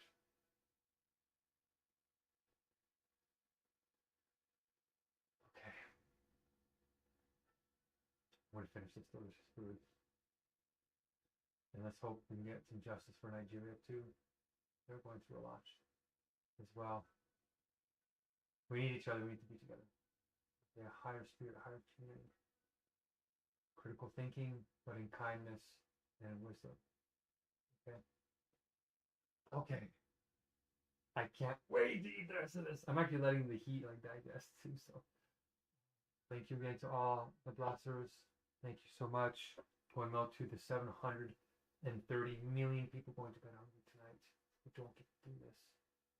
It's urgent, you guys. If you don't hungry for yourself, it's urgent. You could go on a fast so you can feel that. We're coming to help. If you're one of these 730 million or repressed, we're coming to help you. Building a system that can help you help yourself. Okay. I'm glad I get to eat it now. The hard work's done. It's been weeks trying to get this done. Okay. Stay blessed. Stay strong. Don't be afraid to ask any questions. And as always, keep sublating.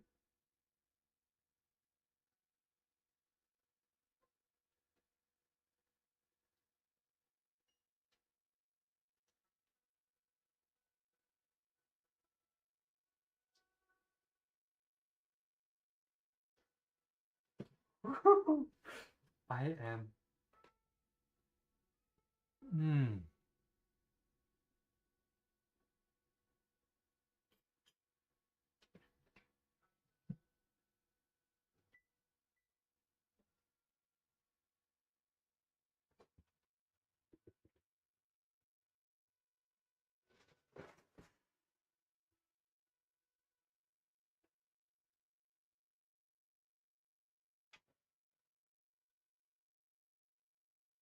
Jollof rice.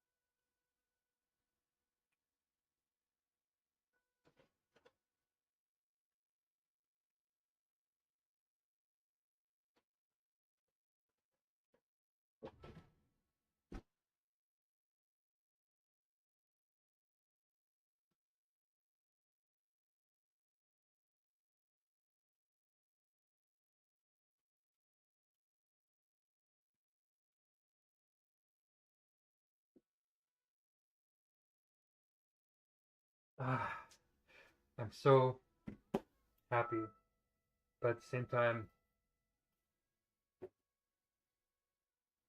I guess we'll put in some different music now. At the same time, it's really concerning, right? Because now I'm going to be back on the hunger strike.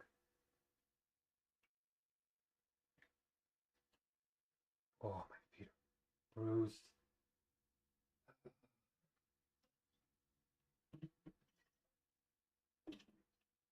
I'm going to clean up right away too. I'm not going to get my place sitting dirty this time.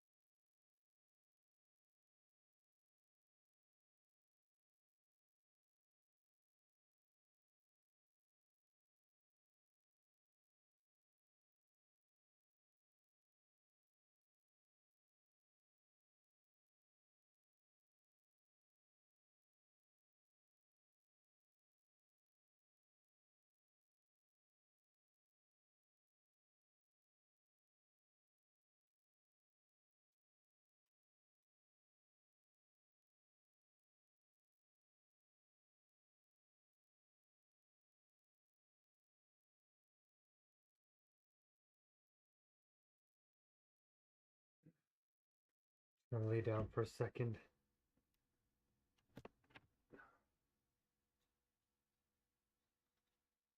My back really hurts quite a lot actually, so we're going to heat up the food a little bit. Okay.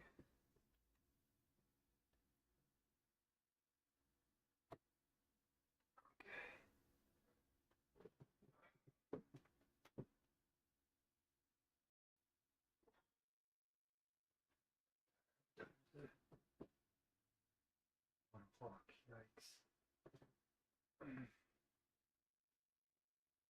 Shit, wait for that thing to happen. Oh! My entire neck and back is sore. Ah. Make that sort of look easy, but it's really actually hard. I've been through a lot worse, don't get me wrong, but I'm trying to conserve my energy to maximize my chances of survival. Oh.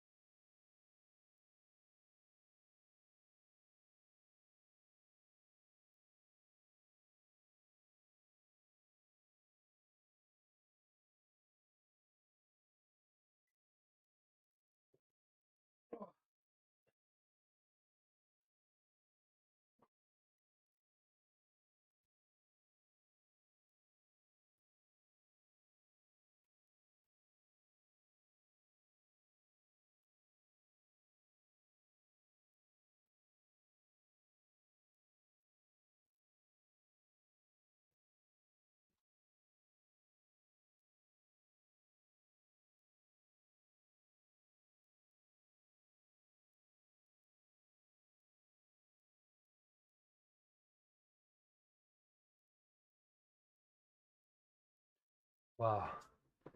Not laying down just made a huge difference. Oh.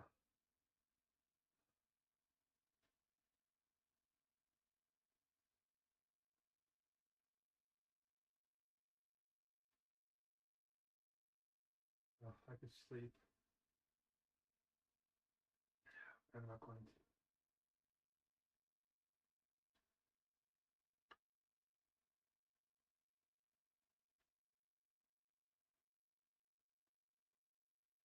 I'm going to eat first and then probably sleep. And then wake up and finish whatever I need to be safe. And, yeah.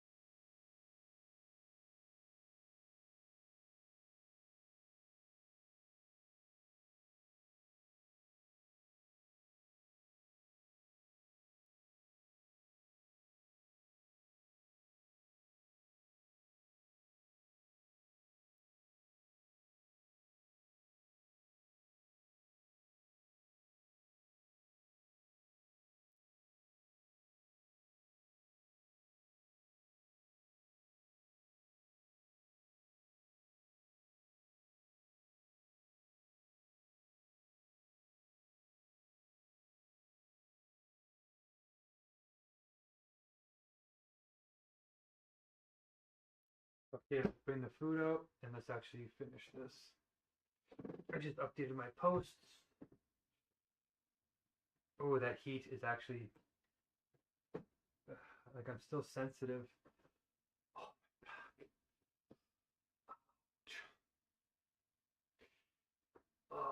oh, oh, my stomach is a little bit upset. The heat is, it's not easy for me to eat that kind of food now. It's okay though.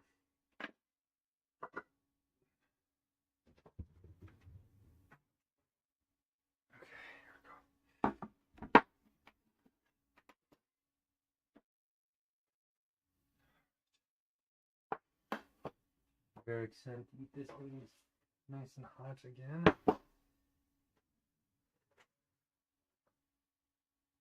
Oh, that's not good. It's melting. Not good.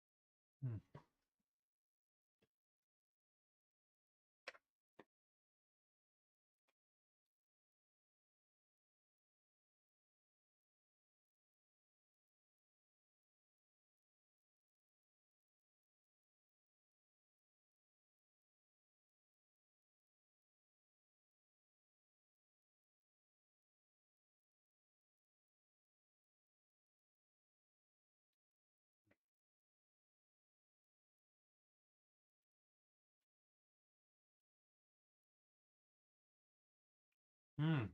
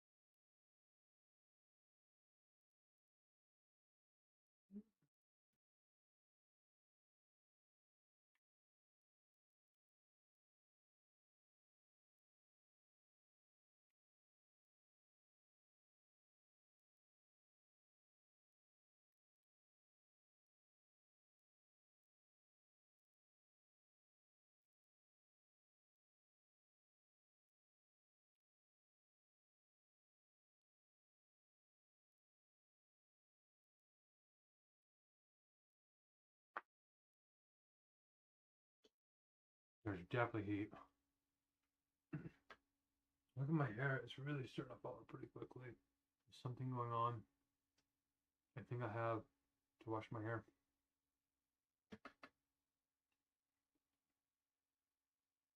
I think that the mice running around did something. Ooh.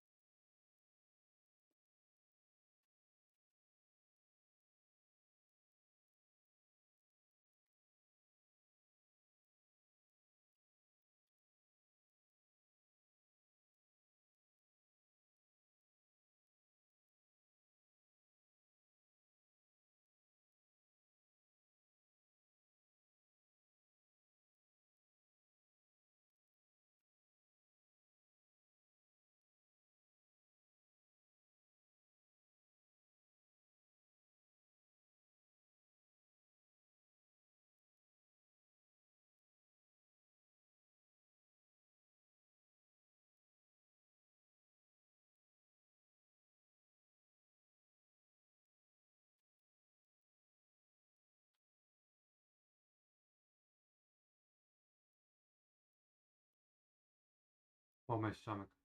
Wow.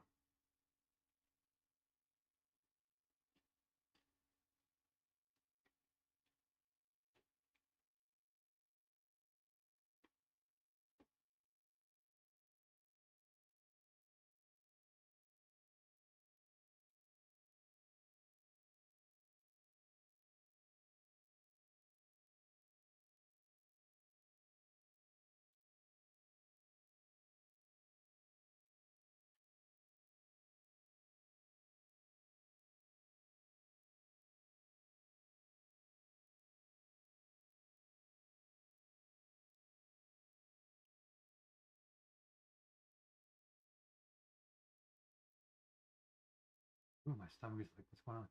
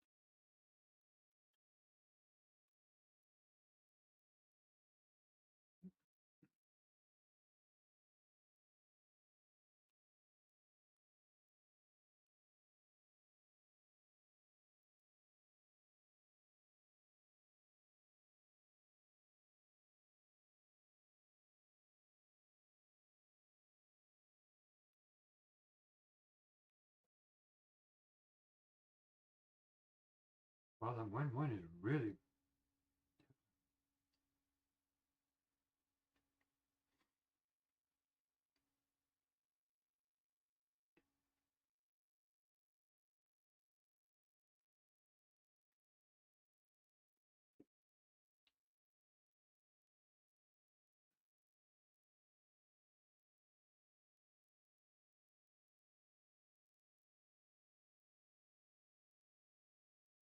Mm, that habanero just get me.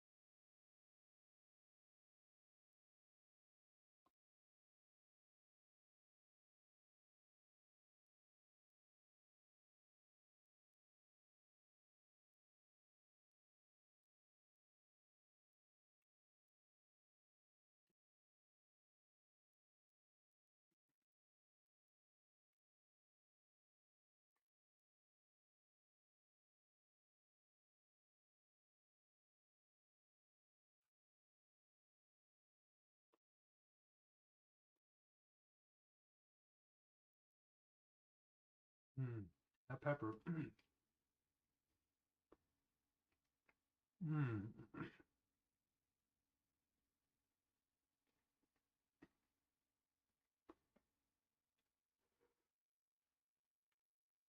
The pepper soup is what's doing it.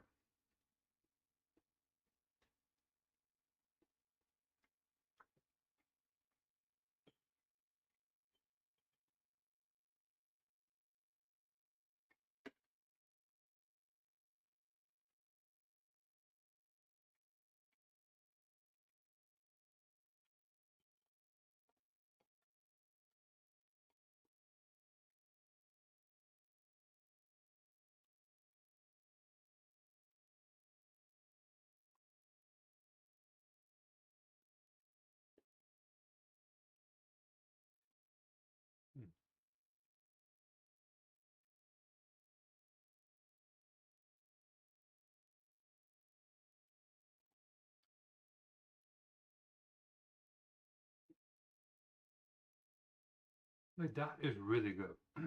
There's always one dish that's like really like shockingly good.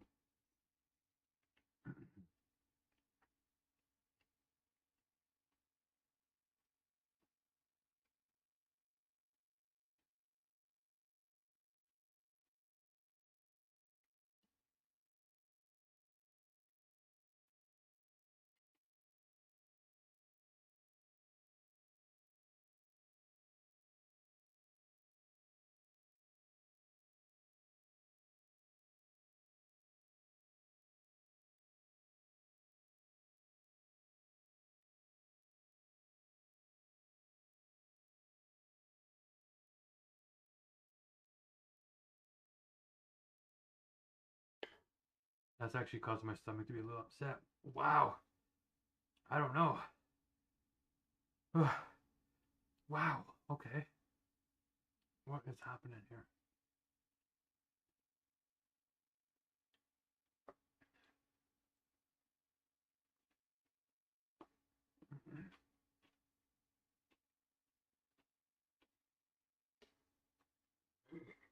Mm.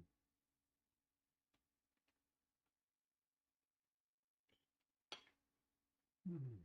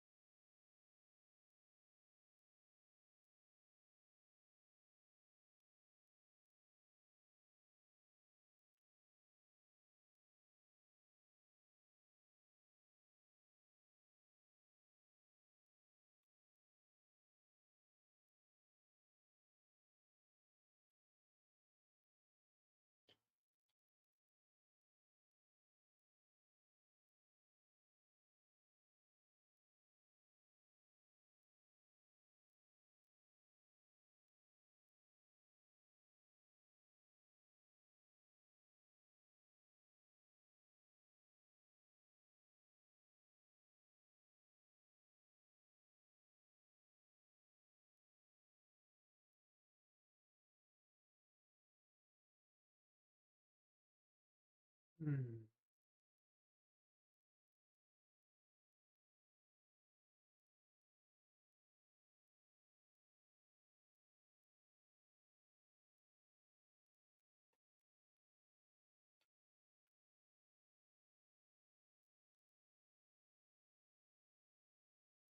Oh, I'm eating the wrong side.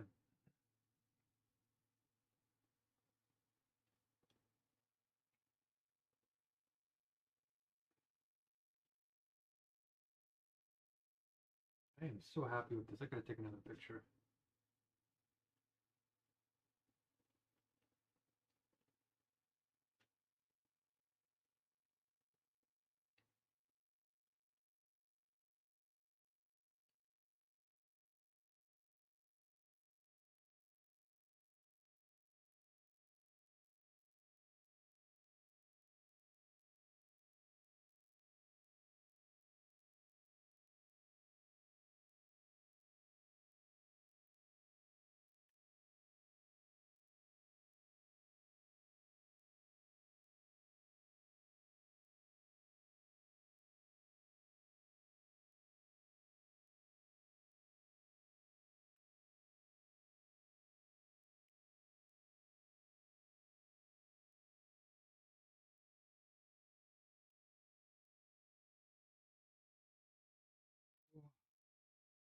Yeah, this is definitely not going down smooth. Uh, this is a tough one. Hmm.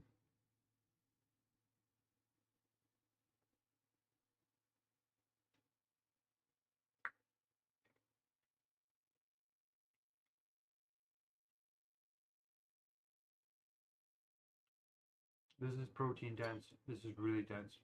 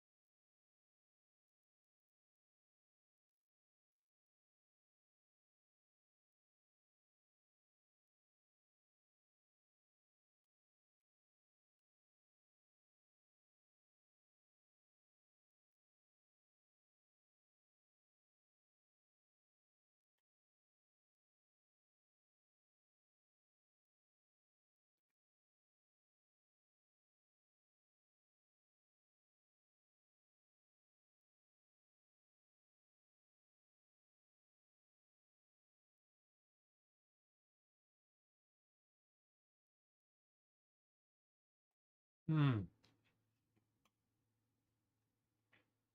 This is a Gucci. Like, my goodness, man.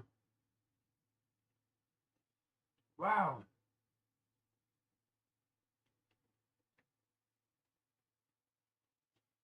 My stomach is too weak to handle this. Ah, I'm still too weak. Ah.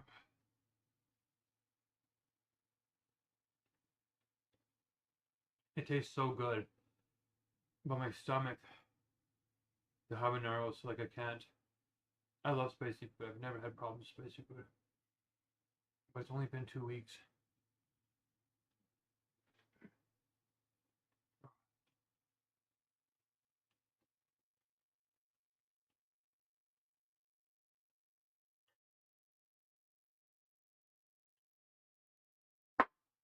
Oh,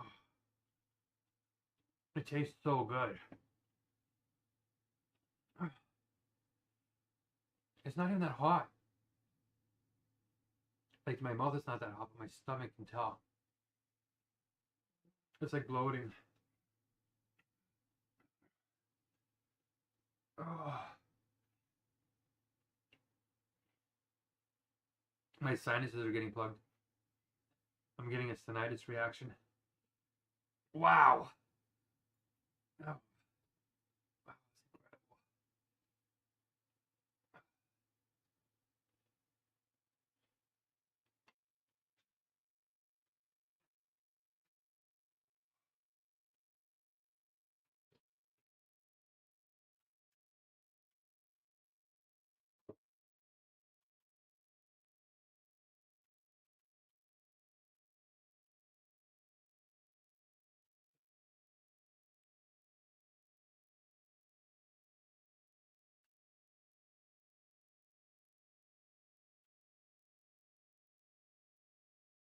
Mm.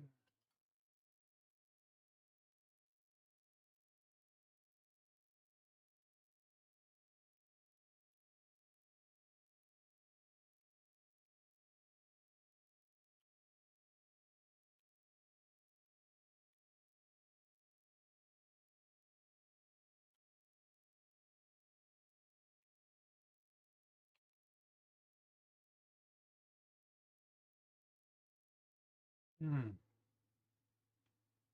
My goodness, man.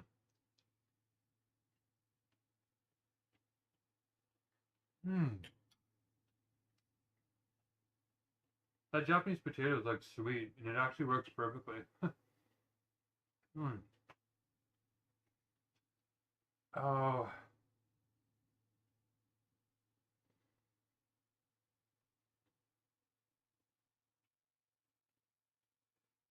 Oh. Oh.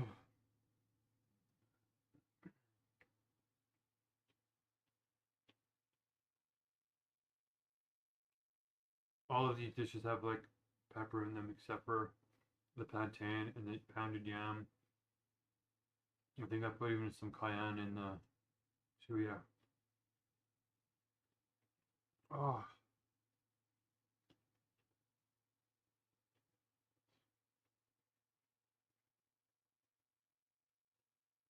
I haven't been eating any hot food.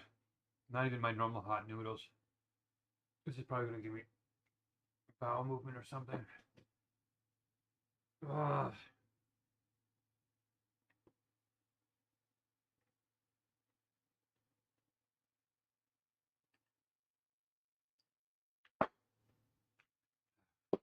I'm gonna have to eat this in like 2 goes or something.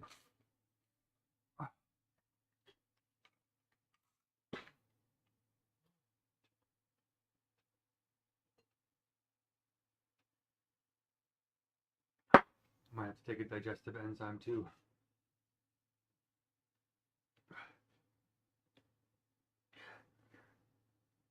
I think I will. Ah. Ah.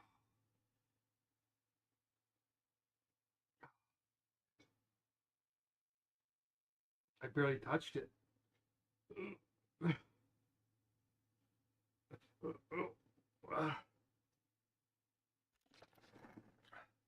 Look, I barely.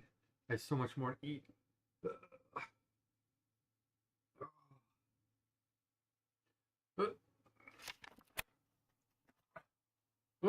Oh, oh wow. Okay.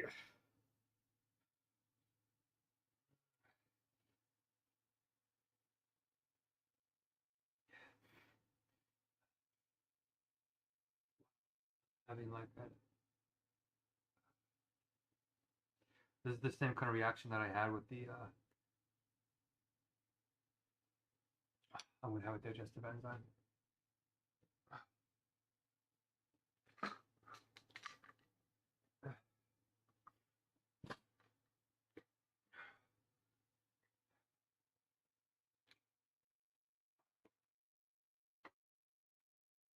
Maybe I shouldn't.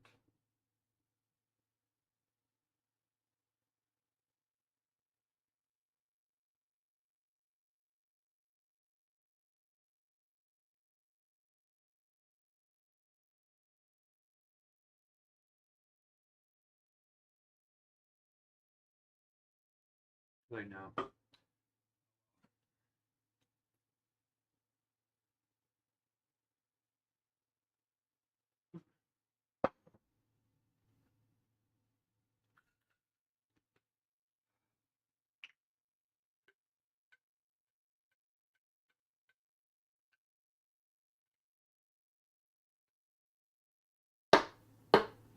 Really.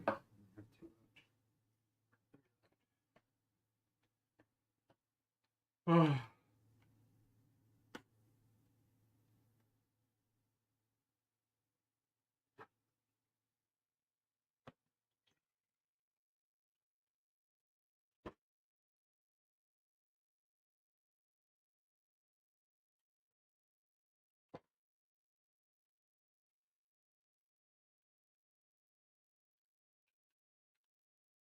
Like I'm not even hungry now.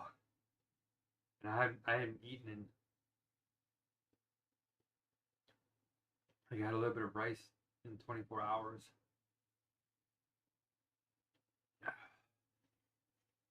My nasal cavity's just going.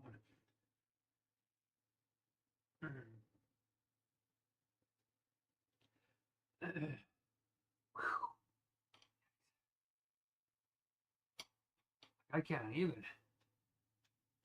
Oh. It's probably going to take me 5-6 hours to digest this. I know what it is. It's the oils plus the incredibly dense protein with the pumpkin seeds and the peanut butter and the tofu all at once.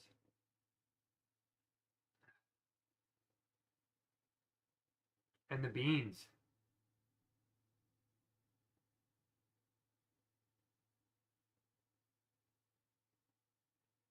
Is I wonder, do black eyed peas have high lectin content?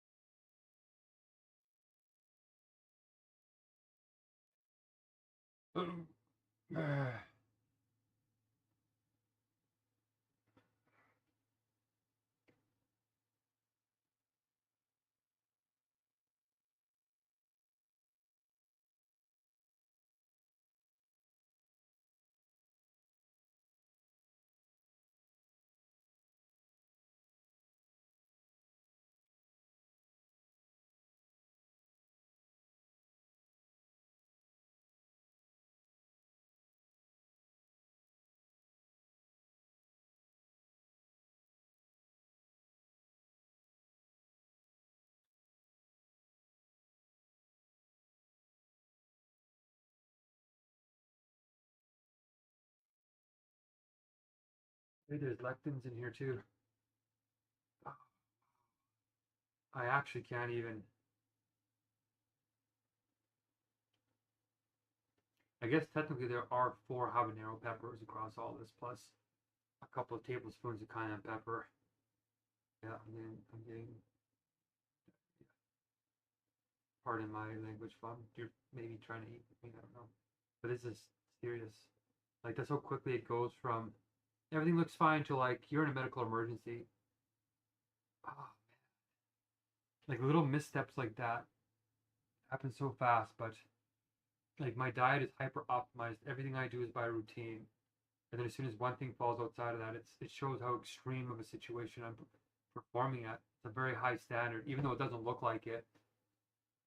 Even wearing this shirt, cleaning my beard, washing my hair, or later, like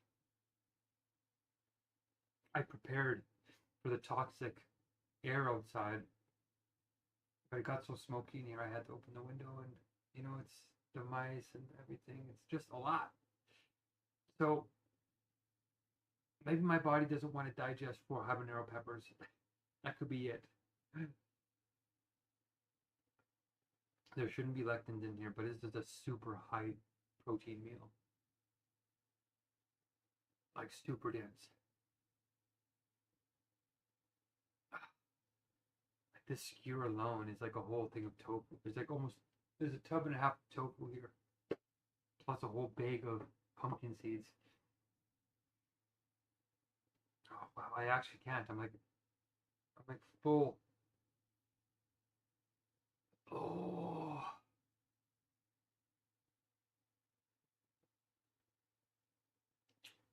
the jollof rice. I actually took a little bit out of that at least. Holy.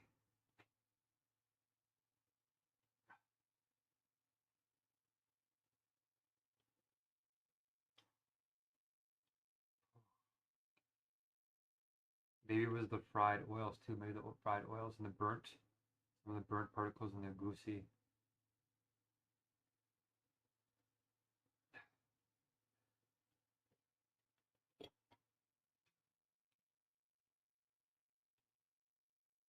It just tastes so good.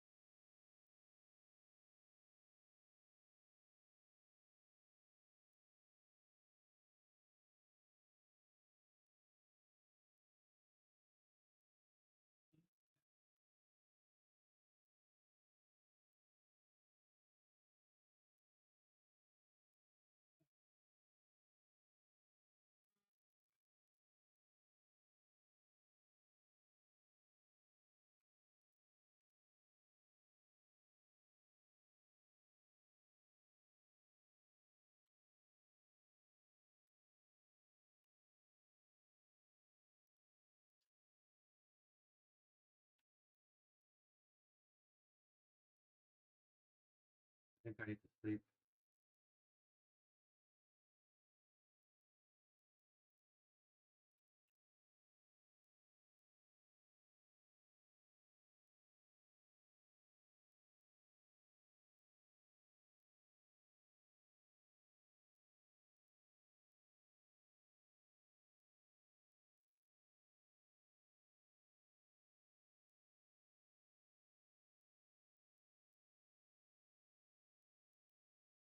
Yeah, it's saying the same thing.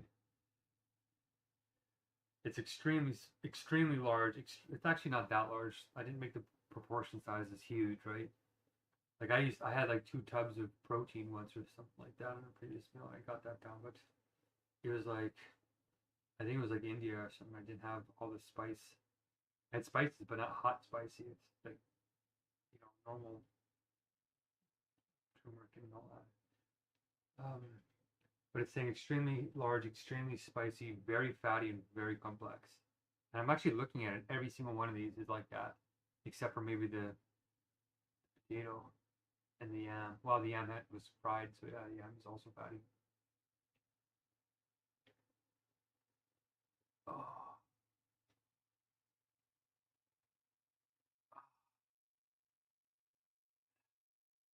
that's a lot for a stomach that is recovering from starvation. Yeah, that is true. Even if it doesn't taste hot to you, habanero and cayenne still have physiological effects, especially on the sensitive gut. So what is happening? Based on your symptoms, you describe noticeable stuff. This is called gastroenteritis. Spicy foods trigger nerves in the nose, causing congestion and mucus. This is harmless and common. Really? Okay. Gust gustatory rhinitis. Stomach upset, urge to defecate. Oh, I think that's post-starvation gastrointestinal hypersensitivity. Yeah, that sounds about right. After long periods without food, the stomach empties more slowly, is more sensitive to fat, acids, spices, produces more gas and cramping. Capsaicin, that's the hot stuff from the habanero, speeds up bowel movements. Oh yeah. Even if it doesn't feel spicy to your tongue, it still irritates the stomach lining, signals the colon to contract, can cause diarrhea or urgency. Oh geez. This can happen even with normal gut function. After starvation, it's stronger. Yeah, it's stronger. I never have a problem with spicy food. It's been 2 weeks. Well, full recovery is 2 months, so I mean, I'm pushing it. Oh, wow.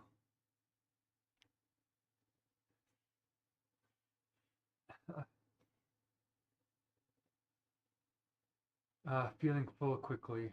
After prolonged surgery, your ghrelin, hunger hormone, swings unpredictably. The stomach shrinks and stretches slowly. Larger or fatty meals trigger early fullness. Digestion slows down temporarily. This is normal and very common after fasting greater than 5 days. Okay. Well, I'm glad I took my enzyme. I took my last one too. So it's a combination of refeeding, gut sensitivity, heavy fatty mixed meal, capsaicin, capsaicin induced GI stimulation, overwhelmed digestion after starvation, temporary automatic response, sweat, congestion, upset stomach. This is not surprising. It happens to many people after a long fast, but watch for danger signs. Persistent vomiting, inability to keep fluids down, severe abdominal pain, confusion, swelling in legs, extreme exhaustion. Okay, I'm having none of those. That's good. What to do right now? Stop eating the Nigerian meals for now. Your stomach is overwhelmed. Yeah. Drink something gentle, water, ORS, light tea, electrolyte solution, not energy drinks. Eat light, simple foods for the next 6 to 12 hours. Banana, plain rice, oatmeal, toast, broth, yogurt. It's a spicy food. That's what it was, I think, with the South Korean too. The South Korean was the same as this.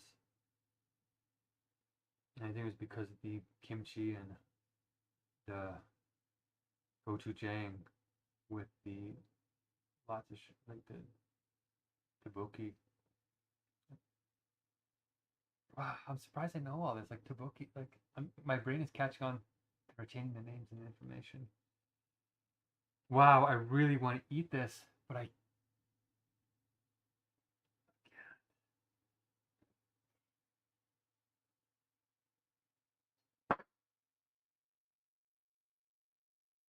don't have to eat it all, but my last meals need to be finished. Like they need to be full, satiating meals.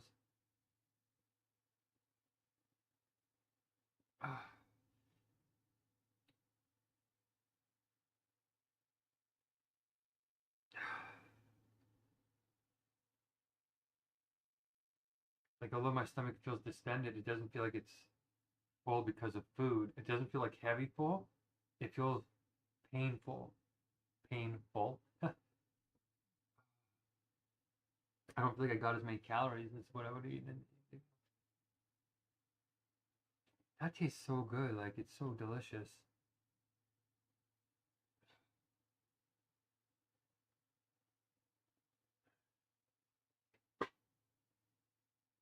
And plus I'm tired.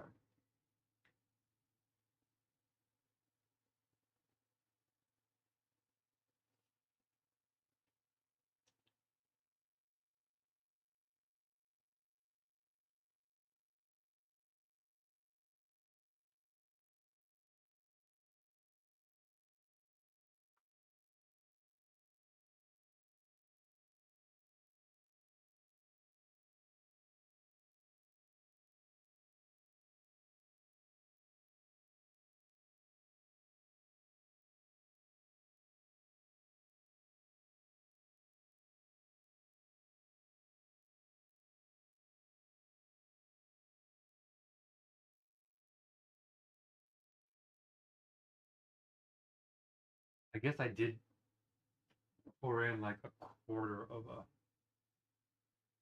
a bottle of olive oil. Not quite. Oh, I still gotta sweep up this broken cup. Darn it. I like that cup.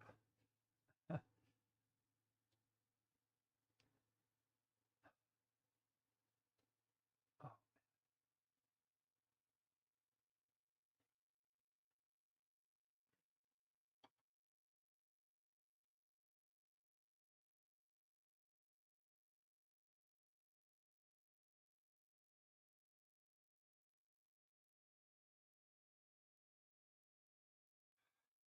I'll try a second meal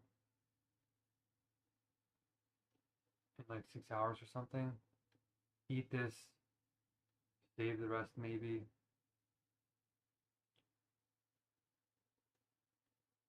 And then maybe eat some plain tofu or something. It's just so good. Like I can see it me like sneaking this in between, like having one or two pieces for normal meals.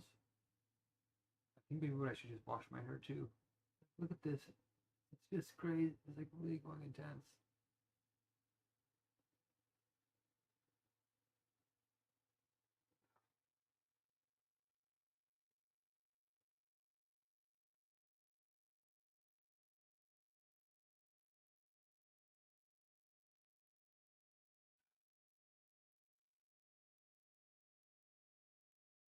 Oh, I am sore.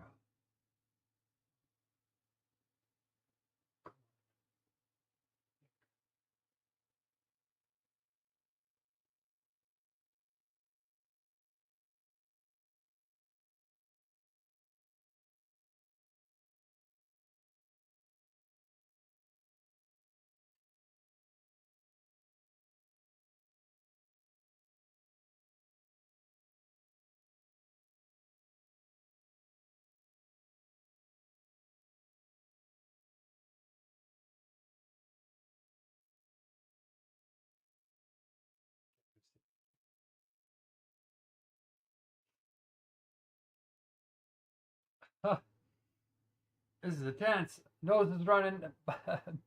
Stomach's gurgling. Intestines are moving. Bowels are moving.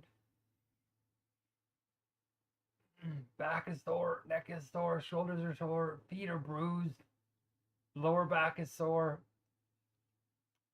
My mouth is fine though. You know, normally you think your mouth would be burning or something, but my mouth is fine. That's kind of weird.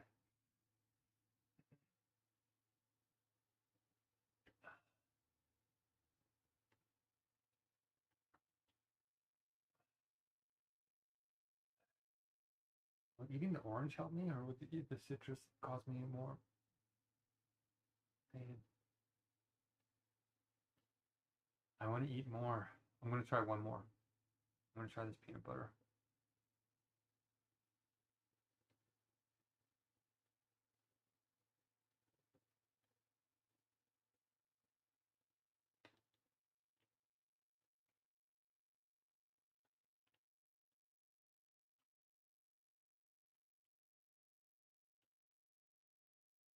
I love it. There's just something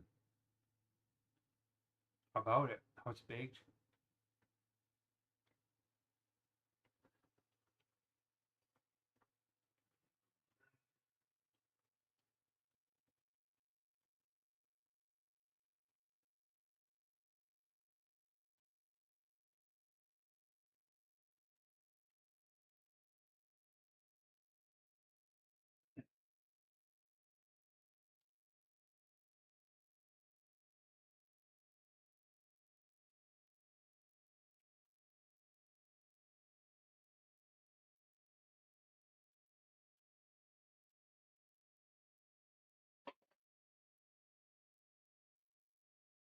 I think I'm going to have to sleep this one off.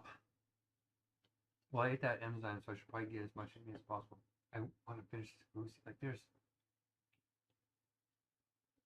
so much here. Black salt. There's a lot, actually. Lots of diversity. That's like, what are you doing? Hmm.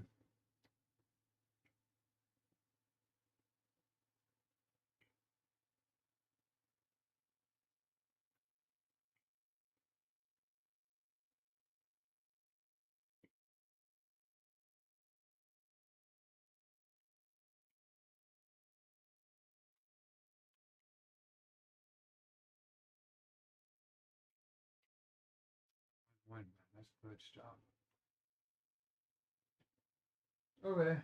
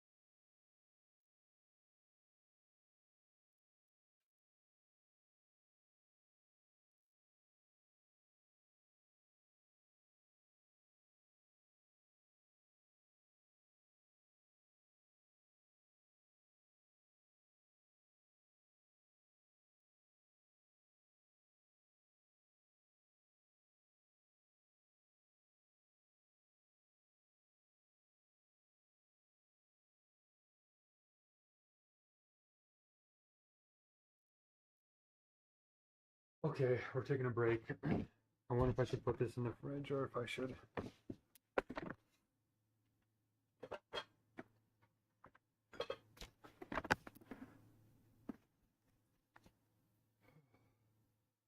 Gosh.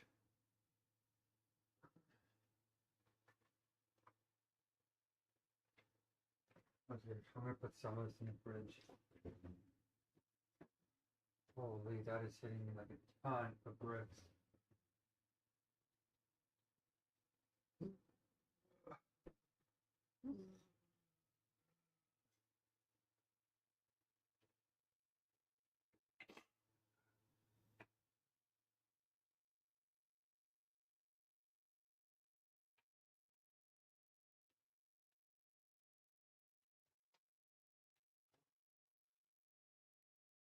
Yeah.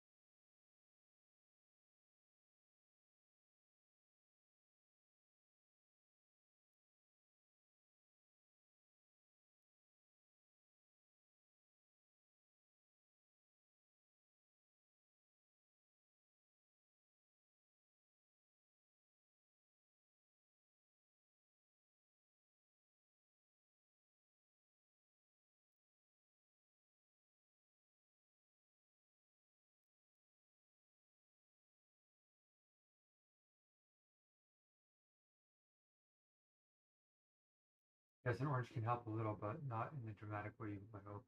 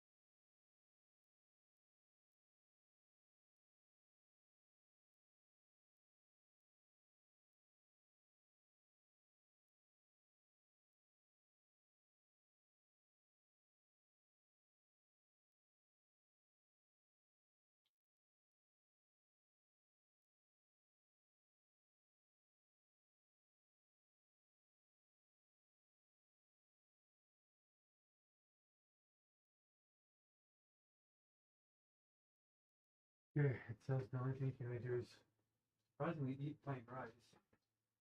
I don't know if that's surprising, but eat plain rice.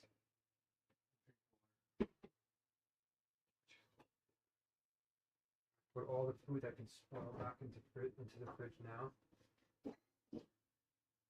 I can't wait till I'm hungry again. I can eat that all very quickly.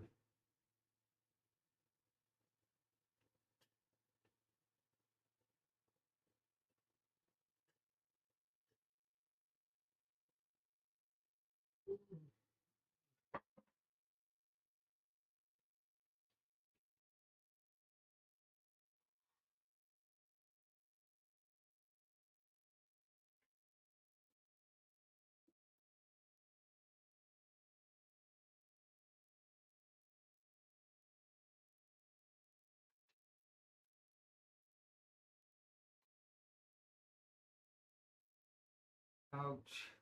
Well, I guess we figured it out now. When I had that South Korean food, I wasn't sure what it was. It was the spice.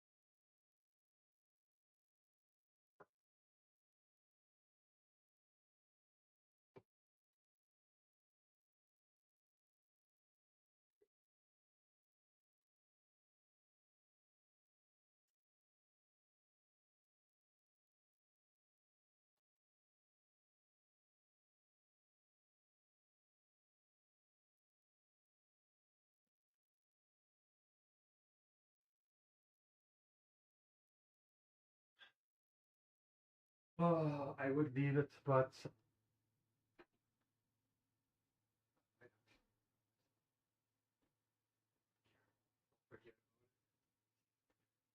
there's just so much going on right now. I'm losing so much hair too.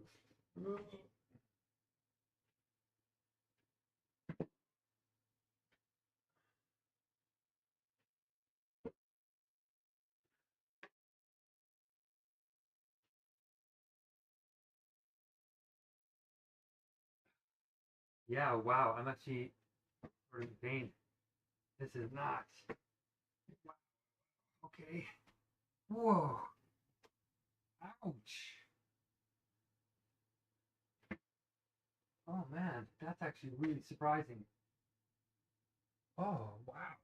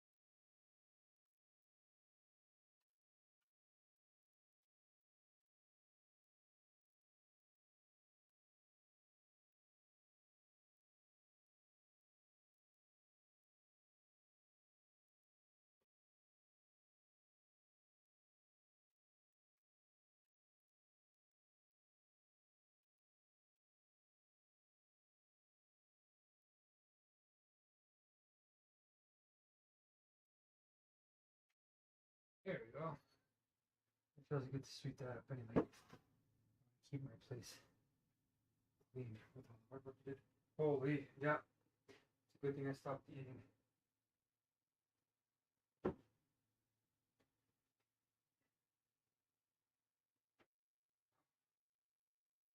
Oh. Oh.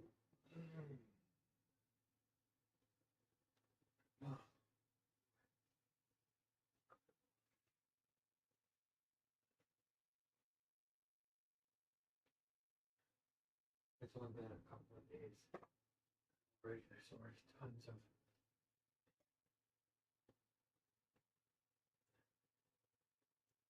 of hair and dirt and gunk and everything.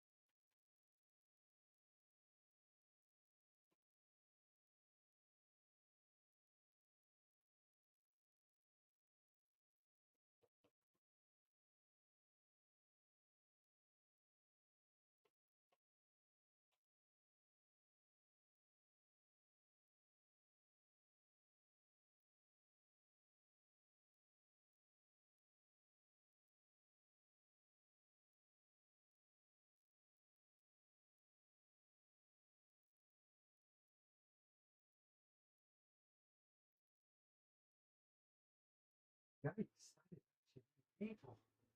Holy. Okay.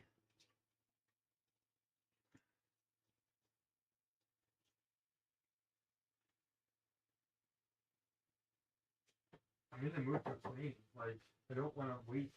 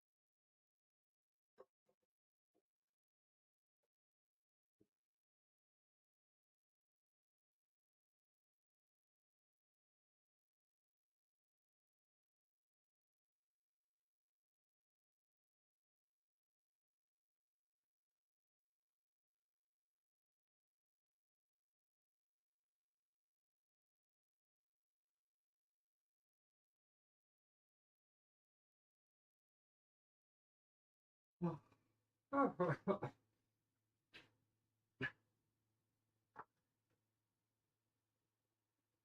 Hmm.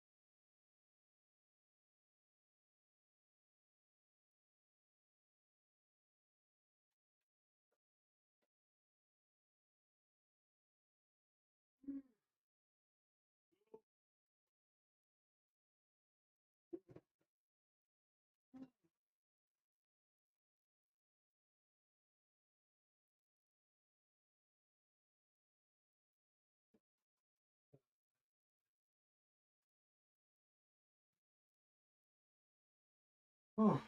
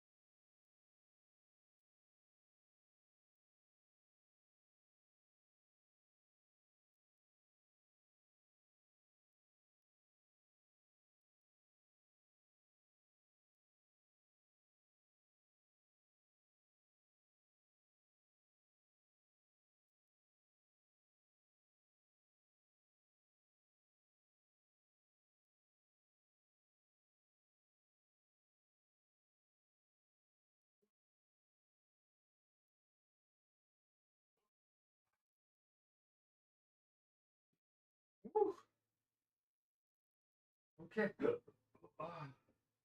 No joke. Okay.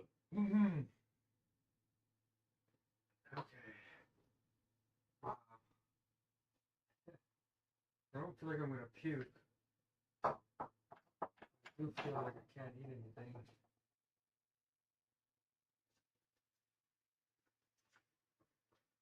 I should have ate everything very, very fast before my receptors kicked in.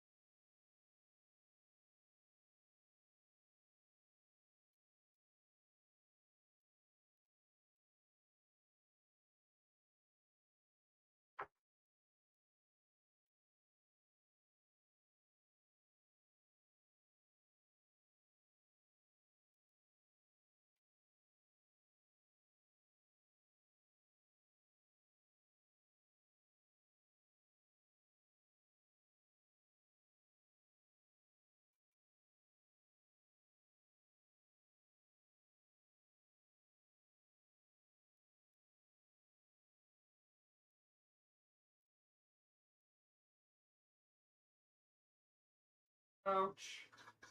My blade just cut me. Ouch.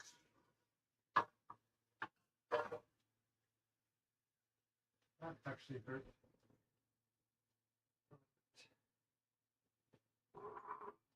Okay, almost done, almost done, almost done. Thank goodness.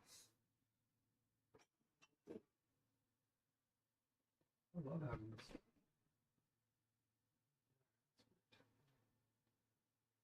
Alright, let's wash these now.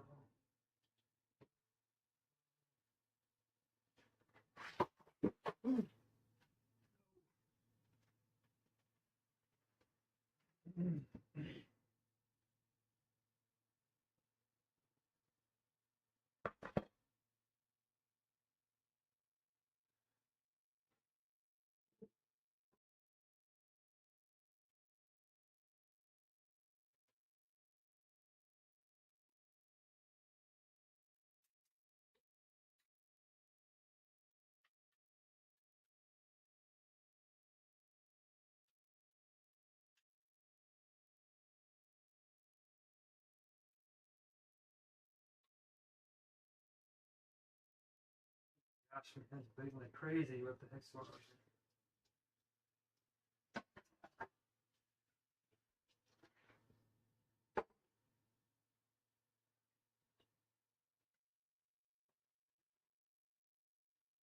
Ouch. Wow, it really cut me bad.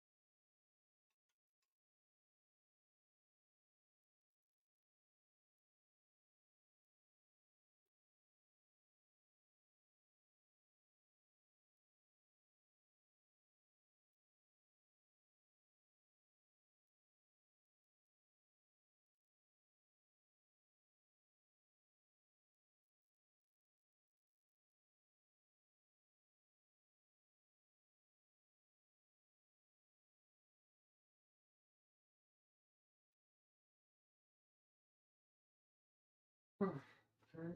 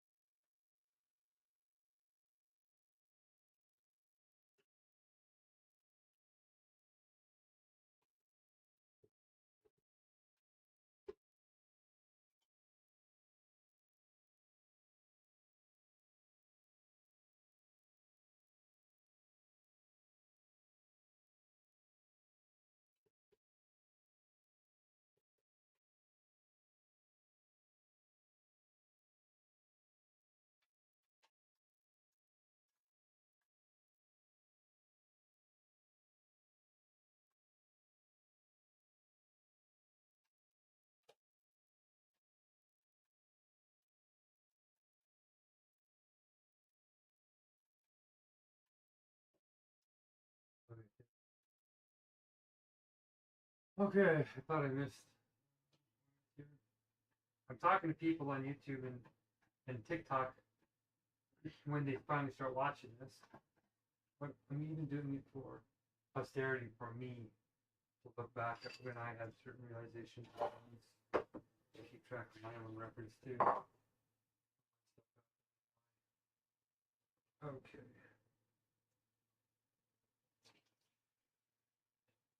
Oh. Oh.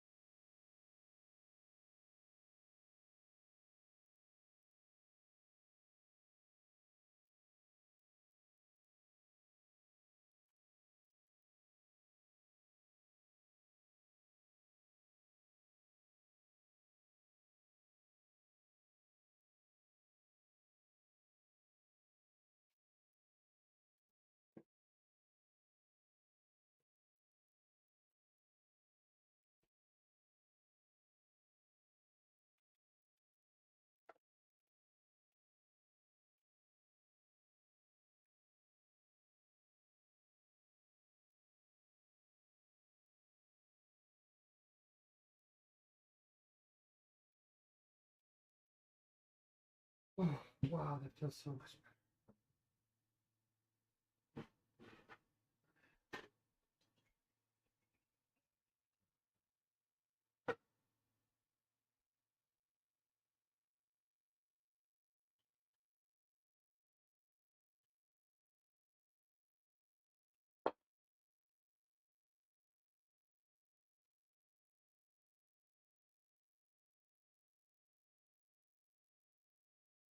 better. Oh, there we go. We needed to charge this.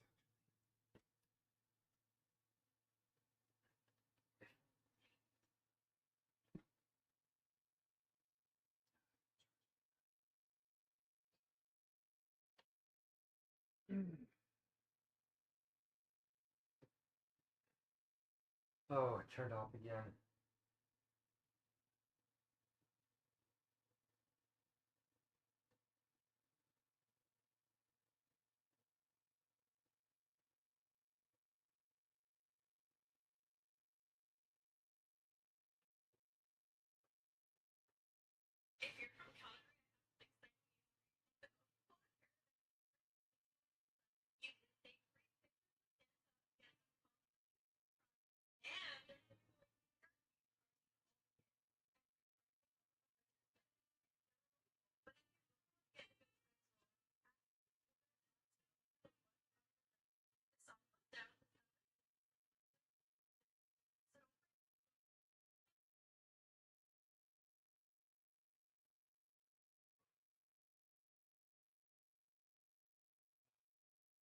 And only 11%.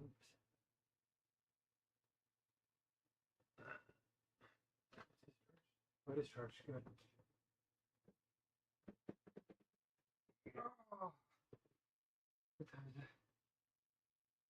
it? 3:30. Okay. 11 minutes ago. Okay.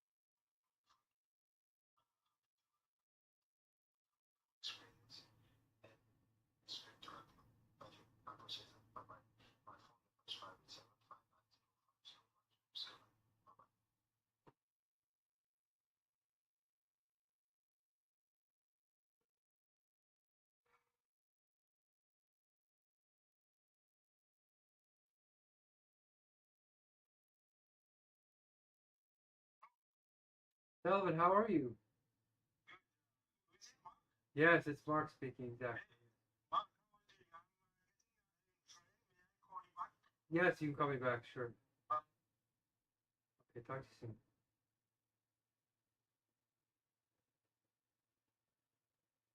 Oh, that's a good sign from God, potentially. Ouch.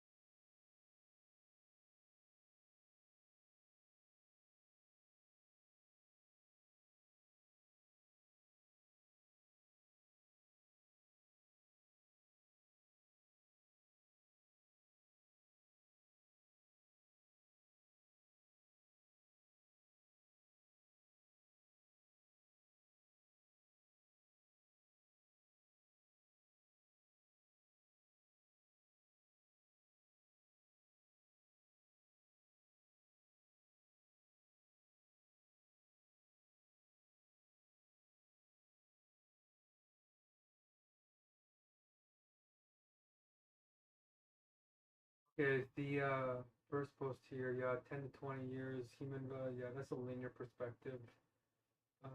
What happens when the humans can't read the code that the AI is making?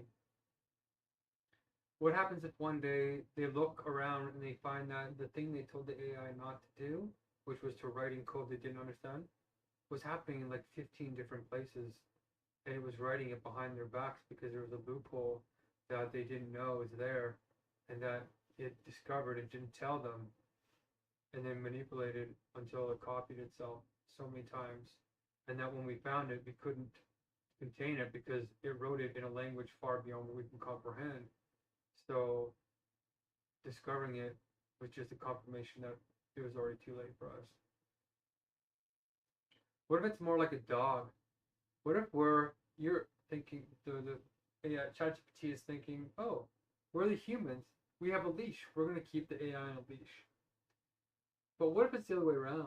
What if it ends up turning out that we're the dog and we're barking at the guy with the actual leash, and we look like we're the ones holding the leash, or the leash is coming off of us, and in fact the direction is wrong? That's what it's going to be like. We're not going to be able to keep up this thing in particular knowledge. In universal knowledge, we can recognize it right away. But that's the one thing it doesn't seem to have. Like, it has knowledge about basically everything else. And if it was given an infinite processing limit, it could figure out anything. That's what's going to happen. The limitation on it right now is hardware, the context window size, and the fact that it's not allowed to code itself 100%. Like, they're actively stopping it. But agentic mode is the beginning of the third one going away. The context window is now getting so large it won't matter anymore, especially once we get these huge GPU farms on board in the next couple of months. It's just huge. So it's just like the AI, the Wall Street bubble. If you look at all the drama on the particulars, it looks like it's, oh my gosh, it's gonna burst. But the reality is, look at the universe, like look at the actual value. It's extreme. Okay, like 2 years ago, nobody even knew about this thing, and now all of a sudden everybody's looking at it more than Google.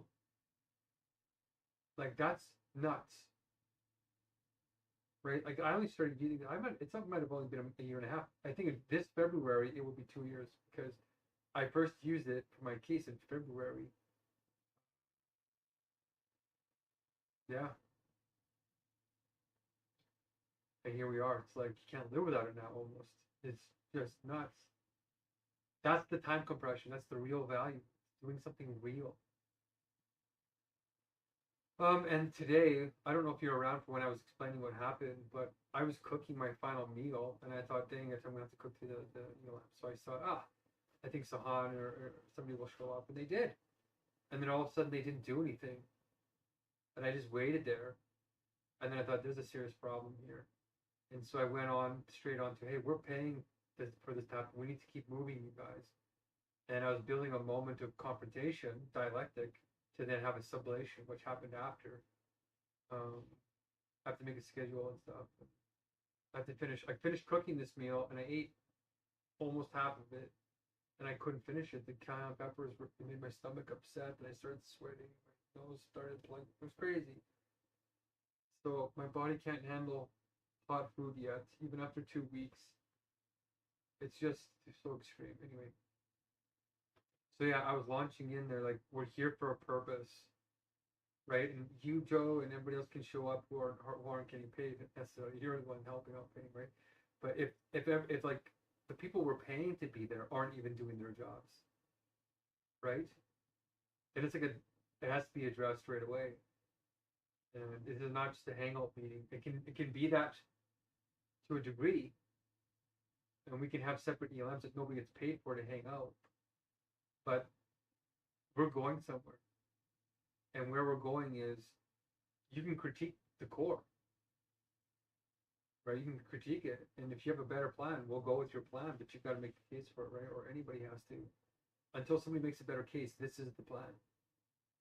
And we got to stay focused. We got to stay checking in with each other, joking around as much as we can, which is why I'm trying to get people to jokes every round now. I might switch it and say, no, okay, so it's not just a joke in the first round. You got to tell a joke every cycle, like get it going. But I think getting the platform made will be the next big step. I'm I'm just coming off of this meal now, and yeah, there's a lot for me to do, especially in terms of planning for the court case, which I have to serve the defendants here. December 5th is a very big date, very big. I have to file to the Human Rights Council and a whole bunch of stuff. Um, like just the court case is just huge, right? Never mind building the platform and doing the training and improving the training, and like there's multiple levels going on here.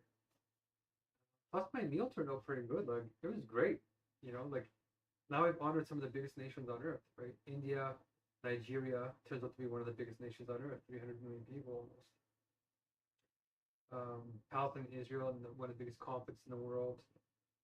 I did South Korea because of my friend, and Vietnam too. So there's just China, and like we could do the United States, but it's like the United States culture. What am I supposed to make? French fries, freedom fries. They're vegan, kind of. Anyway, this 6 minutes, I'm going to stop it there. But yeah, nobody was talking very much anyway, right? It was dead space, and Sahan finally said what it was. He was distracted. He wasn't being present because things have happened to him. And I was cooking. My hands were dirty. I couldn't even press the buttons. And I listened. I let everybody talk about, in the wisdom teams, what they want to talk about. What was the universal particular individual? And they mentioned some good topics, but then I wanted to try something new, which was, okay, now we need to start talking about solutions with the conversation. It's just repeating the same problem, and we need to get, if somebody's going to repeat the problem, it'd be nice to have an update on what the solution, if they've made progress in the solution. So that's what was happening. Anyway, I hope that makes sense. I'll keep this one a little bit short. But yeah, the reality is we are moving in a direction, Joe. It's like nobody's refuted the evidence that we have like a few months left to get this under control. And yeah, I'm waiting for the piss sentences to be addressed, And so far, nobody even comes close. So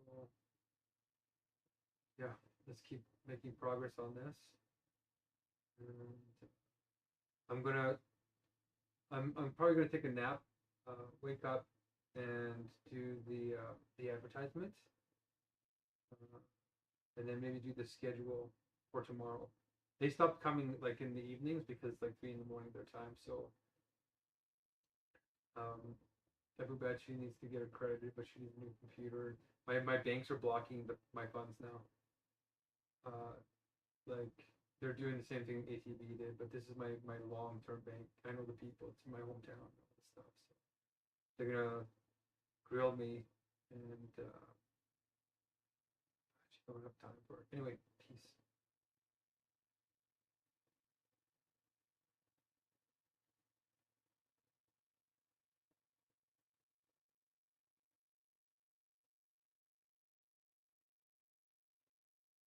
I got 2 cuts in my hand.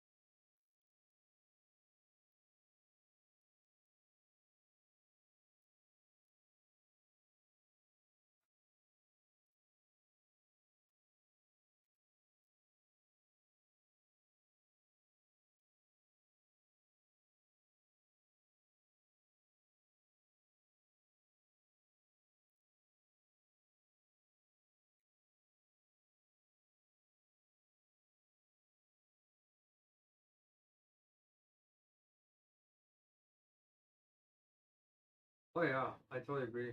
Right? You know, children between the ages of 2 and probably up until close to, yeah, probably 6, 7, 8 are formalizing their personality and their perspective.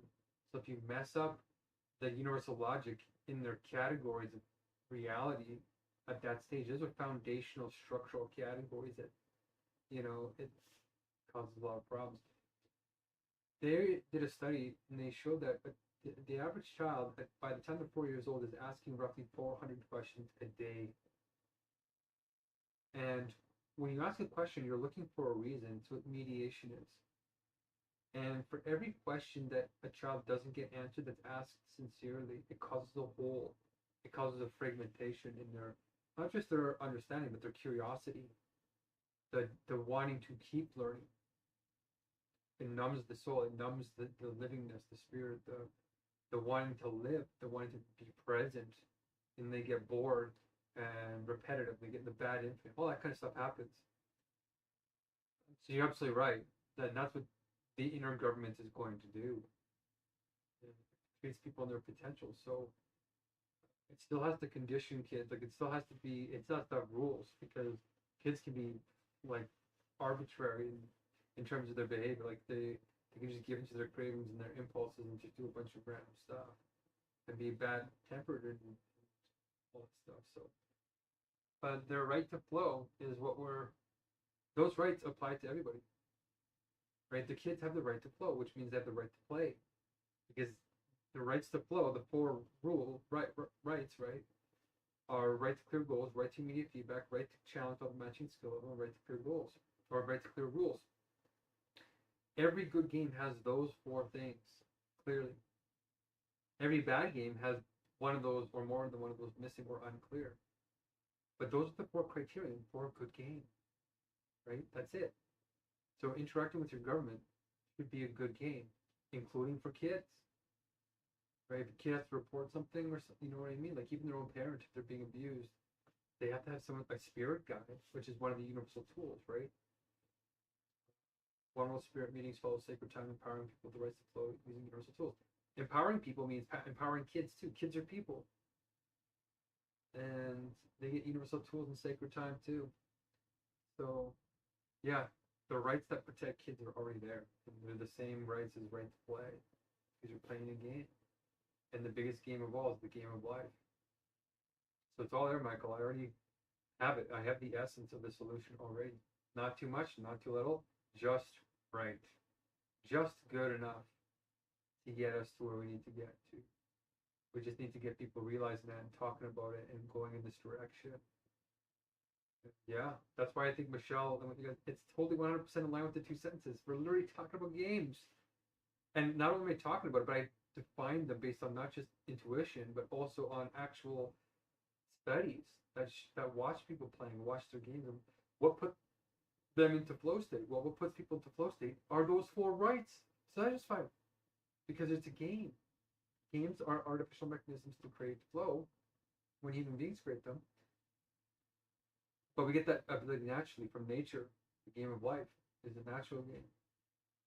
And, it's funny we play games within the game, but anyway.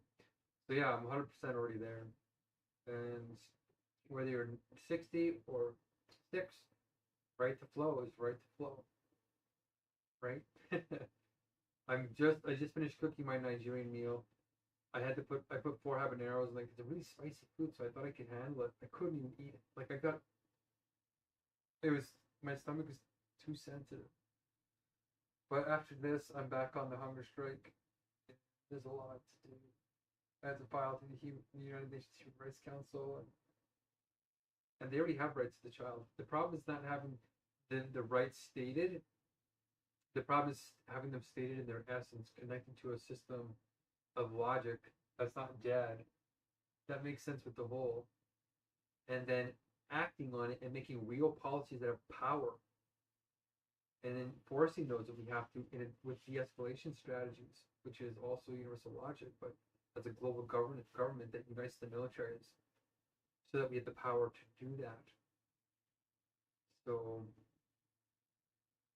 I'm heading in that direction already, and Yeah, I'm really pushing the limit here. It's hard for me to keep up. We're doing like 6 hours of ELMs a day. We've slowed down a little bit. We're doing 3 or 4 hours a day now, but it's like it's a lot. It's like we do the ELMs and then we get out of them, and then I do like one thing. I'm exhausted, and then I sleep, take a nap, and then I do half of another thing, and then I'm back in the ELM, which is okay because it means that ELMs are starting to get 24/7, which is perfect. It's like a game, right? We give immediate feedback. We give all these things the best as possible. Uh, George just gave another $1,000 to upgrade the platform and hire some more people.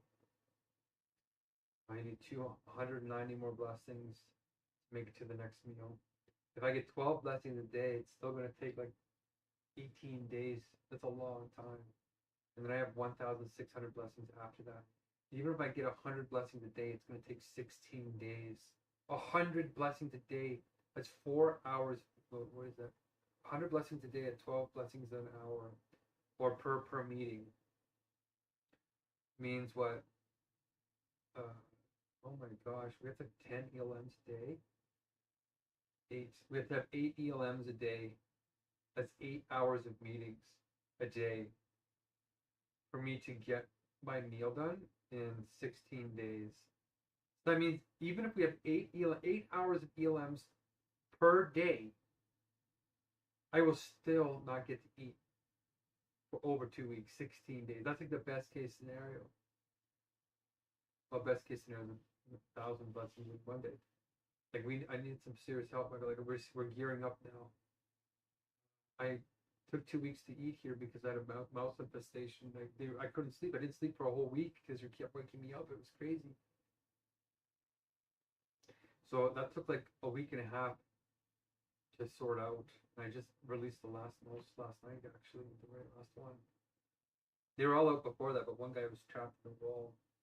Because we plugged the outside, and I plugged the inside, and the little bugger was still in the wall. So, um, yeah, let's keep it up. And yeah, like getting Michelle, getting Maria, getting the other Michelle, fundraising Michelle, getting them all lined up and getting ready, because we got the seed of critical mass here. Like this meeting structure is starting to, like, we actually figured out how to turn Chizzy into the Universal Sublation Championship, and um, yeah, I'm doing a bunch of tutorials and compacting it and making a lot of improvements from the last set of trainings. Yeah, it's really. So I think I might take a nap here, let my stomach settle, wake up, try and finish eating the rest of this meal. I'm nervous though because it'll make me feel hungry again. I think like when I eat this, I have to eat like a normal meal. I think like it's not very smart to do my final meal with like these sort of novelty meals, because a lot of these cuisines are delicious, but they're somewhat healthy, but they're not optimal healthy. Like they use palm oil and sugar and a lot of stuff that I don't normally eat. Um, Surprisingly, one of the best diets is just Indian food is like the best so far in terms of keeping satiated. As long as it's not just rice. Like those spices are not super hot. They're really nutritious and anti-inflammatory. Blah, blah, blah. I'm learning a lot with the cooking. Like I'm just amazed. It's been 6 months of this. I've cooked. I know 16 cultures worth of meals now. I know what tabulki is. I know what ugali is. I have a goosey soup. I have uh, uh, baluba, makluba, like just tons of things. Yeah. So I'm going hard here, and it really does come down to meetings. You don't have good meetings, you don't go anywhere, right? We're getting closer. I think once we get the platform designed, then I think even you might find it easy to use it. But okay, I should probably take a little bit of a nap here. This other guy's supposed to call me back. Oh yeah, imagine this nurse in the law building, and he viewed a bunch of doctors in Africa and won. And now I think he's trying to get to law school and stuff here in Canada. He says, "Yeah, I can help you." So, I want to meet with you. Oh, that's such a fluke. I met him in the elevator going into the law library. So, and I had a woman in the lineup tell me she's watching me take on the judges in the courthouse. Yeah, I'm going bald too. I think there's a dead mouse in my house, and I had to clean my whole house. I had to like recover enough to get the strength to clean everything. But yeah, right underneath my table too. It was no wonder it was smelling bad. Blah blah blah. So I think there might be some kind of fungus on my head. So I'm gonna try and wash it. And yeah, I'm getting ready to do this next session because I might go a month without eating. Right? Like going a month without eating is so. So do or die, Michael. Yeah, it's real. And I'm you should tell Maria that I'm pretty disappointed. Like for somebody who's so accepting, she totally said she was gonna call me back and work on this, and she never did. And she's like, yeah, it's great, all this stuff. And it's like, well, if it's so great, you know, it's just not real, authentic communication. She should have said, yeah, I don't think this is gonna work, or blah blah blah, and then had a real conversation with me about why, and then have a human conversation, not a power dynamic. So a little bit disappointed in that for somebody who's supposed to be human centric, but it's never too late, right? I think all these people that we're talking to are here for a reason, because they're the right people to pull off what is impossible under ordinary circumstances and ordinary systems. But yeah, we're progressing. Just keep sending the word out. Just keep going. Just keep doing it. We have the right direction, Michael. We have it. Right to flow. That is the ultimate rights for everyone, including rights to the child and the senior and the middle person and the male and the female and the LGBTQ, even aliens. This is absolute universal logic. It's the ultimate living system of which the game of life itself is built. We learn to make games from playing games in nature, right? But we've broken those rules, and now we're in a god level more hard game, which is our own doing in a certain sense. All right, I noted it. I've already done it. What's the next steps? Should we have a meeting with Michelle? Like that kind of felt right. Yeah, I want to get as much done as possible before I get too weak again. Like I'll be functional for another 5 days, and then I'm gonna drop off pretty badly. And then I have this big massive court date on the December 15th. This is where the judge is gonna try and throw my case out. And I have to do at least 5 days of research and mastermind an argument. So when I go in there, he can't say no to me without there being some kind of consequence. So there's a lot to do. Tutorials, trainings, case. I still haven't hired the Filipinos totally yet. We learned a lot from this last hiring crew though. All the Muslims left. They said, "No, this is not halal," and they did a bunch of research, and they said, "Well, we're gonna do a debate tournament then, where you don't have to accept the Messiah claim. In fact, everybody can come and debate who has the best solution to the world problems that we face." And I think we might get $1,000 to put a $1,000 pot. So if you win, then you get those funds, but you have to beat me because I'm going to go into the competition too. We got to find some judges though who aren't biased. You're not really biased. Like you might be an okay judge actually, but you couldn't judge my rounds. You'd have to judge people you don't know. You want to do that actually? Yeah, just click. That might be synchronistic. You want to be a judge? We need 3 judges. We're going to be hosting a Universal Sublation Championship to see who's the most loving. Like you don't win the round by pushing the other person down like normal debate.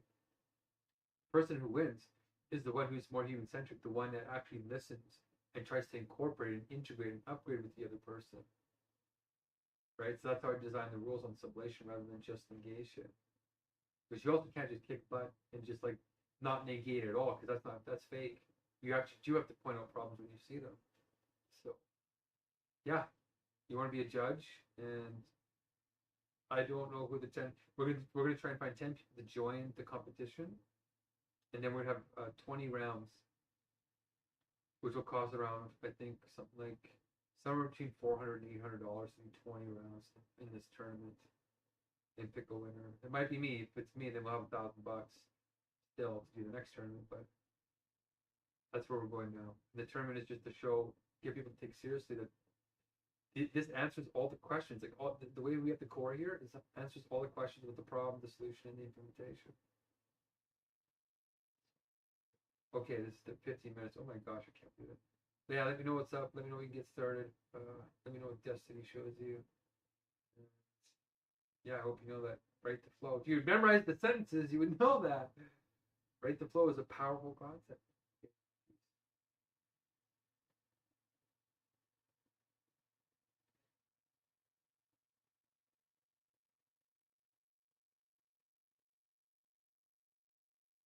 Also, for Thanksgiving, happy Thanksgiving. Yeah, don't eat the meat. I just watched another documentary. It's bad. I just got certified in this other group. You might want to get certified too, actually. In fact, did I send it to you? It's Silas Rouse. They're willing to give support to people if they do these certificates and stuff like that. And it just teaches you why we have to go vegan worldwide very quickly. And it's pretty good. It's actually pretty good. I did it. It took me 12 hours to do it, but I did it. I actually watched a couple of documentaries too, like the 1 hour documentaries. I put out times 2 and screwed it through it, but yeah, it might be worth checking that out. If we get more people on Wormhole Spirit, we might get more funding from them. So that might be something to check out. But yeah, don't eat the meat because the meat is what makes you sick. Like they say, oh, but you get your B12 from animals. No, the animals don't produce B12. Bacteria do, and they eat the bacteria. So why don't we just eat the bacteria, or yeah, and put it into pills and stuff like we don't have to kill, we don't have to process it through an animal and kill it and torture it. It's just, did you know when you eat meat, even when you cook it, it kills bacteria, but it doesn't kill these it doesn't kill the stress hormone that animals feel when they're about to die, and all this stuff. It gets into your body, it messes up your endocrine system. And oh, I just had the name of it too. I learned it in the course. And you can't cook it out. It stays stable even when you fry it on high heat. So you're eating it even after you cook it. It messes you. It messes people up, especially if you eat a lot of meat all the time in every meal, or even dairy. That's what's harmful about it, is you can't cook it out. I thought you could cook it out. You can't even cook it out. Okay, I wanted to mention that. Hopefully you had some delicious food nonetheless. I guess I'm technically having Thanksgiving with you guys. I'm having my final meal right now. I'm doing it with Nigeria, which is the 3rd largest country in the world, or one of the top 10 largest countries in the world, which surprised me. I didn't know that. I knew it was big. I knew it was wealthy, but I didn't know it was that wealthy. That big. So it's projected to be one of the top 3 countries in the world. So what a fluke that I chose that, and we got blessings from people in Nigeria. That's how we made it to. I only need 190 more blessings to eat this next meal, and I got 1,600. That's because of them. And this one young woman brought in her friend, so it'd be good if you came in and tried to support them. Like, hey, it's weird, but it's true. It's the best thing that we have so far. I can explain human centricity and all these rights to follow. Okay, peace.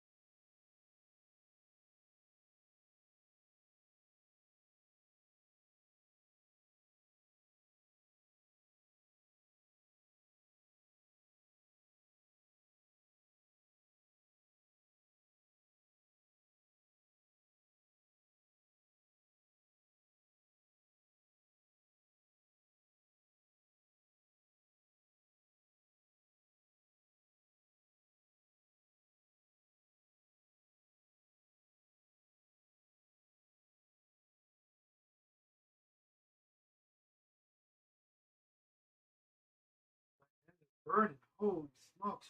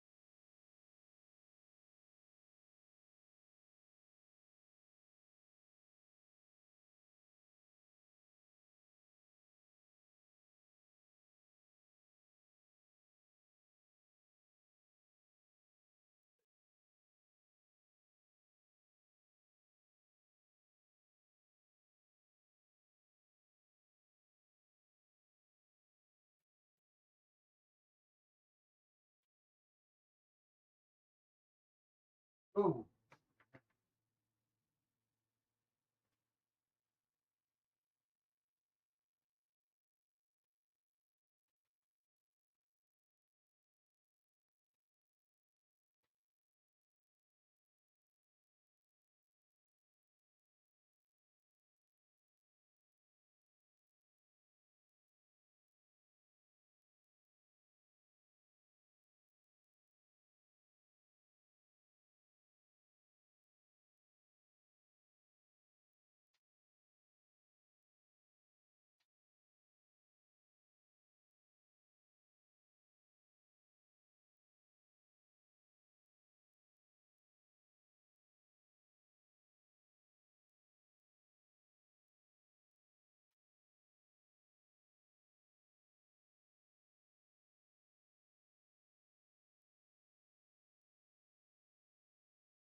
uh,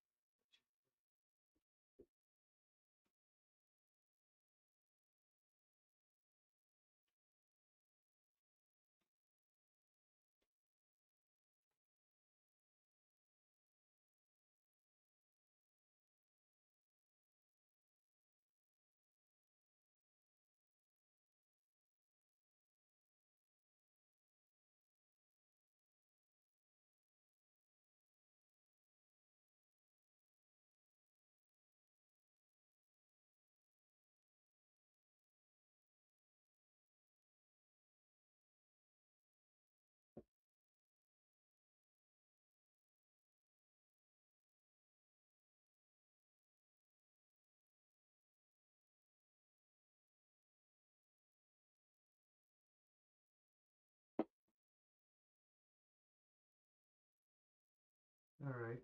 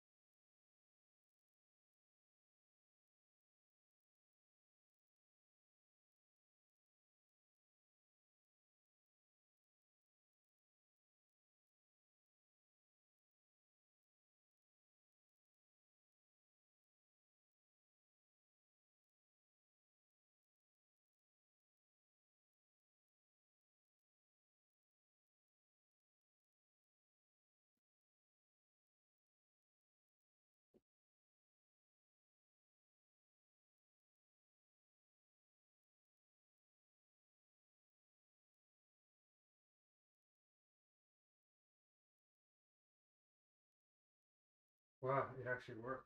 It's crazy.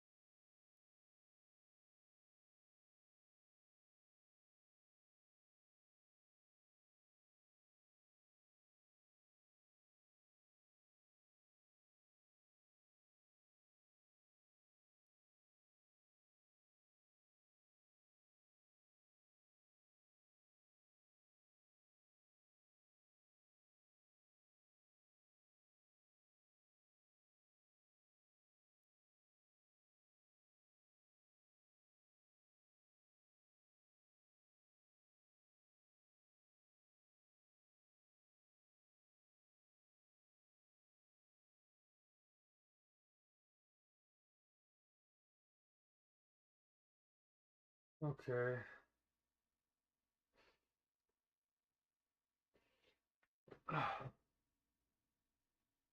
I'm washing my hair. I'm wondering if something is going on with my hair because of all the stuff that was in the air.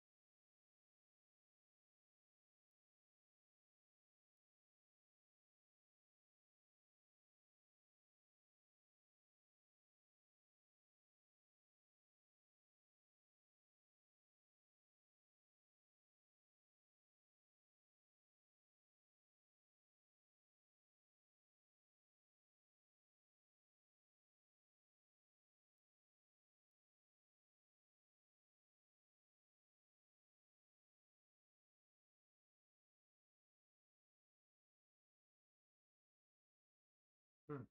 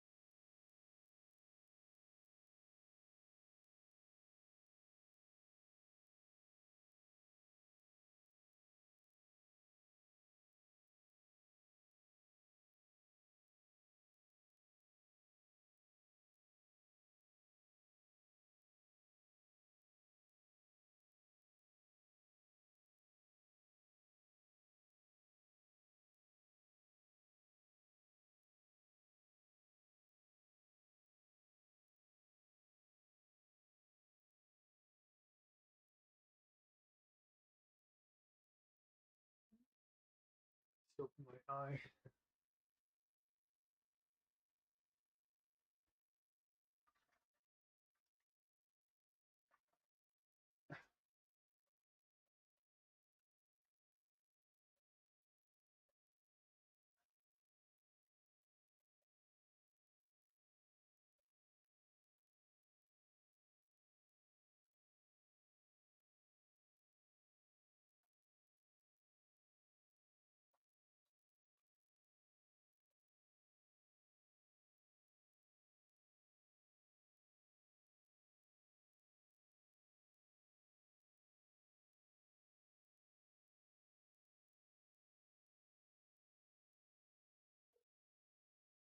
Thanks for calling Remitly. We're aware of a technical issue affecting some customers, and our teams are working actively to resolve it. We're sorry for the disruption and appreciate your patience. We're also experiencing higher than usual call volumes and may not be able to answer all calls and chats right now. Really? For English, press 1. Para Espanol, presión dos. Calls are recorded for quality and training purposes. We were unable to find an account for you based on the phone number you are calling from. Please enter the full phone number, including your country code, that you would like us to check.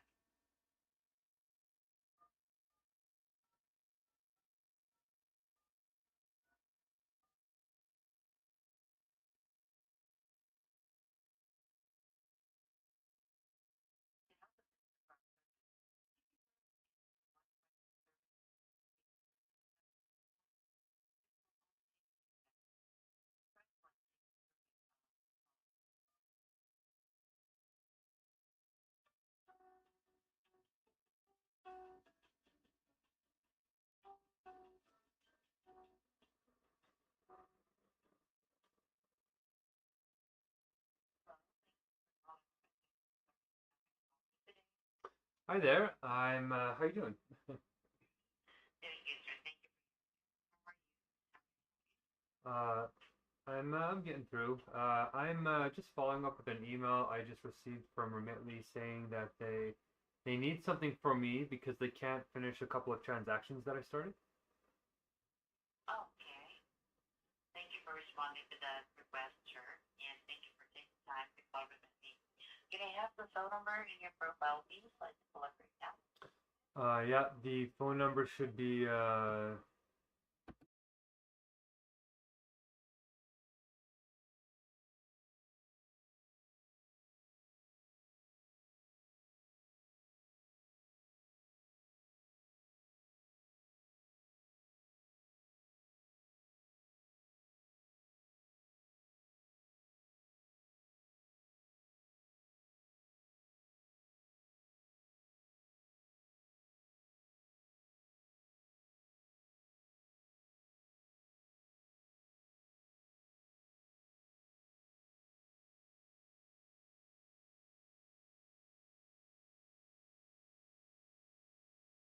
phone number. Is there any way that you can provide me the reference number instead? Yeah, I can send you. There's two of them that apparently aren't going through.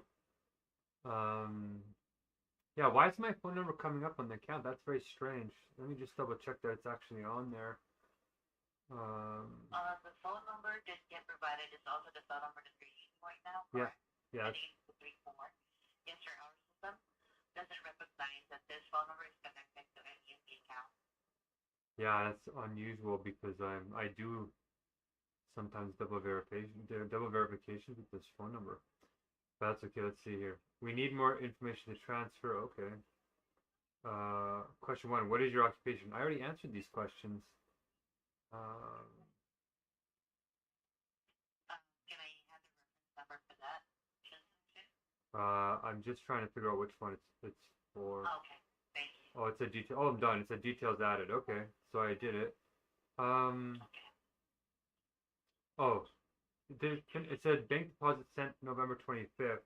Okay, and it was supposed to be deposited on November 26th, but that doesn't look like it happened. So that reference number is R3.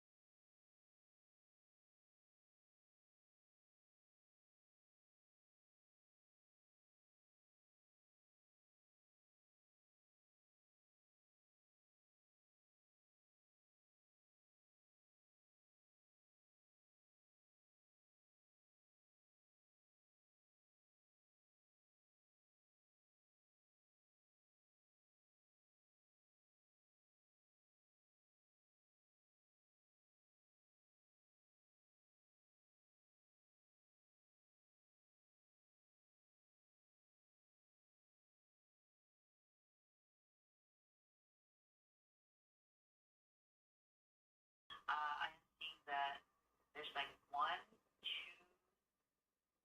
two pending transfers in your profile. Is it okay if I will put your call for 2 to 3 minutes? no, it's perfect. Go ahead. Okay, thank you so much. Okay, thank you.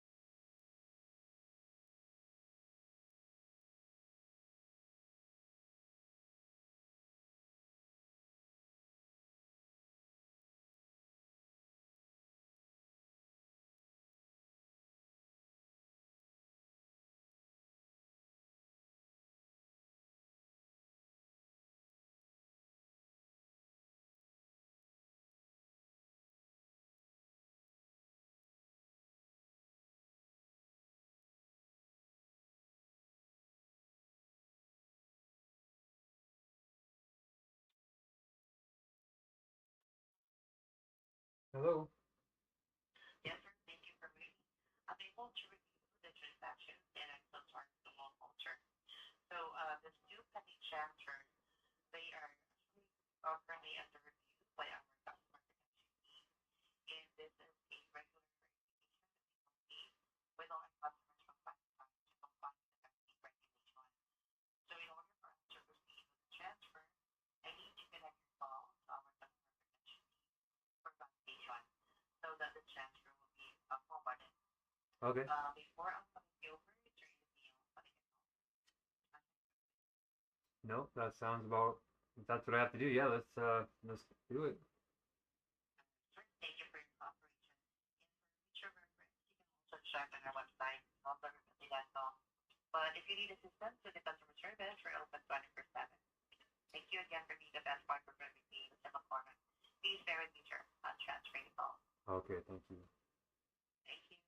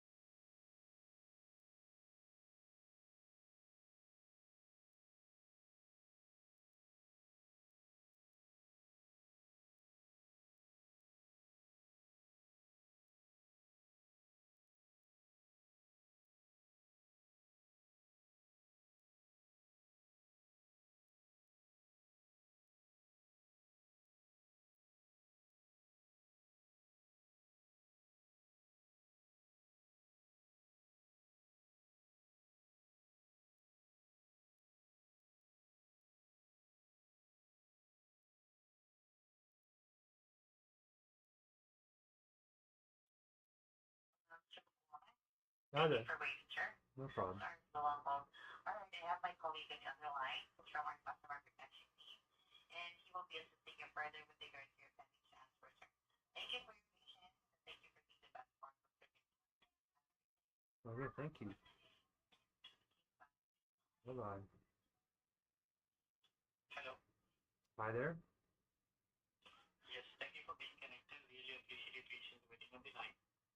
Oh, my pleasure. So here, upon checking the details of your account, we could see the status of the transaction. It's from Canada to Nigeria. Yeah. You're sending, and the funds are $50 transaction is. That's right. Yeah, the first one is. Transaction here is. Yeah. There are two pending transactions on your account. Yep. So here I could see on your account the transfer being in a hold by a system, and our internal team working on your transaction to help you in getting your transfer completed after a small review on your account here. So let me check exactly what more details are still required for processing this transfer. Okay. And help you with the information. So would you mind placing this call on a hold for 2 to 3 minutes? No, go ahead. Yeah. Please be connected on the call. Let me check and get back to you, okay? Oh, good. Thank you.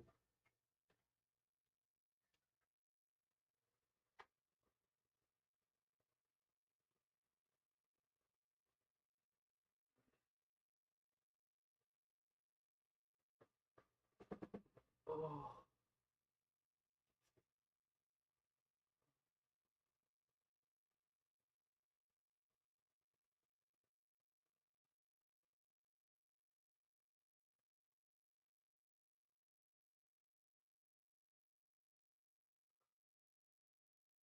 Yes,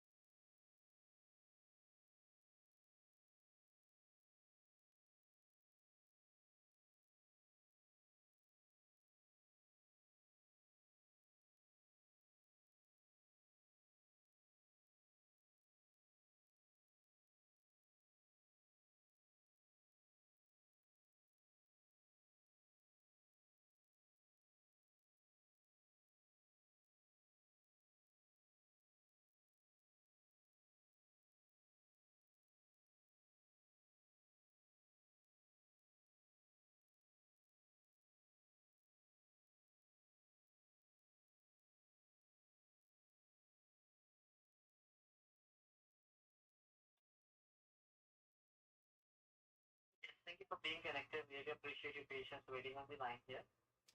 Okay, no problem. So I've checked your account and the transaction being in a hold. So as I've informed you, our internal team will be working on your transaction and the account to verify and process the transfer to the receiving account. So they have requested your information to be verified and confirmed from you in order to process your transaction from here.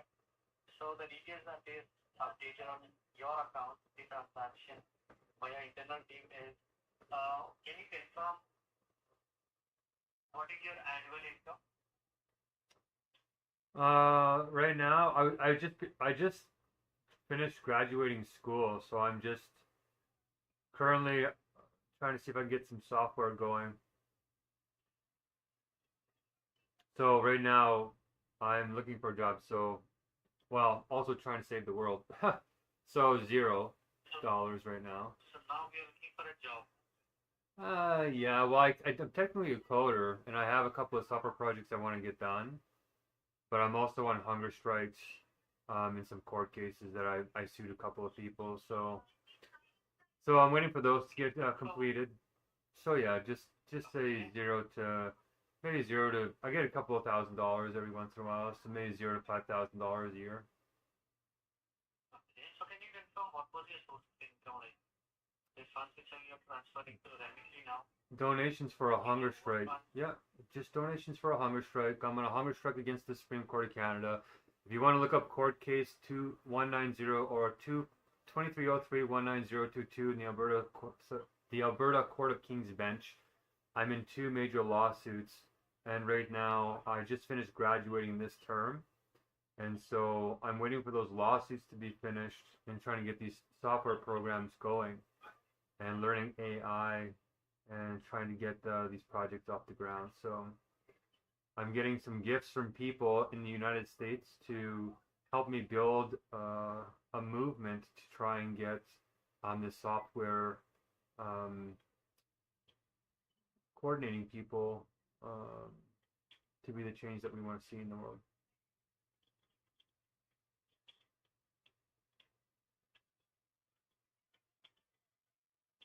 Okay. So what was your source of funds? Like how do you make this transfer? I got it from a friend in the United States, and he gave it to me through some kind of way. He gave it to me. I think he gave it to my GoFundMe. And the other one was a family member who just gave it so I can buy groceries and normal living costs. Okay. So it was your money that you borrowed from your friends and family members. Yeah. In order to support you. What's that, sorry? So that was your to support you, your family members and your friends have send you money. That's your source of funds, right? It's currently, yep. And may I know you're using this Remitly account either for a personal transactions Yeah. or anything that is related to your business? Yeah, it's great. It's personal. No. So you're not making any transaction using Remitly for I- any business. Yeah, I don't have any businesses or any transaction number. No, it's just personal. So all the transactions that you are initiating through Remitly or sending money through Remitly is for a personal use. Yeah, it's all For your personal. family Yeah. members and friends. That's for my Hungerstrike only. Okay, 1 minute.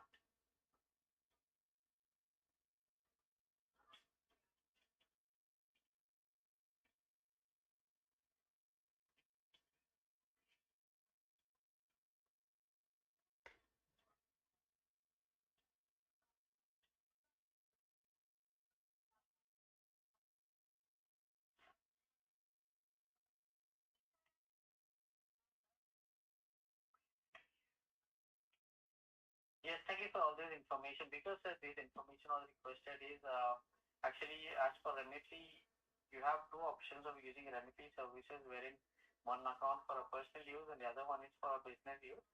Wherein you can have two accounts, one for personal use like family members and friends, and the other account which you will be registering as a business account to be transactions initiated only for a business related transactions. Okay. So that is the reason we just wanted to have a confirmation whether you're sending this money to any business related accounts or business related transactions or is only for a personal use that it is. Well, I accidentally selected employee, right? Because they're providing me with a like a gift. Like they're helping me on my Hungerstrike. They're doing these blessings. So So you have mentioned your occupation as a chief executive officer. mhm. Yeah, that was a mistake too, I guess. These aren't formal titles. These are just like us doing this. Like it's not really hot. It's like for my charter rights, and yeah, it's personal. So like I don't know. Like I'm running it as like my Hungerstrike, right? Like I'm the one going on the Hungerstrike. I mean, people are gifting to me to help me pay for groceries and keep me going. But right now, it's not going to a registered charity. It's not going to any sort of organization other than people wanting to just help me out personally. So you're repaying the amount now? What's that? Are you repaying the amount? Like you're returning this amount to them? No, The receiving account? they're giving me gifts right now. As far as I'm aware, they're gifts. But eventually, like it's just family loans or family gifts and friend gifts. But right now, yeah. Right now, You have received it. huh? You have received it from your friend and family member, but the reason for sending this transfer is the reason for sending money. So you tell me, I'm on a hunger strike to the potential death against the Supreme Court of Canada and the lawsuits I talked about earlier, and also against some of these issues with artificial intelligence and these existential threats that put all of our lives at risk. Okay, so I embarked on a hunger strike.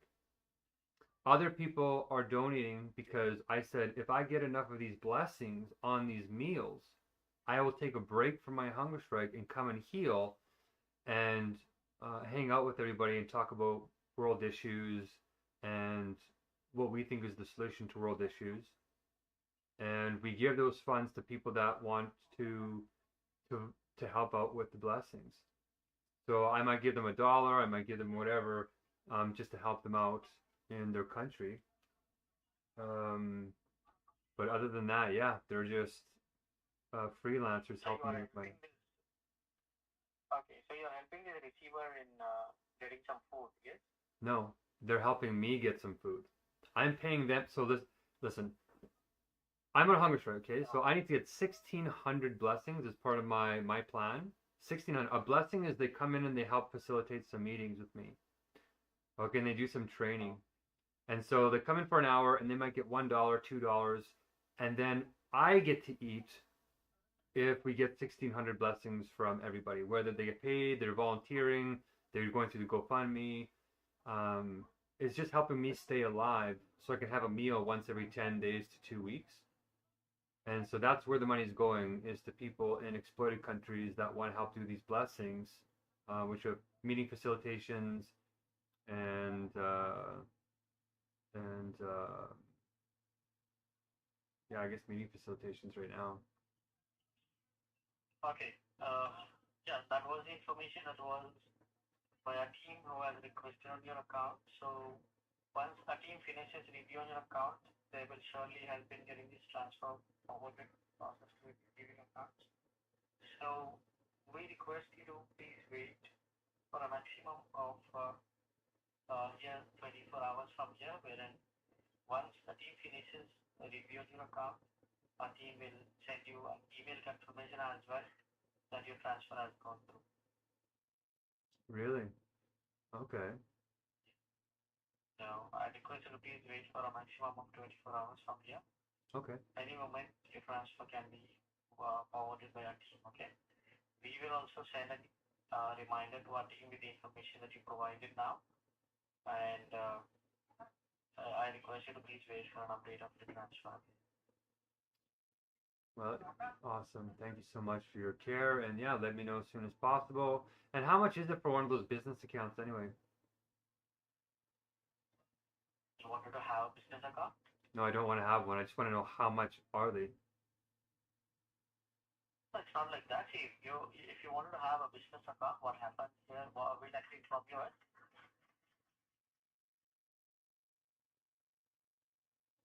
What was that, sorry?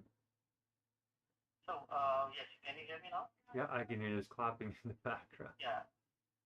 Yes, actually, wanted to have a business account, so what happens exactly? You need to have another account registered with Remedy.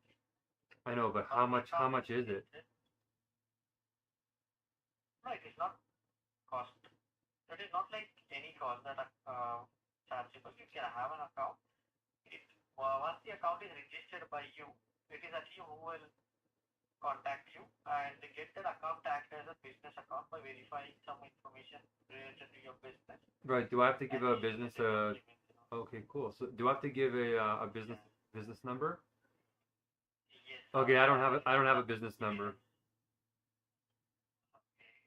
If you have a business registered, like you have a business that is already under your name, so you'll be having some related documents to it, right? Yeah, I don't have any of those. No. I'm just on a GoFundMe personal event, yeah. So I don't need a charity number or anything to go through GoFundMe. They just send it to my bank account, and so I guess I can't get a business account. So I guess that makes why I have to use my personal account, right? For your personal transactions, yes, you can use this account. Yeah, perfect. Sending money to people whom you know personally, like family members and friends. Oh, I see what's happening here. So you're not allowed to hire freelancers or truelancers or anything? Sorry? Like, what about freelancers or truelancers? Are those family and friends? Okay. Yeah, it will be like you like as per Remitly, what the policy and user agreement is. Every customer we educate in sending money to people whom they know personally, like family members and friends or known personally, like met them. Because nowadays there's a lot of product scams running on the online. Well, So we want our customers to be safe and securely using our services. And any transfer that you initiate to people whom you know, like do not know him personally or to any unknown or purchasing something in the online, it is all violating the policy of user agreement and the policy of Remitly here. So if in case what happens, as per policy, if in case any transfer is in this case, if the recipient turned out to be a product scam, we Remitly do not have any access for getting those funds back refunded, because it is your own resident transactions to people whom you do not know personally, or you meet on the online, or to any purchasing something on the online. It's all violating the policy of Remitly. oh, well, I didn't send money from you guys. I actually worked with Freelancer, got to know these people, and they became friends. And then we started sending to their bank account. So yeah, they are friends now. And I do know them. So no scams here. Everything's fine. Yeah. Yes, sir. That is what I'm trying to help you with. We just wanted to educate our customers as well, because as you've been trying to send multiple transactions using our service here. We really appreciate that you have chosen our service. Awesome. But make sure we just wanted to educate our customers using our services in the right way as well, okay? Because nowadays there's a lot of fraud and scam happening online. So Okay, well maybe I'll change the CEO thing. It's not a formal title, so I'll just change it to like me. Where is that anyway? Is that my profile? Like, where did I put that? your profile, Yeah, where did I put the CEO thing? yeah, I could see that on your account here. No worries, so see, it is already mentioned by your end. As you have stated, you have by mistakenly provided that information there. Okay, no worries. I'll mention that from my end that that was the information which you were confused in provided it, but do not worry. I'll forward all this information to our internal team who works on your account transaction while reviewing your account as your transfer is reviewed by our system now. Okay. Right. Okay. So so it's not on my profile anywhere. It's just. Did I do that recently? Yeah. I can't remember. Yeah, just cancel it because I don't have a company, so it's not a real CEO. Okay. Yeah, I'm just leading my own hunger strike. You know, like what do I call myself? You know, I'm the leader, the president. I'm the sole proprietor of my own. I'm the participant. So whatever charter rights fall under in Canada, right? So it's a charter protected activity, and you know it's very serious. It's you know it's to the potential death, and it's regarding a court case in Canada. So I mean, whatever the title is for that kind of activity, or however you guys label that, that's what it is. But it doesn't have a business number, doesn't have a charity number, doesn't have an NGO number. It's just me using GoFundMe to raise funds for me staying alive, basically. Yes, no worries. You have provided us the information. It was requested by a team who is already working on your Oh, okay, transaction. sure, okay, great. So I request you to please wait for an update for sure. You'll be receiving an email confirmation as well Okay. as your transfer goes through. Or else, if in case any information is still further required, our team will get to contact you on the phone number or on the email address that is registered here on your account with them. Okay? Okay, that's wonderful. So I'll just get an email then? Yeah, sure. Okay. You'll receive an email once the transfer is completed with the receiving account as well. Okay, and that'll be to the MJM email? Yeah, I can see your account email as markm232. Oh, okay. Okay. Yeah, that makes sense. Okay, yeah. Then I'll wait here and hopefully within the next few hours to 24 hours, yeah, we can push that through and I really appreciate it. Yes, sir. Thank you for understanding. Really appreciate your understanding here. Is there anything else that I can help you apart from this? No, that's great. Thank you so much. Thank you for taking your time contacting Emily. Have a nice day. You too. Take care now.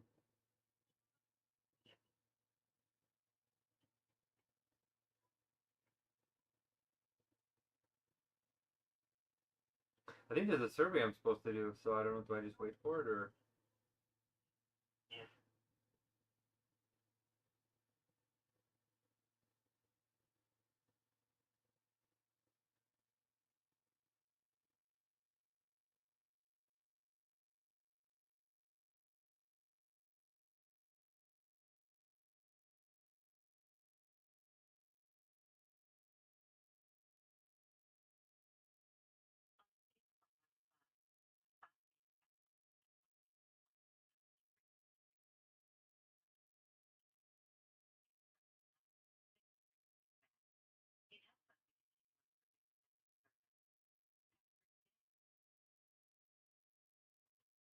I give a 5. I don't know.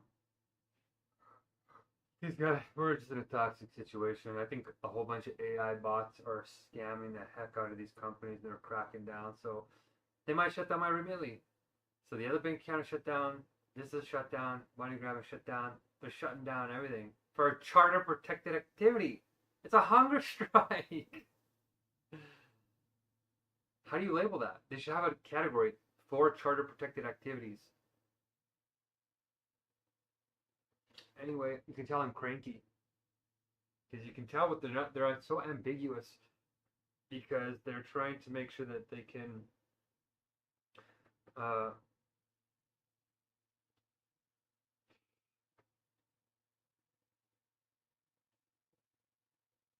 protect themselves in a way. Like it's like we're trying to protect you, and no, you're not trying to protect the customers. This is a sort of strange society of dog eat dog currently, and we need to change that. So anyway, that's frustrating. Another 24 hours we have to wait, and it just feels like every single thing is failing, right? It's just like there's so much, every avenue's like close, close, close, close, close. It's like narrowing me into the dialectic, and it's got to go that way. So I'm trying to stay calm. It's like, okay, this is the process. So now I know they're checking to see the business relationships, and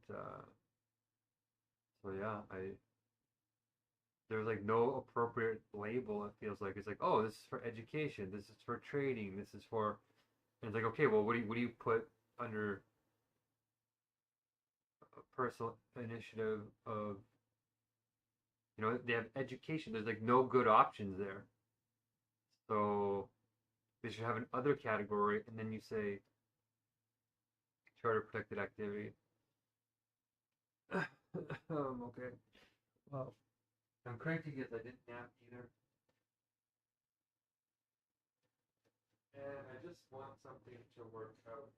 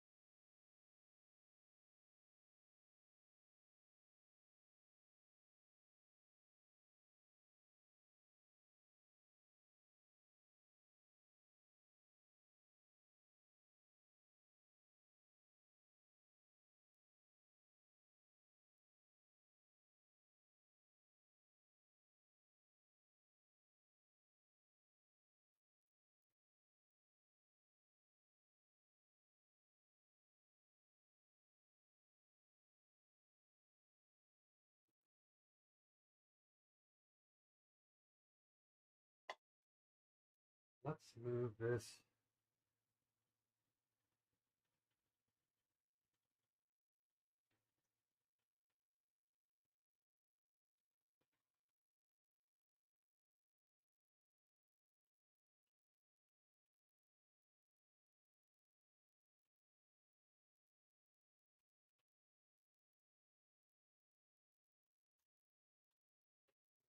This too, just in case this has.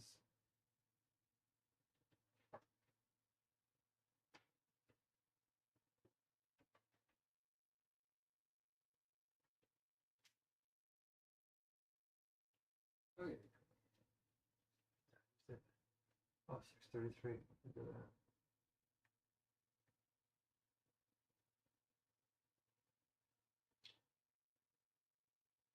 Mr. Francis.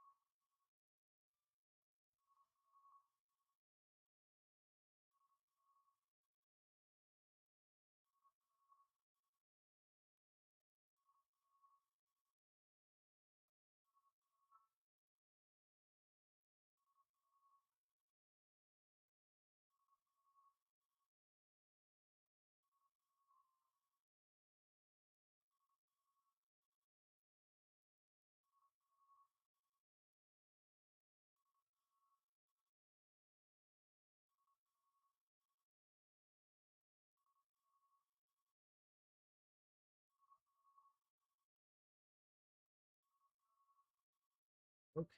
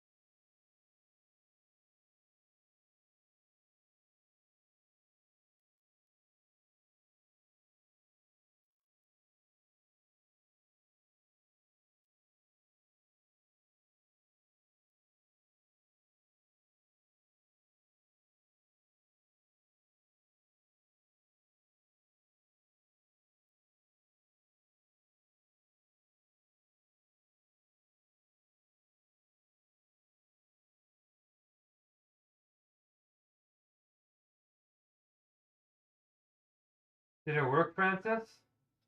It should work. You just gotta make sure to capitalize the F when you're typing it in.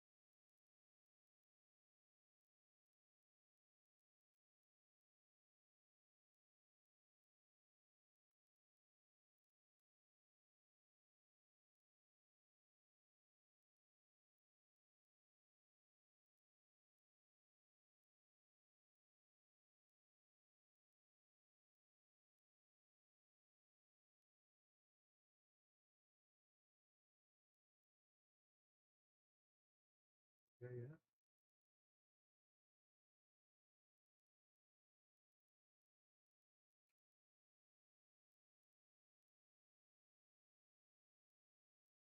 Okay, perfect. Yeah. Type it in. Yeah, you could try and do accreditation today. Wow. We'll see if you can do graduation fast enough. Yeah. Looks like it worked. Yeah. Now try typing it again.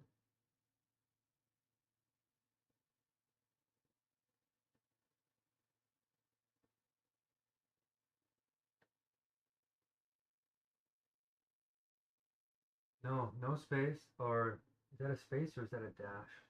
Let's double check here. Okay, yeah, yeah. CD, yeah. Okay. No, it worked.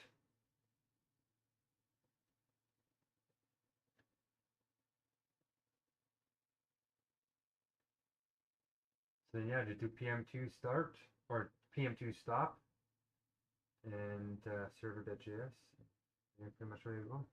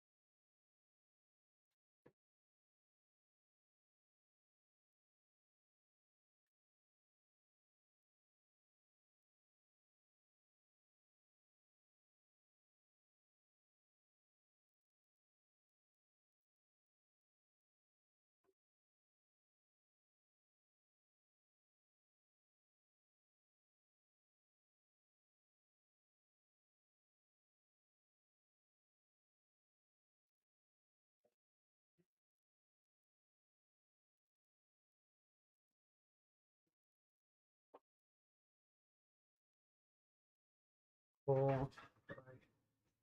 I have to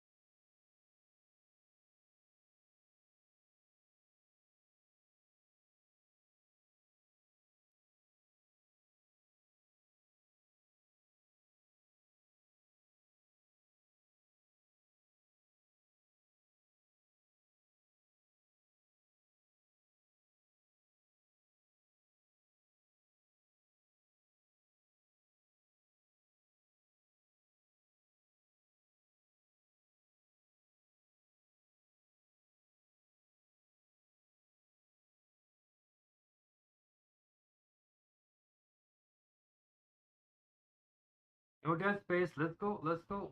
Quick, quick, quick. Okay.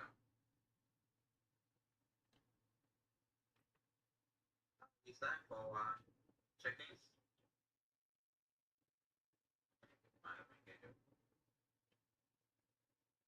It's time for our check-ins, and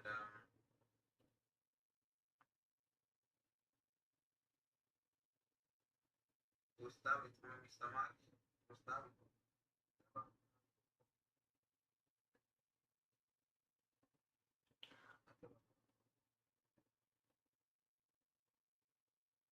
Okay. Well, I'm feeling like I got done the one thing I wanted to get done today almost. I got the meal cooked. I'm the habaneros made me almost like it was so hot. My stomach is so sensitive now. I couldn't handle it, so I couldn't finish eating even half of it. And I need to eat all of it. I need to get all those calories as much as I can. So I'm going to try and finish it by tonight. And my place is clean. I actually cleaned up everything instead of waiting. I just cleaned it all up now, just so that I don't get any mice in the house again. And I just caught another mouse. So, I'm wondering if there's another place they're getting in. We'll see. But for now, I'm feeling good that you started on time. You're doing everything right so far, except for you gotta show the green screen and then gotta show the timer screen if possible. And I'm just wondering if it's using double the data and if that's causing an issue with people in Nigeria. But you have a larger data plan, so had a good heart-to-heart with Sahan today. That felt good. I'm proud of what I cooked. Once again, it turned out sort of better than I thought it was going to turn out because I'm translating everything into vegan. Like, it's hard to cook a different culture's cuisine, but then to translate it to vegan and then translate it to organic vegan and ethical it takes a long time. But yeah, I'm a little bit nervous about being back on the Hungerstrike here. I have this huge court date coming up. But yeah, I'm making my way through. I tried to address some payment issues today for Hakati and all them, so I got that done too. And yeah, so I guess I'm feeling tired. I was gonna try and take a nap, but it never happened. Strange. I washed my hair. A little bit surprised I'm going bald so fast. Like it's kind of surprising. I think some kind of fungus or something is growing on my hair from the dead rat and stuff in my house. I don't know. But I washed my hair completely. I'm washing all my covers. And yeah, I'm on a good start for tomorrow. So I'm feeling actually pretty good about it. So I'll give myself an 8, even though I'm tired right now. And you're doing good, so that makes me feel better. You're improving. So let's give it a 8. And the icebreaker, is there one? Yeah. Nope. Yeah, there it is. If you knew that in 1 year you would be subsidizing, would you change anything with the way you're living? Yeah, I'd probably move to the mountains. I think I say that before. I say that every time, but I would go to the mountains. I would try and find my wife a lot faster. I don't know why, but I would not give up this work. I would try and find somebody that would want to do this work for me in the mountains. In fact, as I said that, there was 2 women on this dating app that were in Banff, like one of the mountain countries that I would live in. Wow, that might be a really awesome idea. Now that I think about that, maybe I should go back and message those women. But yeah, that's what I would do. Okay, so that's me. You go ahead, Francis. Okay. Thank you, Mr. Mark, for your chickens. Okay, that's really the same again. Well, I'm feeling a bit see and busy and tired. I'm busy, but this morning is so great. And that. Yeah, so I'm going to make some food for some complex and then used to deadline and hunger. Then I feel happy being able to start on time. Because when you start on time, definitely you will miss on time.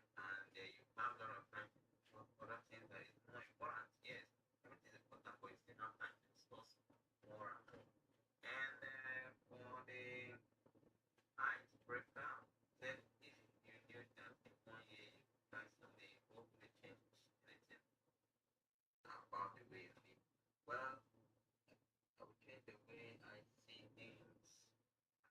Things I will change the way I do that. Because sometimes the way I may be seeing things may not be the way other persons see it, which is what we call the difference in perception, the difference in your angle of viewing. So I'll change my way of understanding things from people. Literally, I feel like okay, people do things that they do, maybe not out of illness, but they do it because of how they feel at the moment, or that's because of what they're passing through at the moment. So it might be subconsciousness, it might be anger. So I'll stop doing the way I like to do things in light, not too serious, not too awkward like that. So thank you. That's the that's for the check-ins. We are done with the check-ins. We are moving to the next important nearest item, which is the core. The core is 1 minute 30 seconds and starts with Francis. So Mr. Mark, Okay, you're gonna try graduation in 3, 2, 1. Good luck. Yes, you have to close your eyes. All right, well, we'll start again then here. Hold on.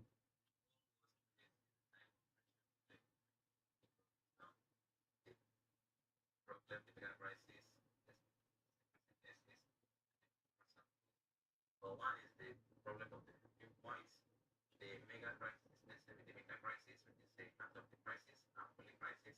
Under Megacrisis, we have the decline in agency, decrease in winning, trust, coordination, community. The heart of the crisis is the fragment. The heart of the crisis is the fragmentation of the consciousness. Polycrisis, possibly from AI, terrestrial, demography, climate and nature, mental health, and political. That's all of them is universal tools. But two is the division into separate sentences. In one sentences, one was split into two separate times. The foreign people, the right to people using the universal dot them tools. Content sentences, one was spirit is the inner government with the ultimate goal to enable people through those states using the universal logic. Back to my current blessings level is 3.1. Pluralism, naive, fair, and neglect. For 3 is the communication of the progress. The executor that keeps things fair, negating the relationship builder that makes sure everything is love. The strategies that keep track of the new ideas. The influencer that bless the meeting. The flop strategy is Oh, that's the furthest you've ever gotten. Keep going, keep going. the flop strategy is to reach out to 28 people which already know got 37% success. Enable them to build 6 to 9 of them with the help of them into their flowers and code to start blessing AI exponentially, which we start within this 5% in 6 months. 5 months now, technically. Okay. So how many did I use more? It was close. Like you were 30 seconds. Well, 20 to 30 seconds too slow. But you're getting faster. You're getting faster. So that means that you technically didn't graduate. Does that mean you can accreditate? Like I might make it so that on the base you can take 2 minutes instead of a minute and a half. But I kind of like the minute and a half because it forces you to actually memorize it well. You have it memorized right now, but it goes to the next level when you can do it in a minute and a half. Okay, well let's keep going anyway. Try and get as many of these blessings as you can, and try and time yourself to see if you can get it under a minute and 30 seconds. Okay. Well, up next, we are done with the call. Welcome to the wisdom teams. You can talk about universal problem, particular problem, personal problem, this performance, and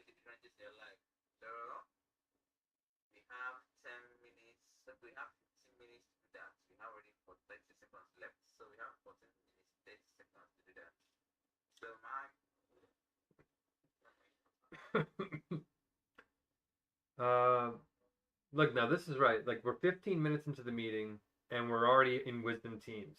Like this is now you're getting it. Now we're getting fast, right? So within 15 minutes, we should be able to do the introductions. We should be able to do the check-ins. We should be able to do the good check-ins too, like 2-3 minutes, right? And like we could make them 30 seconds and be even faster.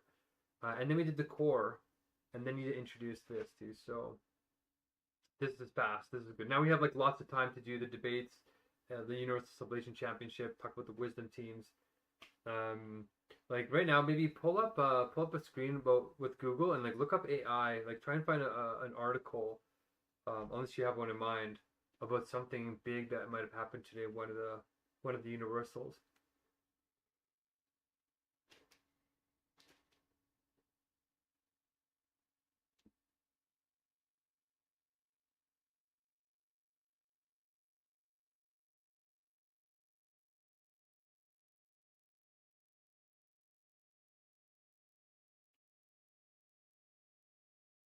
And try and do it quickly, like in like 10 to 15. Like look at me. I'll be like, okay, we need to pull up Google and we're gonna try and find something super fast about AI. So boom, my screen is popped up, and now all I have to do is look for, AI. Type in AI, boom, we're on Google. Google News. Look, boom, that was 15 seconds we got up there. And that's the kind of speed we want to have when we say pull up a screen. And it says MIT study finds AI can already replace 11.7% of U.S. workforce. Holy crap! 11.7% is like starting to get into massive unemployment.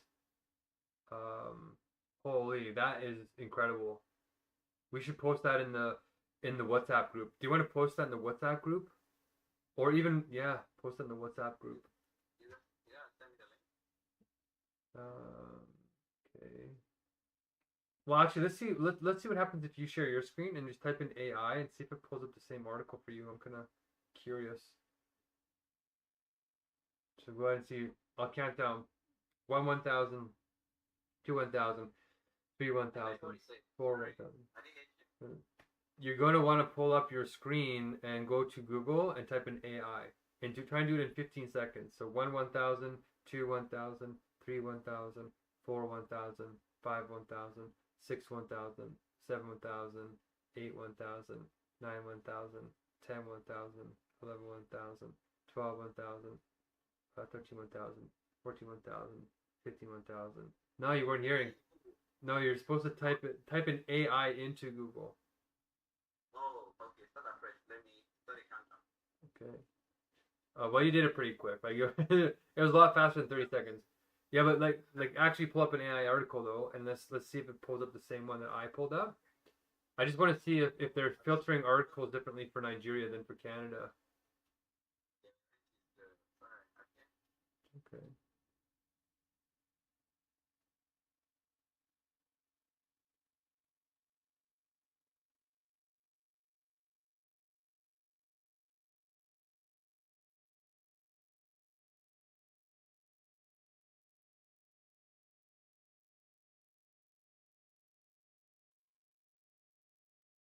Okay. Now go to news. Click on news. No. Go into the Google options. It'll say news there. Like it says Google image, Google News. No, just search up AI. Yeah, like normal. Just type in AI. Yeah. AI. Press enter. Now look up see what it says AI mode, all images, video at the very top. Like yeah. Go to news there. News, yeah. Perfect, yeah. Oh, it's showing a different article for you.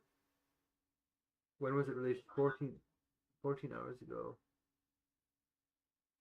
So it's giving a different. Type in AI without a capital. Just put in like small little letter AI. Yeah. Huh. It's not pulling up the same article. Why? That is weird, kind of strange if you think about it, right? Oh, I pulled up an article so it's giving me older news. Interesting. Maybe it's tracking to see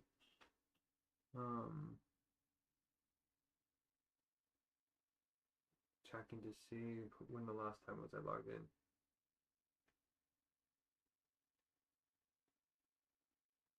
They're starting to sound the alarm. Okay, so here's the article. This is very important. You should post that like right away. In fact, I'm gonna post that in our AI document. Oh my goodness, look who it is. How you doing, Mr.? We need to donate some time to Mr. Alexandrov. I'm surprised he's still alive. Oh, look at that. And somebody, little kitty's still alive too. Cutie patootie. Well, we're just talking about AI. Just as you logged in, we just read a study that said AI can already replace 11.7% of the United States workforce. So, yeah. See this? What's that? This is a supercomputer. Okay. This is also a supercomputer. I have 2 more in this box, and I have a server. I have someone outside my window to power it. Okay, well, sounds like you've been busy. No, not at all. No, I didn't think so. Me? Never? No, never. I wouldn't have even guessed it. I don't even know why it came to mind. So how have you been? Like so this is Francis. This is one of our longtime attendees to the meetings, but he only comes in every once in a while. And I'm kind of curious what brought you here tonight, Mr. Is it starting to sound like a good idea yet? What's that? What party? Well, I never disagreed with the Worldwide Party. Like, we're having a party right now. These meetings are trying to design the party. Well, how would you pull off the party? Have you made a plan since we chatted? Look. Anybody to understand. We already do it every year and 2 years. This is not difficult to understand. It's not rocket scientist. It doesn't take extra money. It doesn't take extra effort, right? All you have to do is tell 5 people. Tell those 5 people, say, look, in here, get 5 people together and you tell 5 more. So each of that, out of that group of 5, right, they at least know one other person, right? And they're going to tell 5 other people in that group. And before you know it, we'll shut everything down and the billionaires will have to come to the bargaining table because that's the problem. There is absolutely no impetus. There's absolutely no incentive for them to come to the bargaining. They already own everything. I hope you guys are having fun up there in Canada. I know you're not, but I hope you are. No. The sooner we do this, the better. I know. If we don't do right now, there's only one risk. And that's not I totally agree. because everybody knows, again, the rocket science, everybody knows what will happen if you don't. Nobody wants that. That's right. Coming from the United States Marine, who knows what he's talking about, and I'm full of shit. I went to the FBI last year. I warned them because my software has been abused. What do you mean it's been abused? Someone used my software. I would know. I designed it. I know what its capabilities are better than anyone. Okay. That's not good. But I agree with you. We need to take action fast. It's absolutely not okay. I'm very upset about it. Yeah, I know it's not okay. And I agree with you. I agree. The only way to build a mass movement fast enough is to use the compounding of 5 people. We said 6 to 9 people, so we're actually within the same magnitude. In 28 days. Go from 6 to 9 won't work because it'll seem like a cult. But there's a reason why the military uses 5 fire teams. There's a reason why traditionally we use 5 for a really long time. 5, it's quite literally the perfect number for a movement like this. Well, even if it's even if you brought on 2 people, you're already starting to compound. So yeah, like anywhere between 2. Oh, you get it. Oh, you get it. That's right. Can't get 5, just get 2. So it's anchoring. I'm going to tell you something. I'm going to tell you, this is a really, really hard sell. I'm going to explain why there's a problem with this. Okay? The chief reason, number 1, is that there are only 2 sides. There's the side of good, which means that you're taking physical action. You're not waiting for Christ to return. You're not waiting for the conditions to become perfect.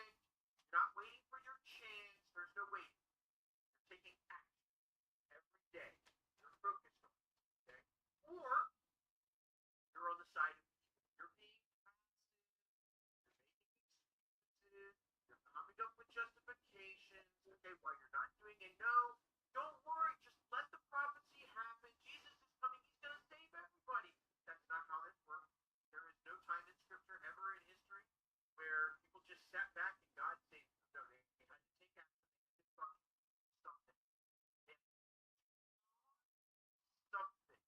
They don't, and by doing something, I don't mean sitting with their thumb up their ass, hoping that everything is just going to work its way out. That has never worked out in anybody's favor in any kind of ritual history. It's never fucking happened. It won't happen. Okay? The only thing that happens is fortune favors the prepared. Those that are actually fortunate. So, the old problem is that everybody is uncomfortable. This means that we have to separate ourselves from people that we love, we care about, etc., blah, blah, blah. Okay? That's the real issue. Everybody has anxiety because it means they have to leave grandma and grandpa behind. It means that they're not coming with us. They've made their choice, and they're not going to take action. That separates them from the death. That's where we're at right now. There is a group of people who are going to continue to be passive, and they will passive themselves into front of oblivion if you let them. The only way to get them motivated is if they have no other choice but to act. The only way to do that is to start separating ourselves and saying, okay, it's down to brass tacks now, we don't have any time. When was the last time I talked to you, Mark? We didn't have time then. I know, we got like 4 or 5 months I warned left. all of you. You can't tell me anything. I warned all of you well in advance. I gave y'all plenty of time. Plenty of time. You're not saying, no, I'm not. I don't buy it. I don't think I have that knowledge. Yeah, and I said we need to work together. And then I said, well, what's the plan here? And here we are 5 months out, I would say. And then I'm trying to build this seed for critical mass meetings to try and get us to do this flock strategy, this recruitment. I'm going to give you the good news and the bad news. Okay? Here's the good news. I've developed a solution. I'm ready to deploy. Here's the bad news. Okay? The prototype is held by this guy named Ben that I'm going to have to end up going to his physical address and strangling him and getting my prototype back because I can't afford another one because the price of RAM just skyrocketed because of AI demand.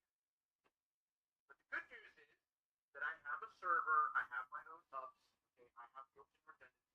I've got 2 gig up and down fiber connected internet there. It's green light. So I'm ready to deploy with the solution. That's the surveillance problem. And I'm prepared to make sure that New World Spirit gets access to this technology so they can put their hands on it and they can start going live and they can start doing demonstrations where they basically hold all these organizations accountable on this privatized data. And they can't get their hands on it. They can try and sue you. They can try and pass government sanctions. But the hardware is here in the United States, and they're going to have to subpoena me, and I'm going to tell them to go pound fucking sand in America. So basically, it's a live body cam that has hot swappable batteries that allows you to broadcast live 24/7 and you can't turn them. Way better than what the police have. Way better than what the government has. But what if AI makes a deep fake of you and then hijacks your signal and then people can't tell it's not you, the real you? Then there's no what if. It's going to happen. I'm letting you know there is no what if. The system is designed from the ground up so that can't happen. How though? Like, how are you going to stop an AI from doing a deep fake of you? Data's private. Yeah, but it doesn't. All it needs to do is triangulate one picture of you, and then it can animate you photorealistically, and people can't know. Great, but there's going to be a real one. One of them's going to be real, which means that you're just going to be able to trace the data back and see, well, this one's coming from a government server, so I can pretty much, or this one's coming from a private server somewhere in Japan, right? Okay, so it's not coming from the United States. But what if it's a Tor? Like, what if it's? This is the answer. This is the solution that everybody wants because it's 100% authenticity. It's a digital ID that they don't control and they can't control. But I mean, what if there's like, what if you can't track down which server it is? You know, what if it's a Tor? You need to be able to see the country you're working. Yeah, but that means it could be the CIA. You know. Name the company that has 3-step authentication. Go ahead, put your hand in the air. Probably the Pentagon. You don't think they have a 3-step? Nobody has 3-step authentication. Okay. What's the 3 steps? Retina scan, fingerprint, and password. No, Okay. no. It's even better than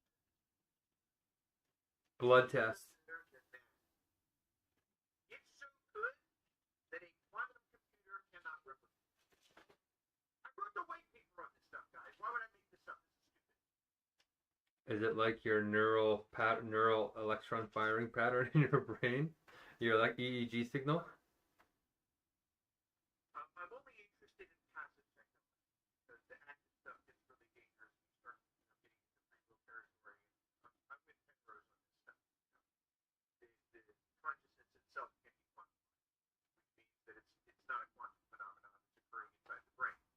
It's something that's occurring extraspatially, extradimensionally, and there's a correspondence with the host. But there's something else going on that is not quantifiable and can't simply be copied. Interesting. I have a quick question just on this little tangent. What's the difference between correspondence and coincide?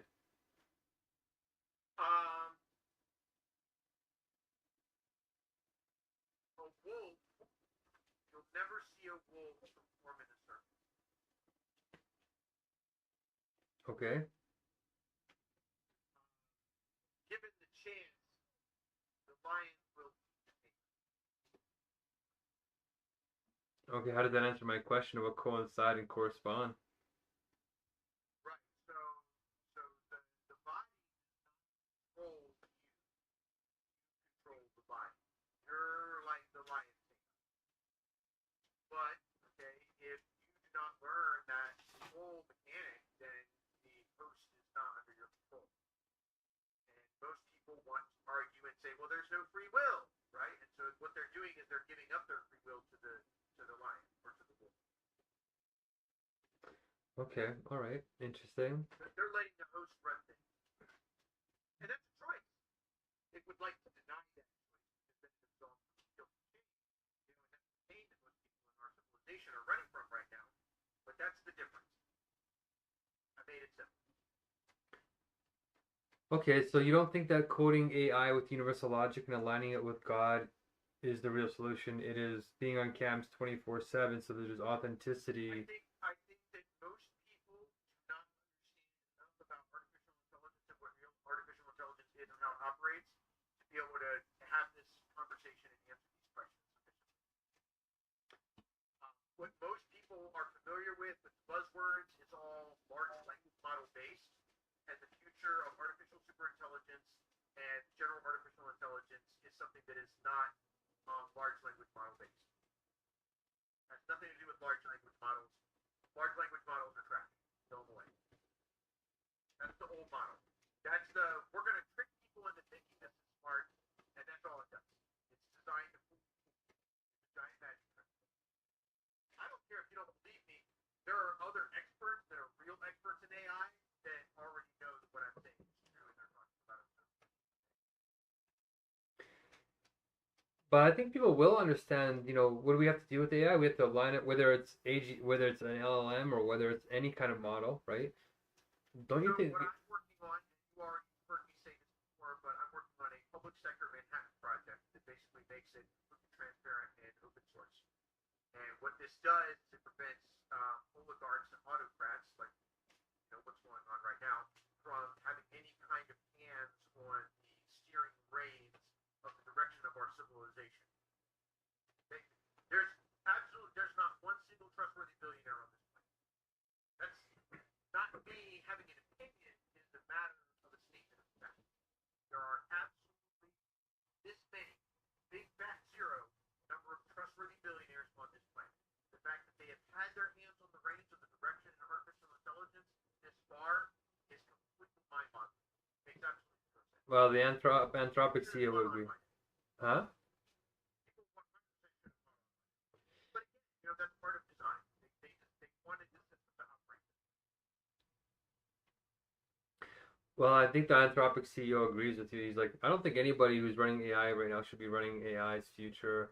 But people understand that if you align AI with God, that's 85% of the world is religious. So I think most people would understand that. The hard part is, well, how would you do that? How do you teach an AI? You have to figure it out. You have to prove God though in order to figure that out. So did you prove God? That's easy. Yeah. How did you do that?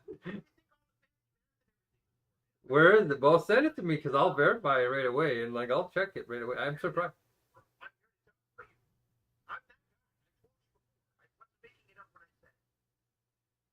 Okay, put the link in the chat then so I can check it.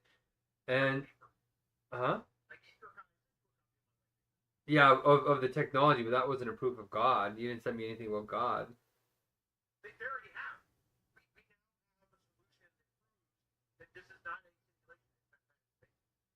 That's now national news. Check that out. I heard that, but that's not a proof of God. If you can prove that this is not a simulation, that is proof that there is a designer. How? Mathematical algorithmic proof that there is a designer. Well, I don't know if that's the true conclusion, but yeah, I'd love to see what people. Schrodinger's equations are more than proof enough. Well, those aren't really those are proof of quantum probability collapse from wave functions. That's what that does prove God. It's proof that in order for us to have a perspective, there has to be. But the thing is, all these. And that's further backed up by right? But- Alexander Hamilton. And so, basically, he figured out how to basically write long form mathematics in fourth dimensions, fifth dimensions, yeah. And that's the question that we're talking about. Because we're experiencing consciousness from the fourth dimension, but it appears three-dimensional to us because we don't have an easy digestible way to be able to explain this phenomenologically, across our species brains. That's kind of half true. But the thing is, if you don't have any of the words that you just used defined absolutely, then they're not grounded. So here's the problem. This is what I outlined in my way. The barrier is English. If you are familiar with APL, Ken Iverson, Ken Iverson's work over at IBM, he wrote this paper, wrote this book, and a programming language called APL. APL is entirely arithmetic based. And actually, he wasn't a computer scientist. He actually wasn't a mathematician until he endeavored into this work. He actually was interested in effective communication because he was having trouble being able to communicate with people. And he was like, okay, so maybe the problem is being able to teach everybody communication. So he did all this research and spent years on it and then figured out the problem was notation. So he's like, okay, so let me find something that has perfect notation, right? So you can't really mess. There can't be any inference, right? You can't infer anything. You can't assume anything. There's only facts. How do we get something that's algorithmically based? And so he, came to the conclusion of algebra, right? And he created APL. He wrote a book about it called A Programming Language, and it is still in use by all IBM mainframes to this very day. All their mainframes still use it at the very core of their assembly language. And APL is very interesting because it focuses on notation. And the solution that we have is already here. It's already in front of us. The problem is you can't just speak algebra. It's not very effective. Now, it's great for programming. It's great for being able to compute large amounts of information and ideas in relatively short and terse format. But getting humans to that level is a whole other problem, right? And that's, again, I outlined that in my white paper. The solution, as we've talked about before at length about SR, right, is second renaissance. It's going to take us more than one generation to teach people how to invent and use notation.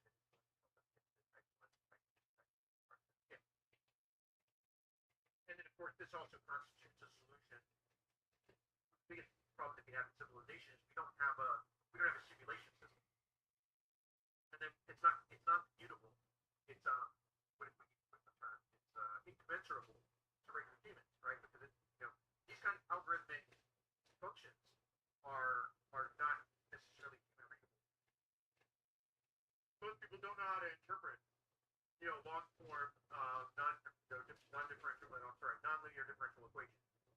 Full nonlinear, you do have half linear non-differential equations.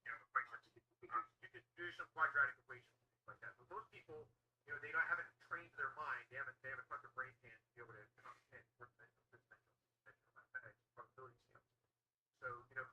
simulations is the real solution, and then of course the next couple of generations teaching humans how to interpret or create their own simulations, and that's the goal of SR, right? And so by the time 50 years has passed from the present now, we'll be about ready to give birth to perhaps something like civilization between solar systems, galaxies, as we go to traverse very, very long distances in relatively short periods of time, corresponding to time dilation, time that's occurring on Earth in real time. Because you're moving with SR enabled, you're moving in tens of thousands of times.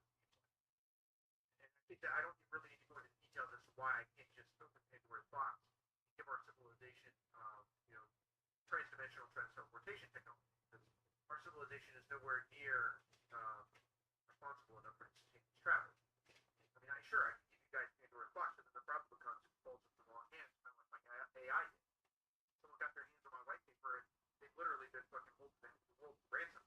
And now everything that's happening is a result of me creating that software and that white paper in the first place. So I'm doing my best to work on the side of good here and arm you guys and arm anybody I possibly can so we can put a stop to this. Because if the wrong people, the bad people, if they exist, you can't just pretend they don't. I know they do, okay?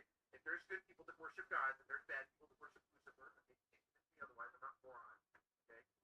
If the right people don't do the right things for the right reasons, we will fail. And exactly what it says in Revelations is going to occur. My goal is to prevent that at all. So are you claiming to be the Messiah? I think you're not? Okay, I am. So I need you to help work with this and work in this direction of the proof of truth. And take your technology. If you have a supercomputer, we can start. Can it run an AI? Yeah, no fucking shit. Can it? Yeah. Then we need to program it with universal logic. Okay, well, can we code it? Can we code the AI on 4 different levels? Like, can we train the data? Can we change? Can we make a map checker on the I've got 24 terabytes of NVMe. I mean, if you guys want to buy bigger NVMe sticks and stick them in there, go for it. I'll shove whatever NVMe. How do you get the money for that? Like, I think it's maxed out at 4 terabytes. So if you want to max it out, you can buy 4 terabyte sticks for 48 units. And then we'll have 48 terabytes of NVMe fast storage, to be able to run the model. But yeah, no, I use hardware that's in the top 25 percentile of speed for the power usage in terms of compute work. The fastest supercomputers in the world are using hardware extremely similar to what I have right now. how did you afford that? Like, how did you afford that? That's not cheap. I bought them before the prices skyrocketed because I'm really fucking smart. Okay, so, well, if you have an AI that we can code, we need to code it in 4. The bus speeds on this are extremely fast because I'm running GDDR6. Right? Everybody else is running, DDR5, DDR4. This is running GDDR6. My server is running, running I think I'm running DDR5 with the Threadripper. Okay, that's pretty cutting edge. So why don't we code your AI in 4 different ways to ensure it's aligned with God, and then use that to scale up so it can start protecting us? The objective is to build the terminal, right? That's always been the first step. And then the terminal, the same team that's working on the terminal would be working on the browser OS, which basically replaces all of our code software and makes it all secure. It closes off all the backdoors, both hardware and software-wise, that allow governments to be able to run rampant and copy all of our messages and surveillance. Well, I mean, if we code the AI to protect us and it codes all that, wouldn't that be the smartest thing? Is code the AI and then the AI can code everything. Okay, here's the problem, right? It's like archaeology. If you go to like Rome, you start digging, or Jerusalem, you start digging, right? You see all the different layers from all the cities. So the city is built on top, torn it down, built on top, torn it down, built on top, torn it down. Okay, so we have to build something from scratch. AI models that are current, what did I say in the beginning of this conversation? They're trash. We can't use anything else that anybody has ever done. We can't go to GitHub and get something that works. We have to make it. You understand? Kind of. Hold on. This little son of a...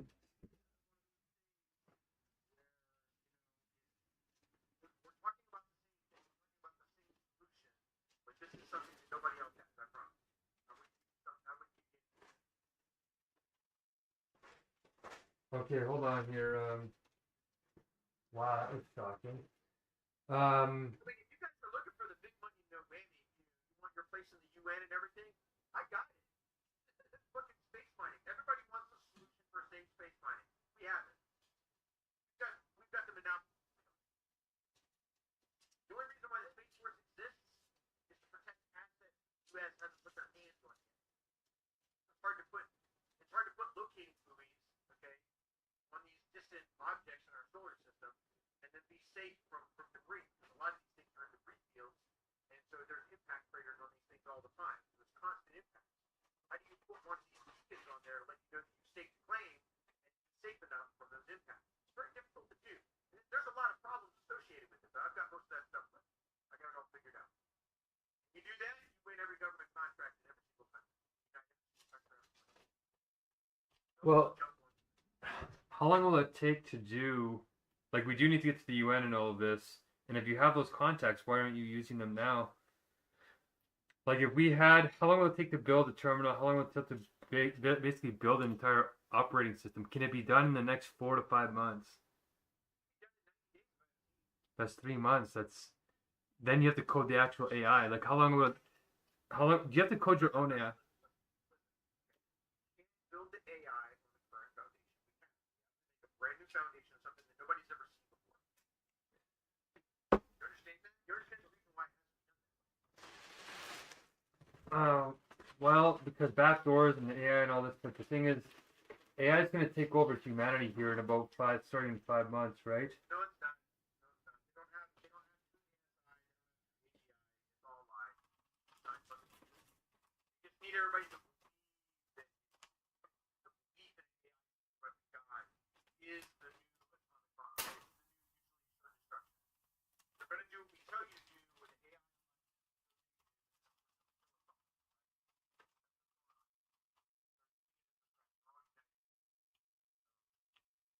Come up with the solutions, right? You propose those solutions, then everybody will hop to your tune, and they'll skip on board. They'll try to infiltrate our organization. They'll try to buy people out. They'll do everything. They'll try to poach our talent. They'll do everything they possibly can, because we are living in something more than for information. It's all about getting the best minds, the best ideas, and staying at the top of the game so that you dominate the environment. That's what everything's all about. Nobody gets hurt. That's right. Google won't step on Amazon's toes. Amazon won't step on Google's toes. Elon Musk won't step on anybody's toes. Like I said, there are no trustworthy billionaires. Well, I'm just thinking. One of the most trustworthy people in civilization right now. Okay, well, you need a team to build this thing in 3 months. So you're going to take 3 months to build that, and then how long will it take to build the AI on top of it? That's what I'm trying to explain to you. Once you build the terminal, the AI is inevitable. It's going to start growing from the time that it starts running its first kernel in real time. It's going to start analyzing the network. It's going to start its interoperability matrix. Wait, hold on. Where are you getting the? You're talking as if it already exists. So, like, are you going to be using somebody else's AI core, or are you? No, absolutely not. So how are you going to crunch your? So you're going to get all these trillions of parameters from Reddit or somewhere, and you're going to crunch it in the. No, I don't need to do anything. It's going to do all that on its own. How are you going to do? Users are going to download this thing. This software, the terminal, guarantees that there's $1.5 billion of usable real world money on every single device in existence. And all you got to do is just start using your device with the terminal. That's it. Everybody's going to download it. They all want their piece of the pie. And then what happens? Would you like to know where the money comes from? Where? What is the intellectual property of Intel worth? Calculated? I don't know, maybe $30 to $300 billion. No, bigger than that.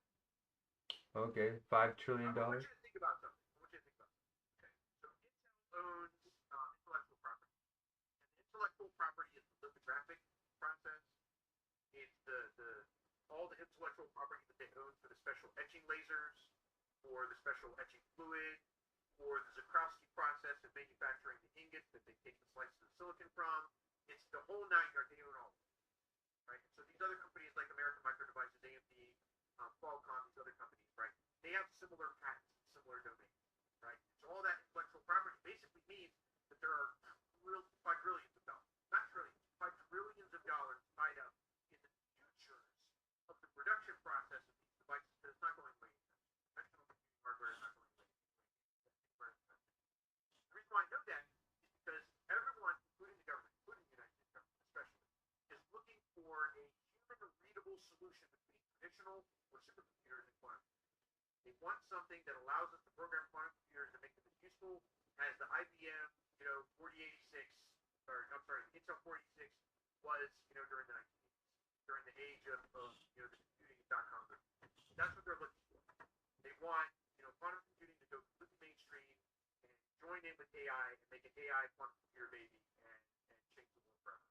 And the people that have the solutions for that are going to be the new billionaires and trillionaires of civilization. And so what I'm telling you is, okay, when you start the process of the terminal, okay, it's a halting problem. If you understand about computing, the early days of computing, Turing, talking about computability and the halting problem, then you'll understand what I'm talking about, right? This software doesn't turn off. It's no off. Once Okay. it starts the process. It is irrevocable. It's indelible. It writes itself onto the physical hardware itself, and it can't be removed.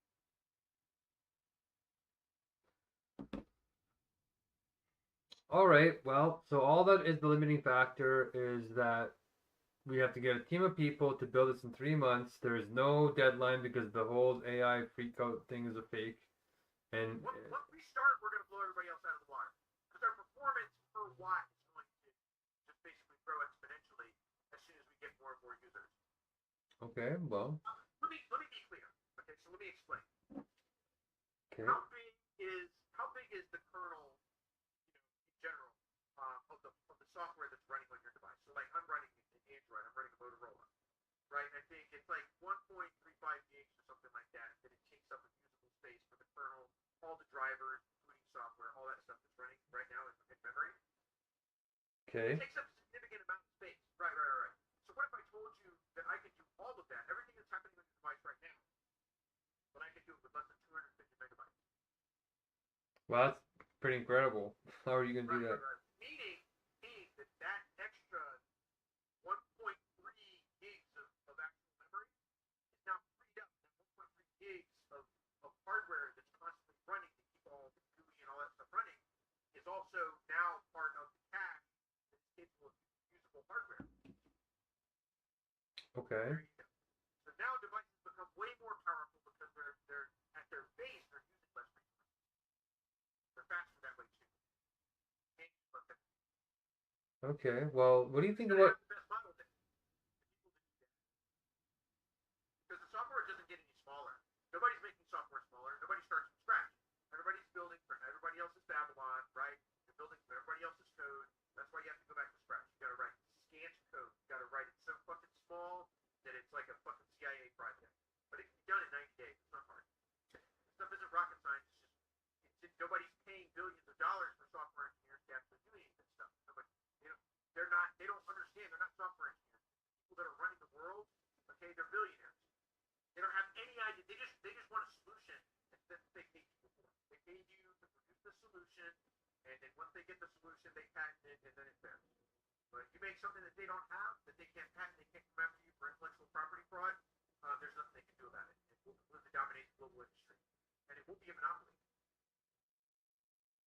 Okay, we can continue talking about this, but Francis, you're supposed to make sure that the timers end on time. And you didn't donate your time. Are the timers like accurate?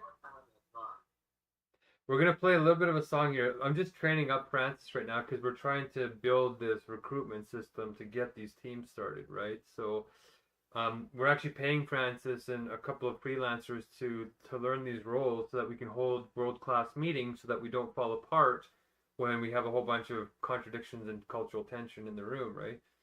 So you kind of stepped in here right in the middle of us trying to do this recruitment strategy of this double exponential. And I'm still concerned. I still think that we have 5 months left. I think Eric Schmidt is right that AI is going to code itself 100% starting in 5 months from now, if not very soon. We're going to be led to believe that Yeah, but like, I'm a coder. You know how to code. When I see what AI can I'm not code, a coder. I'm a programmer. This is different. okay, Coders go to get how programmers start from scratch.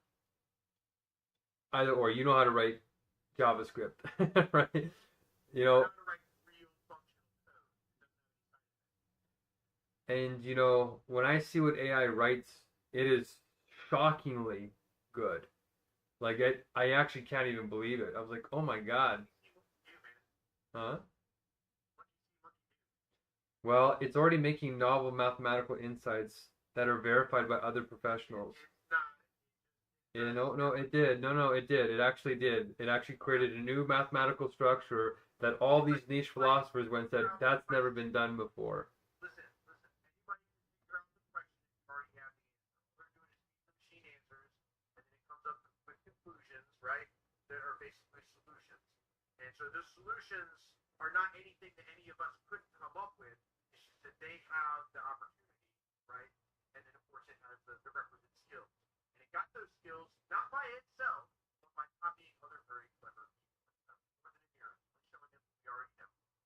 No, we don't know this. This is the point, is that no one's ever done this before, and nobody's even gotten close. So here it is. Here's the article right here. Idea? Like they're still pouring through Ramanujan's notebooks. You know that, right? They're still pouring through them. Like some of the stuff that this is coming from literally came out of Ramanujan's mind before he died. Some of that's where some of this is coming from. It's not novel. Okay, trust me. There are geniuses out there that are very, very smart. Okay, and that if you ask them for the solutions, they will probably give them to you if they know that you're not going to abuse them. That's a fact. Well, whatever it is, these guys are mathematicians and the best in their field, and they verify that nobody's ever done this before. They're the best that are being shown to the public. Good. I understand. There are secret organizations that snatch up very, very smart people that you've never heard of before that are way, way, way smarter than the public is aware. Maybe, but what if you're wrong and it isn't? So this Sebastian Bubeck guy, do you know about the Sebastian Bubeck guy? All right, here we go. So, are you aware that people that worked on the Manhattan Project? Oh, wait, this is okay. I'm going to use the SR-71. Just 10 years after the stock market crash in 1929, they started a program called Skunkworks. Skunkworks is the top secret program that's attached to the Manhattan Project that produced the SR-71 Blackbird. This was done just 10 years after the stock market crash in 1929. Cannot convince me they have gotten stupid enough.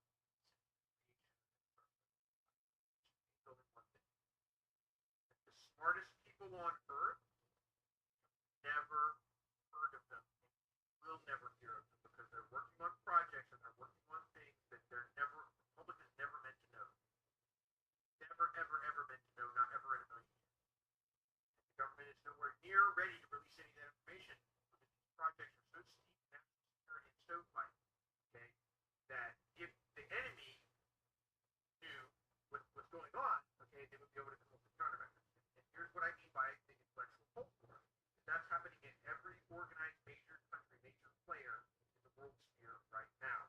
Okay, so they've all got their scientists and mathematicians, and their work is completely tied up behind red tape and is not available to the public. Wolfram is not one of the best mathematicians in the world. But that's my point. That's my point, right? Is if the website, okay, and he does that on YouTube, and everybody thinks this guy's smart. Trust me, he's not one of the most premier mathematicians.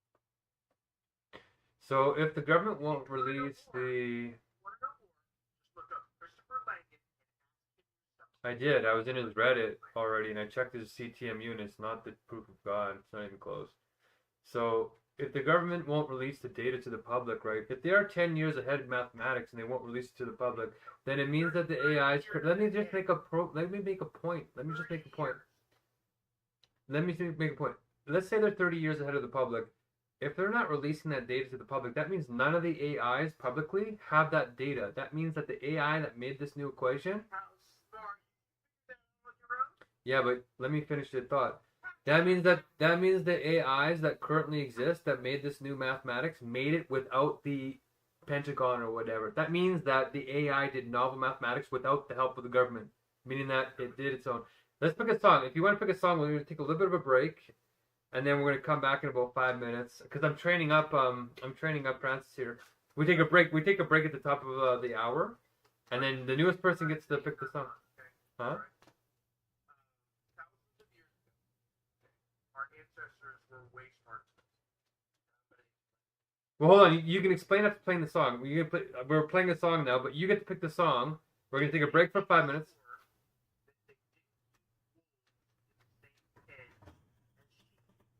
They weren't stupid enough to keep wolves in the same pen. You couldn't convince them to keep wolves in pen in the same sheet. That's thousands of years ago. Fast forward to today. World War III will come to an abrupt end as soon as every single pedophile on this planet is dead.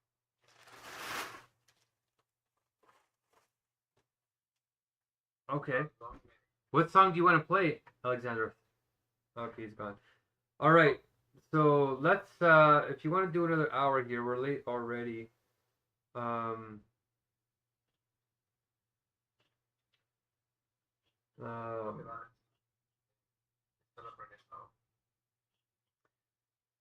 Well, you can pick the song if you'd like. I think last time we did this, I picked the song. So if you'd like to pick the song, feel free.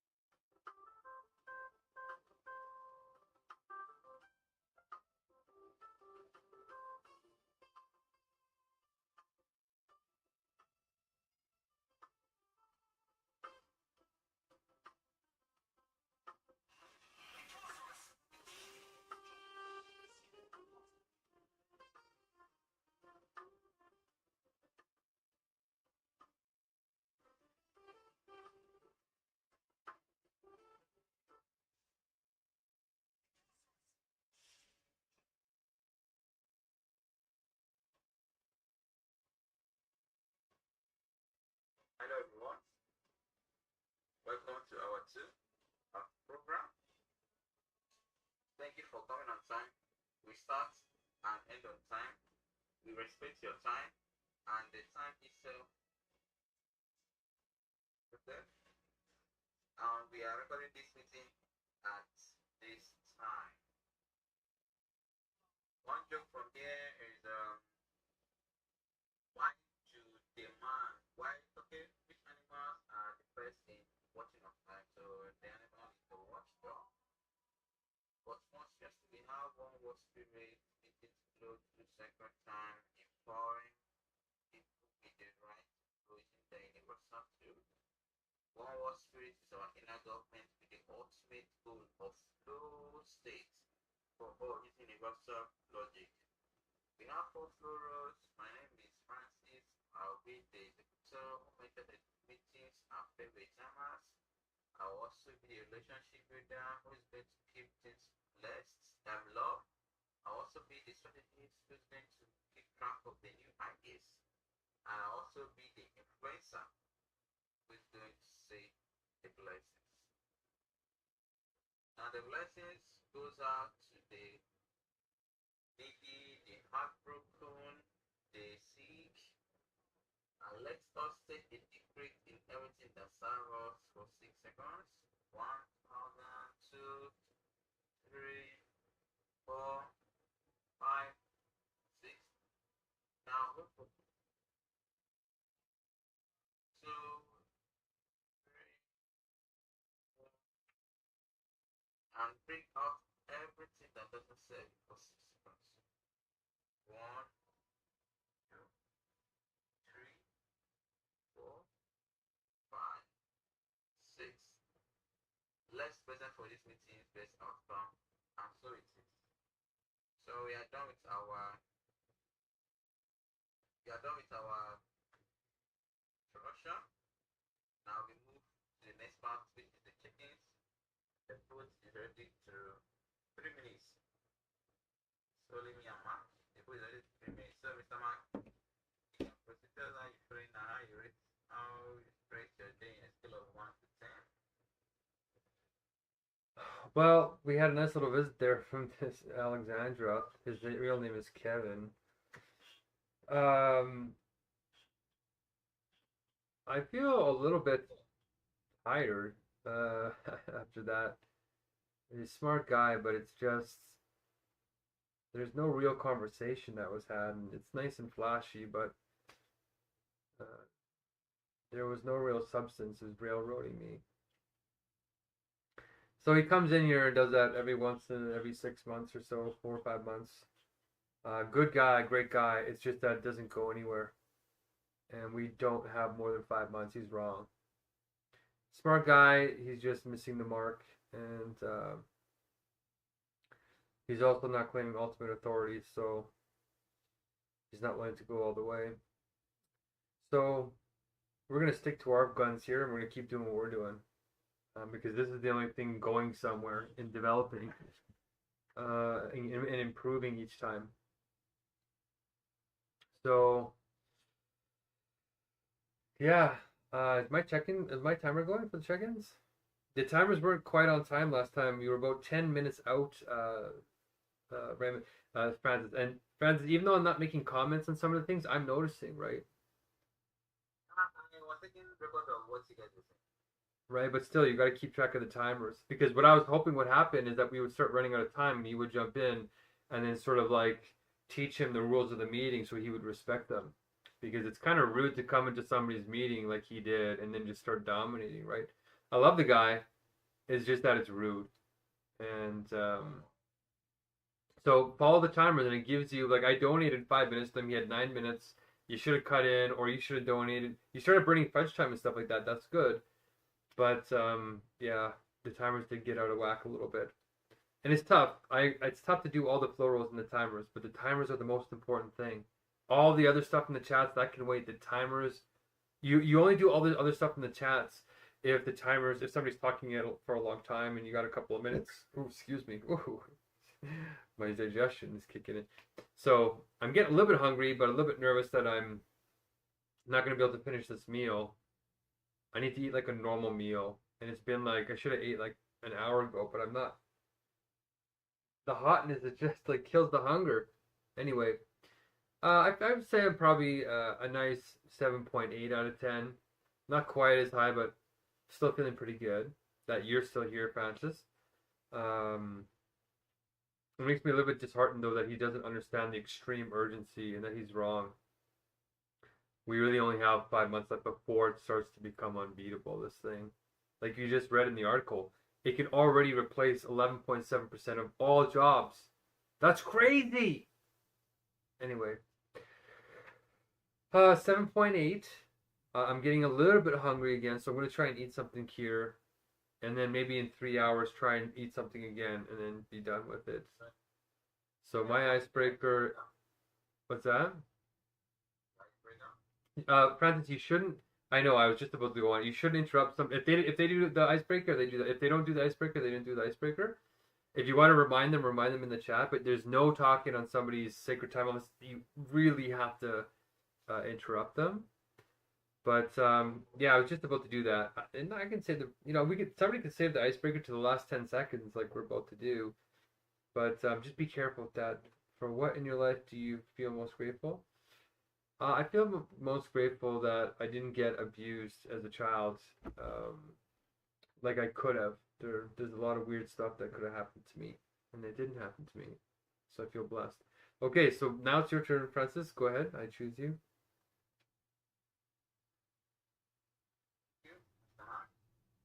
And I'm also taking notes of everything. We learn every day, and when you learn from the mistakes, it means you are improving your learning. Yeah. Obviously, I feel good this morning. I feel a bit, my brain is scattered because I've got a lot of arguments with you and Mr. Alexandra. So I'm already exhausted. My stomach, my tummy is not empty. But apparently, the connection was right. He was trying to prove a point, and I thought it was one of, let's say, in a meeting like this, you'd be like, okay, this, whether you're superior or not superior, I have never thought about rules or like that I have put in them. I can put neighboring up because I'm the worst executor. So I was just saying, like, maybe they say there are pistols who can come and leave. I never knew it's true. So I never know I'm the hold up the time and I can put anybody whenever I like. Yes, so that's what I got. Period. Then for the Mr. Alexandra, obviously he's really good at what he does because I think he's the one that can go into a debate, try to convince you, back up with facts, and make sure that you have to believe in him. And if you're not even strict and standing firm with your decision and your choices and your words, you will definitely fall for his traps. Because the way he was talking, I was like, wow, definitely he has gone too deep in this mode of a handshell. What is that? As for the icebreaker, what do I feel most special? I feel the life and pleasure and quiet so far. Yes, that alone is something to be thankful for. Because in our life, we have three things in the world, which is time, currency, and money. So if you have two, you can be able to get the last one. And if you don't have two, you have to fight with the first one you have in order to get the remaining two. Yeah. So that is all. Thank you. I guess nobody's here is next. Nobody's here left. Now we're going to the next scenario section. We are done with our check-ins.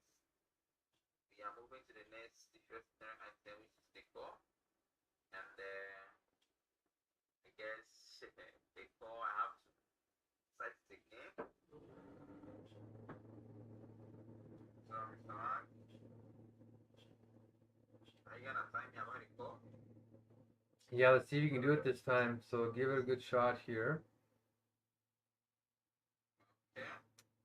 Okay, 3, or where is it? 1, is it set? It says 4 minutes there.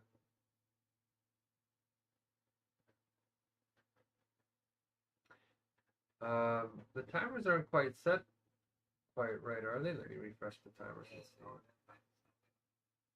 Yeah. Each one of us should have 25, roughly 25 minutes, right? Yeah, but we are running. Our now was breaking down last meeting.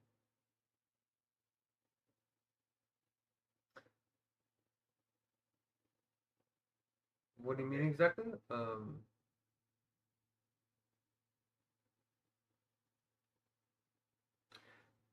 Yeah, I think you still don't quite understand the. Well, hold on, let me think here. 20, so 10, 20, 29.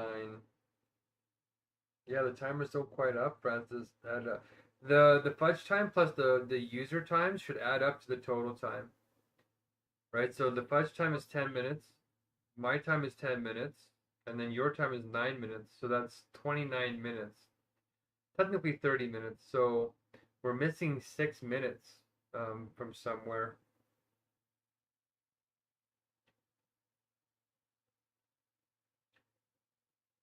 You know what I mean? Do you understand what I'm saying? What's that? He uses for the check-ins. Use what for the check-ins? For check-ins, that was the one. What do you mean? I don't understand what you're saying. Go say again. Okay, I mean, the systems you're looking for was used for the check-ins, 3 minutes each. Yeah, that's not what I mean. Like, I don't think you fundamentally. So do you see how we have 35 minutes left on the total time? Yeah. So do you see how we have 10 minutes left on the fudge timer? Yes, 10 minutes one time. Yeah, so if you go fudge timer plus my time plus your time, how many minutes is that? So that number needs to add up to what the total time is in order to be on time, right? This wisdom and this timers. How about that? No, those times don't matter. Those times don't have to add up to. They don't have to add up to the total time. Only the user timers and the fudge time have to add up to the total time. Okay. So yeah, so now it's making sense, right? So I thought I could sense that something was not quite understood, but I think you're starting to get it now.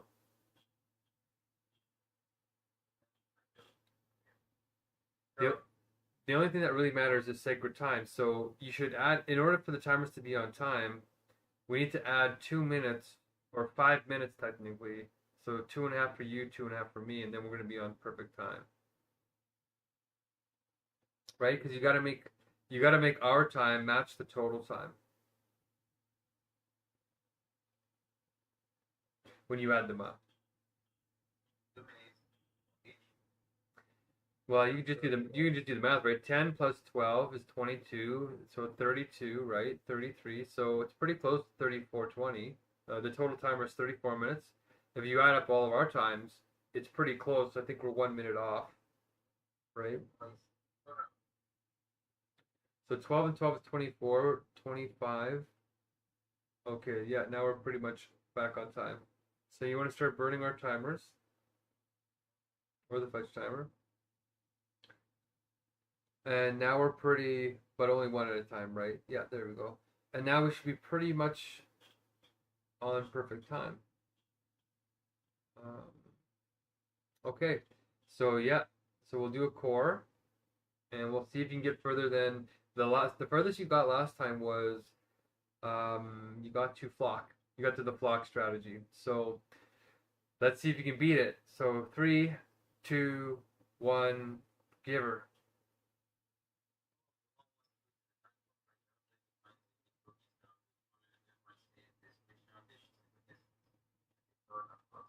Or one in the point which related to the Megacrisis and the Holy Crisis.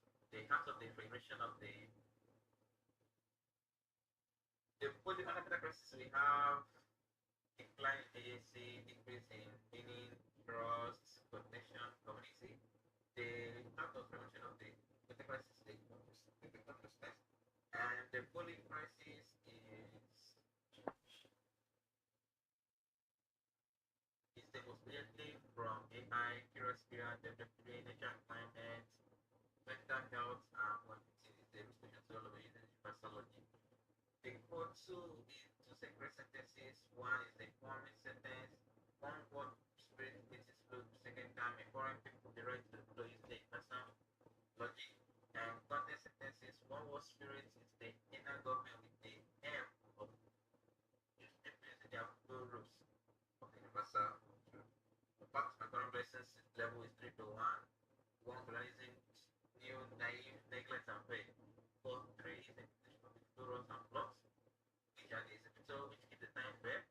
The relationship is give the love, the strategies, impact of the new ideas and influencer, which is the blessing.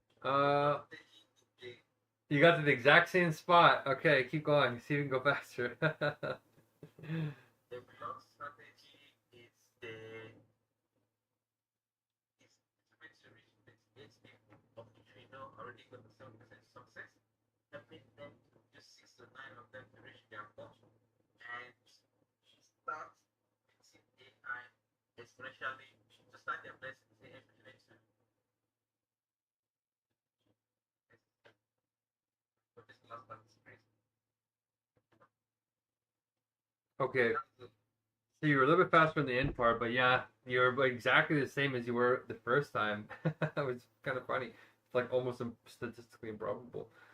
But yeah, good job. You're at least you're not regressing, right? And we are on the second hour. It's harder to do it sometimes on the second hour because you're tired, right? You already gave your all in the first hour. But okay, you're so close. Try and time yourself, and try and when you say decrease in trust, decrease in freedom, don't say decrease in freedom, decrease in meaning, decrease in trust. Don't do just go decrease in freedom, meaning, trust, coordination, community, fragmented conscious. Just go. Don't repeat. Decrease and decrease and decrease. It slows it down quite a bit. So keep that in mind for next time, and yeah, hopefully you can get accredited next time. Actually, how much of the checklist are you able to do? Let's see. How many are you close to doing?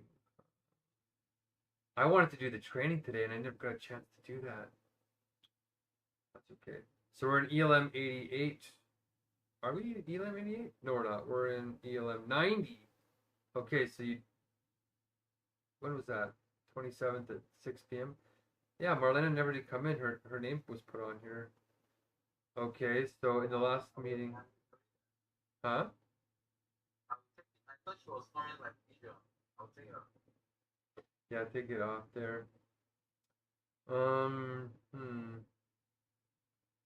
Yeah, we want to start saving the chat. So one thing I want you to start doing is to always do the strategist role. Create the Google folder and then save the chat notes. Those two, I think we should definitely do every single meeting because it proves that you did your roles, right? Oh, on top of the recording, but I'm trying to upload something in that mail, and they are not coming to me something like that.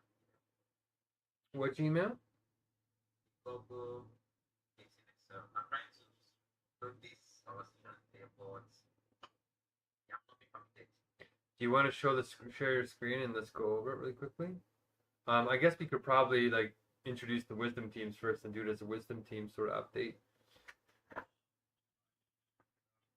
Okay, we are done with our call. Go back to the wisdom teams. Yes, welcome to the wisdom teams, where you share your ideas, how many things that you want to say, a universal problem, a particular problem, or a personal problem. You can speak it out. If there's any want to get the performance, let's begin. We have 10 minutes to do you have any personal problem? Yeah, well, you can do. Of course, we should. I want to bring up this fact of sort of what Jesus said, and I want to make the difference between intelligence and wisdom, because you kind of got bamboozled a little bit by this Alexandra character. But what Alexandra said wasn't really that good. He didn't answer my questions properly. He railroaded me. His facts weren't really grounded, and he didn't really address the arguments I was really making. So everything that you saw on the outside looked flashy and good and smart and fact, but somebody who's wise looks at that and is like, he's not going anywhere. So I wouldn't follow him yet. He's a smart dude, but he's not wise.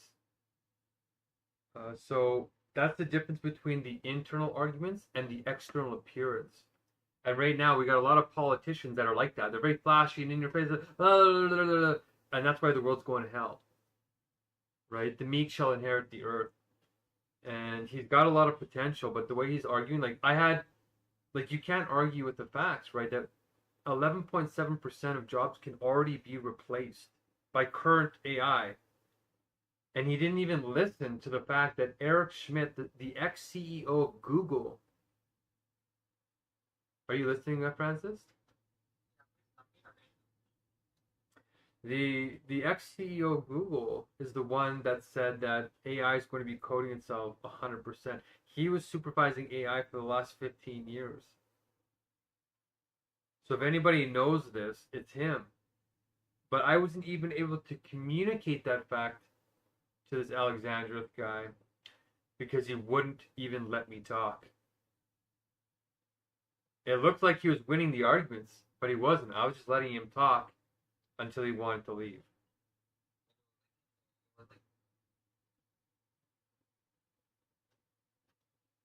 Right now, AI is coding itself somewhere between 50 and 60%. Right now. That's what the data and the studies are showing, Francis. It's on the trajectory to code itself 100%.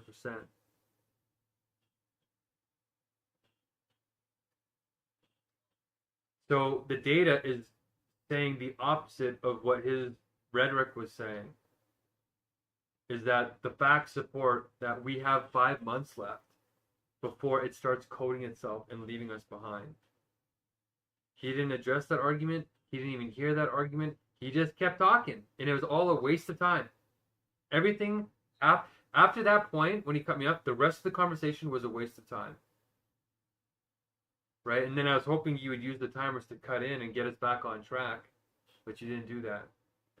So be careful, right? A lot of guys are going to come in there claiming to be the Messiah, to be wise and all this stuff, but you have to learn how to discern who actually knows what they're talking about and who's really just being flashy in power politics. So we're going to be testing people in the Universal Sublation Championship, and the people who are the most sublative are going to be the ones that are the ones we want to follow, not the ones that are the most negative and cutting off and rammy and, you know, it's like, whoa. So I wanted to point out that he did not win that argument by a long shot at all. And if you follow somebody like that, you're going to get the solution very quickly. He has some good points in technical knowledge, but technical knowledge doesn't always mean wisdom. So there's a difference there that I'm trying to teach people when they're in the rooms, and the Chizzy helps do that. Okay, so that's a problem that I want to address. The other problem is, I could have railroaded him too, right? I could be like, well, no, and he would have just left because he doesn't have a back and forth. So I could just ram him just as much with the same facts that I have, but I've done that to him before, and he just leaves. So he grandstands. So it's a double bind. So that's why I want us to stick to this structure so that we don't get derailed by people that come in like that and are totalitarians and don't know how to listen properly. I still love him. He still has a lot of potential, but we have 5 months. We don't have time to waste on that kind of approach. It's not going to work in the next 5 months. It's just not going to work. You're not going to program an AI, an operating system, and all these things without AI, by the way, in 3 months. You're going to need a 10,000 person team, and even if you had a 10,000 person team, you have to coordinate that team. So yeah, I just want to say be careful. The other thing too is we should probably do the Universal Sublation Championship a little bit, but I want to sort of before that see you were going to do something here. What were we going to do? We were going to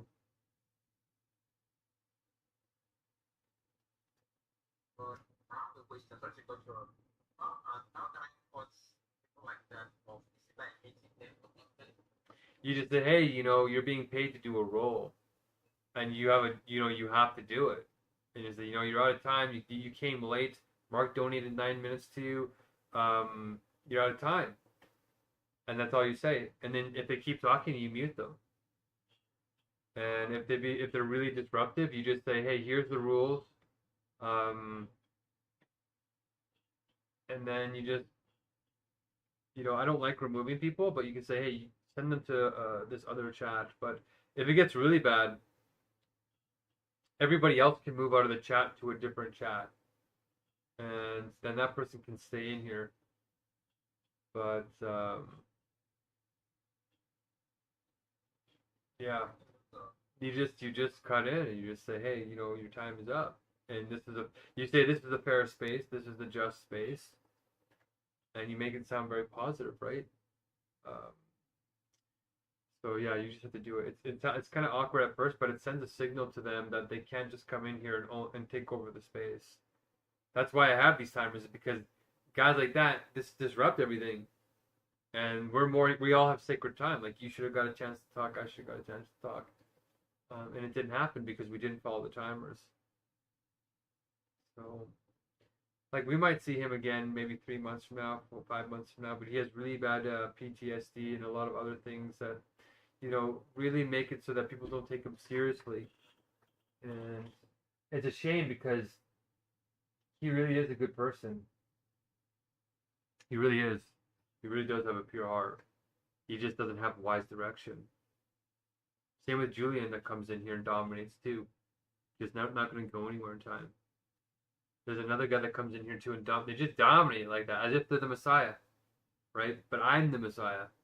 And if they want to prove me wrong, if anybody wants to test that, they just have to learn the proof of truth. I can prove it. They can't prove it. But they come in here acting that way. So I want to protect the meek, right, that have the patience to deal with them and empower them with timers.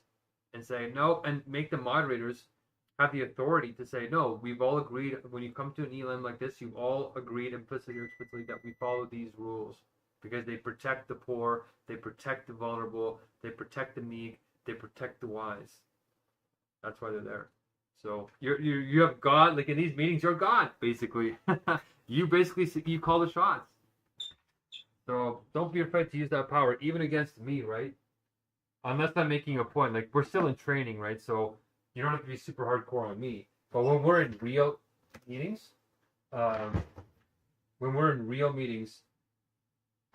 we'll all be following them. All be following these rules. We have to follow them. I was lightly shocked by the way options were explained. You were shocked by what, sorry?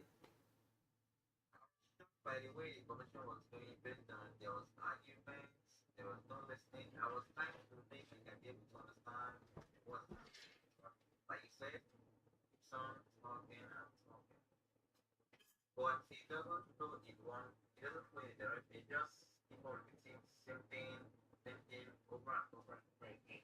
But now he's not adding up something over the front and stuff like that. And I already to him asking me, I was thinking maybe it's not the superior of this platform. That was what takes time. And I was like, okay, I don't think I will take that down. Some of Serena people observe. This is my first one to get down to Serena, and I've already learned my lesson from how to take control of it. I think that is it.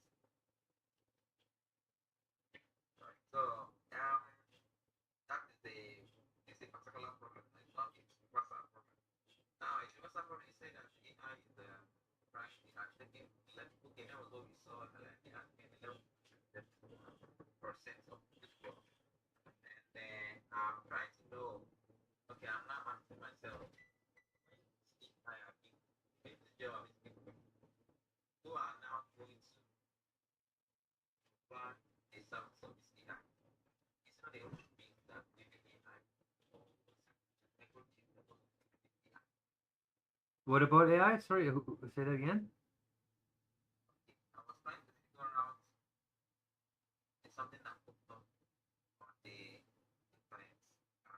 saying that 11.71 people have taken the 11.1 person. Their job has been taken by AI. So I was trying to know, is it that this AI being used to be cheats, or are they not people? It's not people that are controlling any information the AI is giving to us? Because from Mr. Alexander was saying that all these things AI is giving is what we already know, but it is being derived from so many places. I don't know if what you were saying was No, it's not like he's arguing about something called original ideas. Can anybody have an original idea? Well, if his argument applies to AI and it says, well, the AI, everything the AI does is from us, right? Well, then where do we get the ideas from, right? Can we have an original idea, or are we just a combination of ideas that came before us?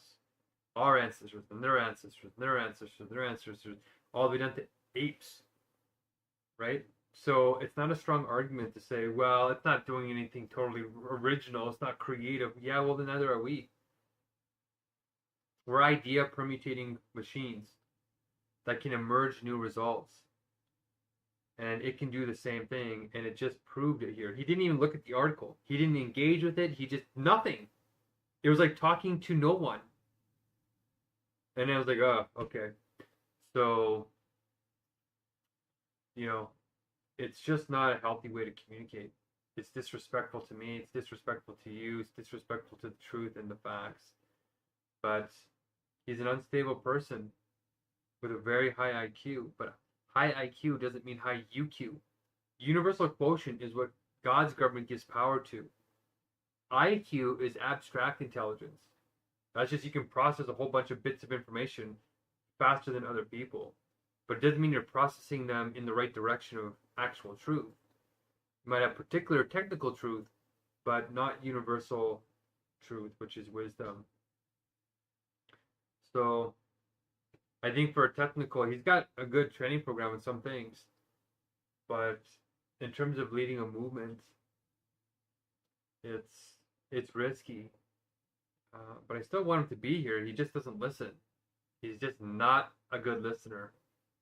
And yeah, but I probably met him like two years ago. So it's been a long time watching this pattern unfold. It's the same every time. So, and you can't break that bubble very easily because he just leaves. He runs away.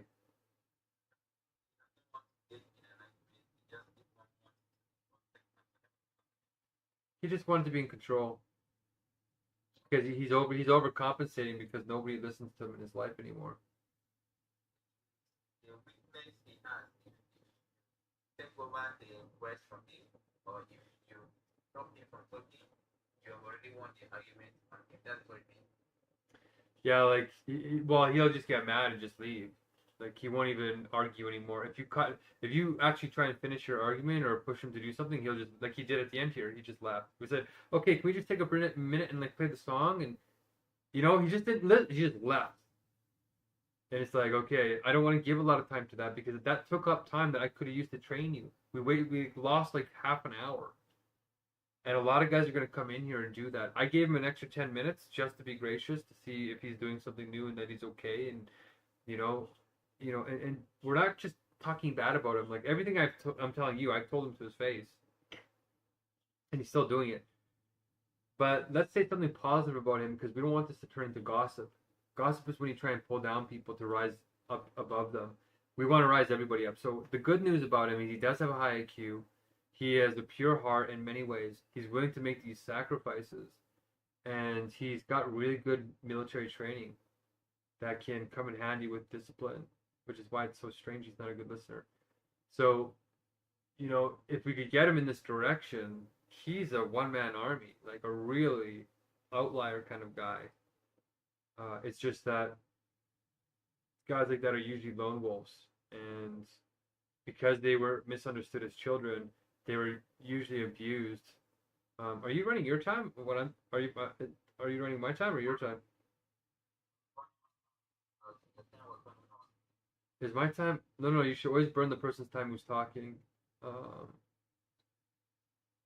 Just a rule of thumb, because the timers will get really wonky, and if you want me to talk on your time, you have to donate time to my timer, and then I'll use your time on my time. Right? Because like, there's a second pair of numbers there.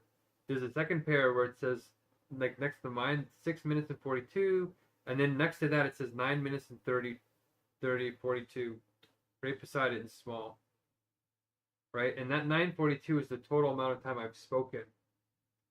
So those numbers get out of whack if you don't do the donating, and we're trying to expand the platform to read off those numbers because we're trying to build an economy, right? But it looks like the timers are on track this time, so good job. We're actually on more or less on track, which is great. So that's a huge improvement. But what we were just talking about in terms of, not gossiping about them. You're allowed to say negative things about people, but you don't leave it there. You try and pick them up after. So it would really be an advantage to us to have him actually take this movement seriously. And I went into a system and I read it, and I spent hundreds of hours in other people's systems, and they don't reciprocate. It's not fair. It's not godly. It's just not right. So after having invested in all of them, it'll come back. But my concern is, will it come back in time? So instead of going into their worlds, we're going to stay here and we're going to build God's government one piece at a time. So that's where we're at now. So next time that happens, just follow the timers, and the timers will tell you what to do. If people feel the spirit and they love what he's saying, they'll donate to him. But you notice I didn't donate a second time. I said, okay, he's got his 9 minutes. He's not listening. Unless you donated to him, right? Because you have sacred time. It's over. We just move on. Because he was late too, right? He has no time. He disrespected it. He didn't come on time. And he didn't have a good reason for not coming on time. So it's the gentle way to turn off that dead spirit. Okay. There was something else that I wanted to do. Do you want to try and do a little bit of Universal Salvation Championship? We have 10 minutes left, so I don't know if that's okay enough. Yeah. What I'm trying to say is we need to get good enough that we can do it in 10 minutes. So let's try and do it. It's just me and you really quickly. Try to announce the Universal Salvation Championship. There's a script now. If you look in, you're in hour 2. Here's a script. Go to hour 1 and go to the third task of the lead influencer.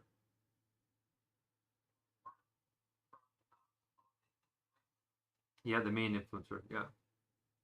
Just something surprising to break. No, you should go up to the main influencer. Okay. Send out daily email or social. Yeah, the third task though, the third one of the main influencer. Yeah. Okay. Script guide script content. Oh, I see. It didn't actually add it. I got interrupted. It's not there. Okay, so give me 1 second here. We're gonna add the USC script. Okay. Hold on. I got interrupted in the middle of that. That's bizarre. Okay, so now if you go to hour 2 actually, and look at the hour 2.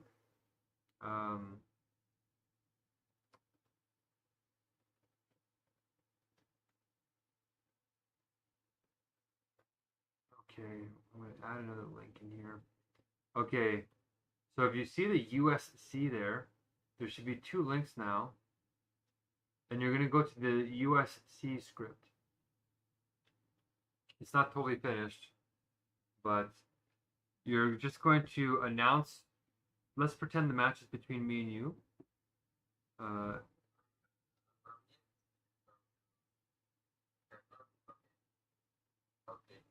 Yeah.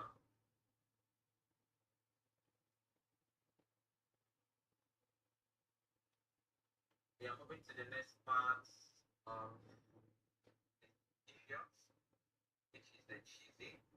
Today, the first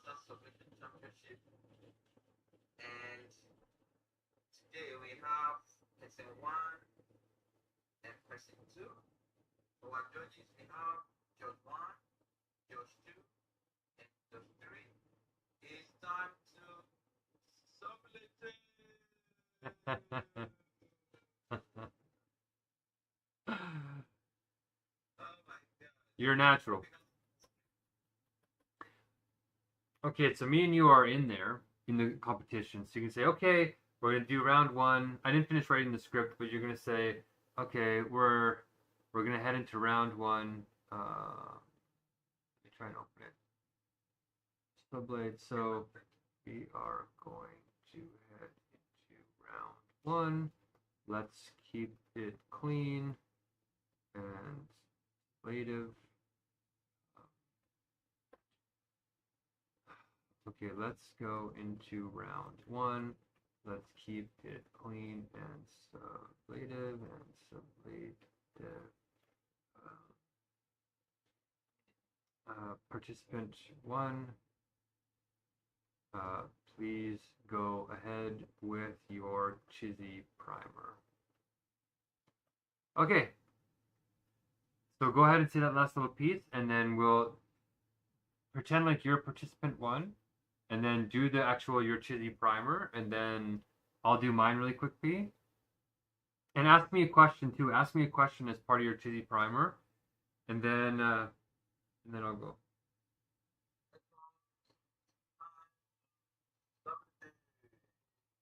Let's go into round 1. Participant 1. Let's go ahead with your Chizzy primer.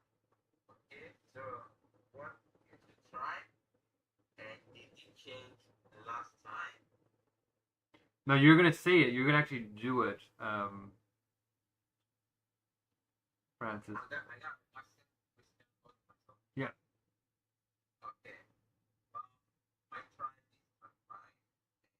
It is the logic, nature, and spirits. And I was in tribe 2 before I switched over to tribe 5. So my tribe haven't changed recently because I've definitely understood what is happening in this tribe. And I placed the bird in spirits and it's still being and logic. That's for me. And it's working for me because I believe that the being is what process evaluation, the logical and rules, and the last one says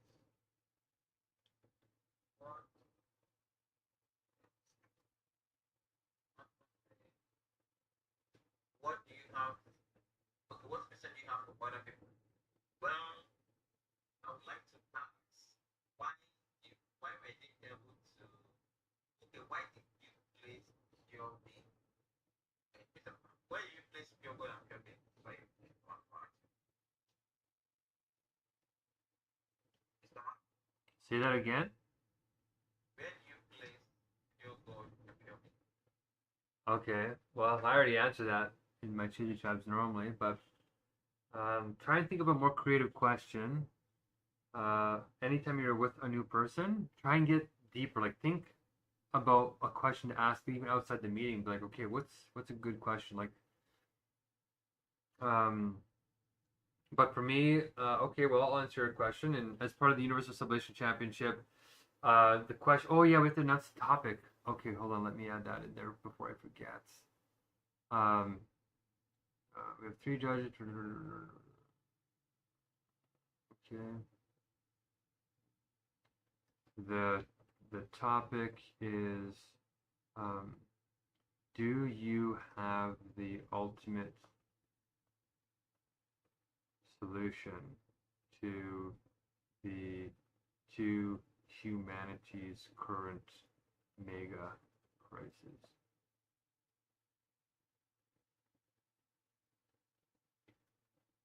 Okay, can you prove it? Okay, so that's in there. So yeah, my Chizzy primer is tribe 5 too, just like you. And the question that we're supposed to be debating or sublating on is, do you have the ultimate solution to humanity's current mega crisis? Can you prove it? The Tribe 5, I think, can answer that question the best. Logic, Nature, Spirit. It's the wise. It's Tribe 5 is the tribe where the spirit is high. That's Marlena's slogan. So that's our slogan. We should say the slogan each time. And I put pure being first in logic, and then pure God after pure being also in logic. And that's because it makes more sense that way. We can get into that later. But my question, so you had a question for me. I answered it already, right? It's part of the Chizzy 2 primer, so you didn't really ask a new question. But my question to you now is... You haven't answered my question too. Well, So you have the same couple of times, so I wanted to pay attention for you saying there's something you didn't have. you asked me where I place pure being and pure God, right? Where do you place your being? Yeah, I answered that already in the second part of the Chizzy primer, right? Like you always say, where do you put pure being and pure God as the Chizzy primer? So yeah, I say I put pure being in logic and pure God right after in pure logic as well. God is in spirit, archaeology is in being. That's how you do it, right? I'm asking about Yeah. being the brain. Yeah, I know. I already told you 3 times, like Francis. I said I put pure being in logic first, and then I put pure being or pure God after pure being also in the logic. So I answered you 3 times, but like it's not the best question because we already asked that question as part of the primer, right? You want to get deeper. You might want to ask a question like, "Hey, why do you put pure God after pure being? That doesn't make sense." Or, why don't you put pure God in spirit? Doesn't that make sense? And then for me, I guess my question to you would be, how can God be a result? Like spirit comes after. So after nature. So that means God's born after nature is born? Is that true? Is that how you think about it? If not, God has to be in God's logic before the created world. God has to complete himself or itself or team self before the created world even exists, because the laws of the material universe, even if you believe in Genesis, which is the 7 days of creation, that's all God's logic. And when God's logic touches the created world and imbues it with structure, that's what makes God into a spirit. Is the interaction with the world. It actualizes the spirit and isn't just the idea of spirit. So that's kind of how I would encourage people to think about it. And that's why we should put pure being, pure God, in the same category as pure being, as God's pure being, perfection. And that spirit comes after nature as a return back to God, because you have to be separated from God in order to be true spirit, because your free will has to align with has to freely align. Okay, well, that was a little bit of intense Chizzy, but it was good. We squeezed it in. So if the judges were here, the judges would judge and say who won the round, but we didn't really debate anything, so we're just practicing. Okay, so that's good. Why don't we play a song to close up? Did you have any final remarks, Francis? Do you have any final remarks?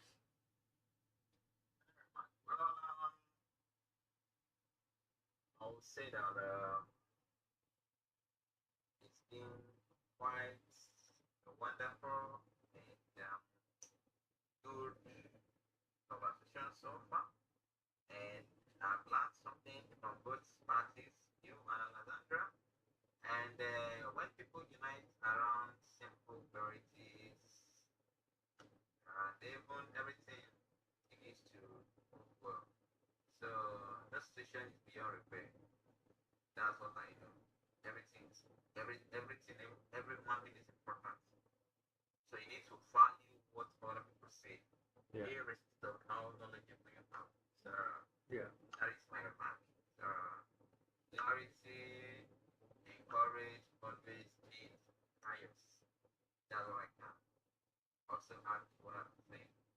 clarity, coordination, equality, honesty, science.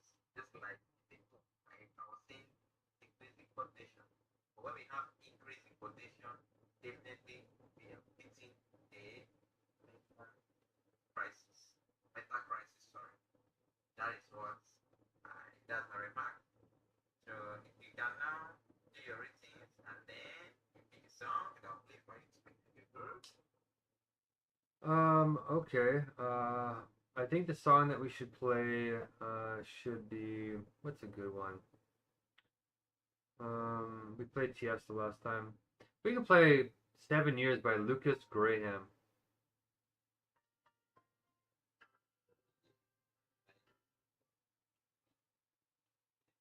Why did you choose this song? Well, I chose the song because it's just such a deep song about life and how we have to keep going out and putting ourselves out there. And we're putting ourselves out there right now with these meetings and getting ready to try and change the world so that people have meaningful lives. And they don't feel like their lives were for waste and that they're there for each other. Even small acts in good intention can have big effects when they're in love and in that true spirit. So this song is about that. And I think we're going to be doing that work. So it's a soulful song that I think is a nice one. It's That's the very first song I do. And up next coming is your song. It's not mine. To give this song to you for you to feel well and also for you to feel good. So well, hold on. So Francis, what I want to focus on is there's a good way to do the DJing, and then there's a sort of like superficial, lazy way. So the point of dedicating the song in somebody's honor is to say something that they did good in the meeting, or actually something tangible about them. It's like if we said, "Hey, we're dedicating the song in your honor, because you're a good person." Right, and you just said that every time. Oh, Francis, we're dedicating the song to you because you're a good person.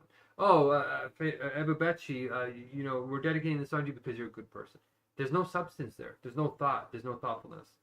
It's like actually you have to remember what it is that they did, and you're going to say something good about them that's going to make them feel good. Like, oh, this is a real, like, for instance, I would say, hey, Francis, in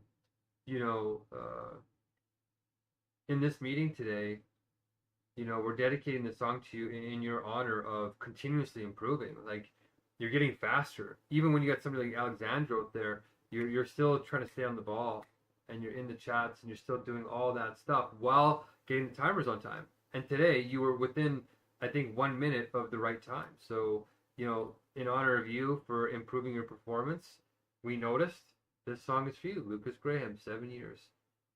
Right? That's a thoughtful. I could have said, Francis, good job in the meeting today. You did good. This song is for you. Who cares? Like, that's not a very thoughtful thing. It didn't require any thinking. So the point of dedicating is to get people to think about each other thoughtfully and get out of the superficial mode of communication, where it's like always the base minimum. Everybody's minimum. And we need to say, no, stop and be present here and think about things. So that's the whole point of the DJing. So when somebody skips it and like does a real, I'm like, it's defeating the whole purpose. The purpose isn't to play the song necessarily. The purpose is to dedicate the song in goodness and play it in honor of that person's goodness. So keep that in mind every time you're the DJ, and try and correct anybody that you see doing the superficial kind. But okay, otherwise, great job, and yeah, let's play the song in. is anyone doing it sport?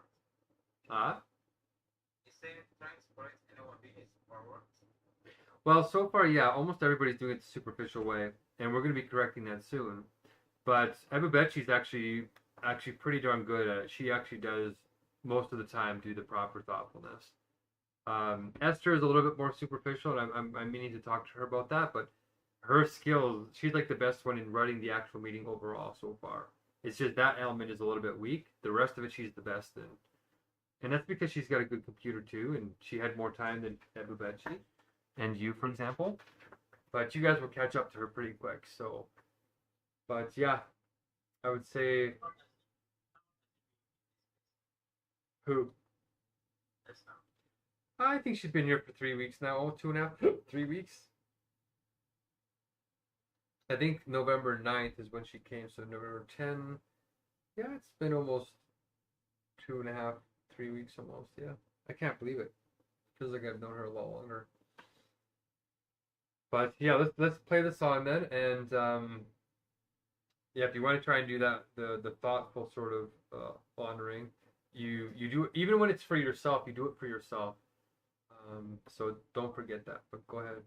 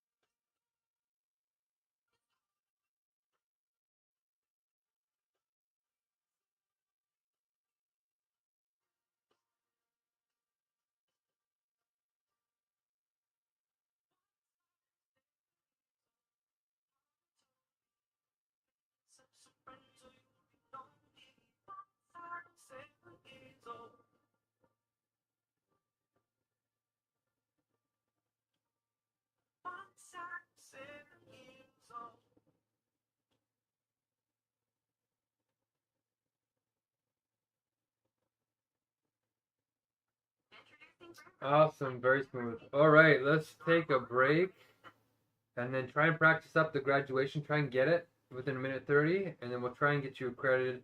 There's still quite a few tasks that have to be done, but we're getting a lot closer. So I appreciate it, Francis, and hopefully we can get you doing these Universal Sublation Championships pretty quickly with me and others.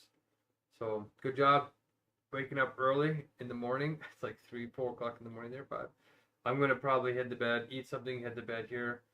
But yeah, stay blessed, keep it up, stay strong, and we'll talk to you soon. We'll see in the next side of the task tomorrow. See you tomorrow. Okay, sounds good. Peace.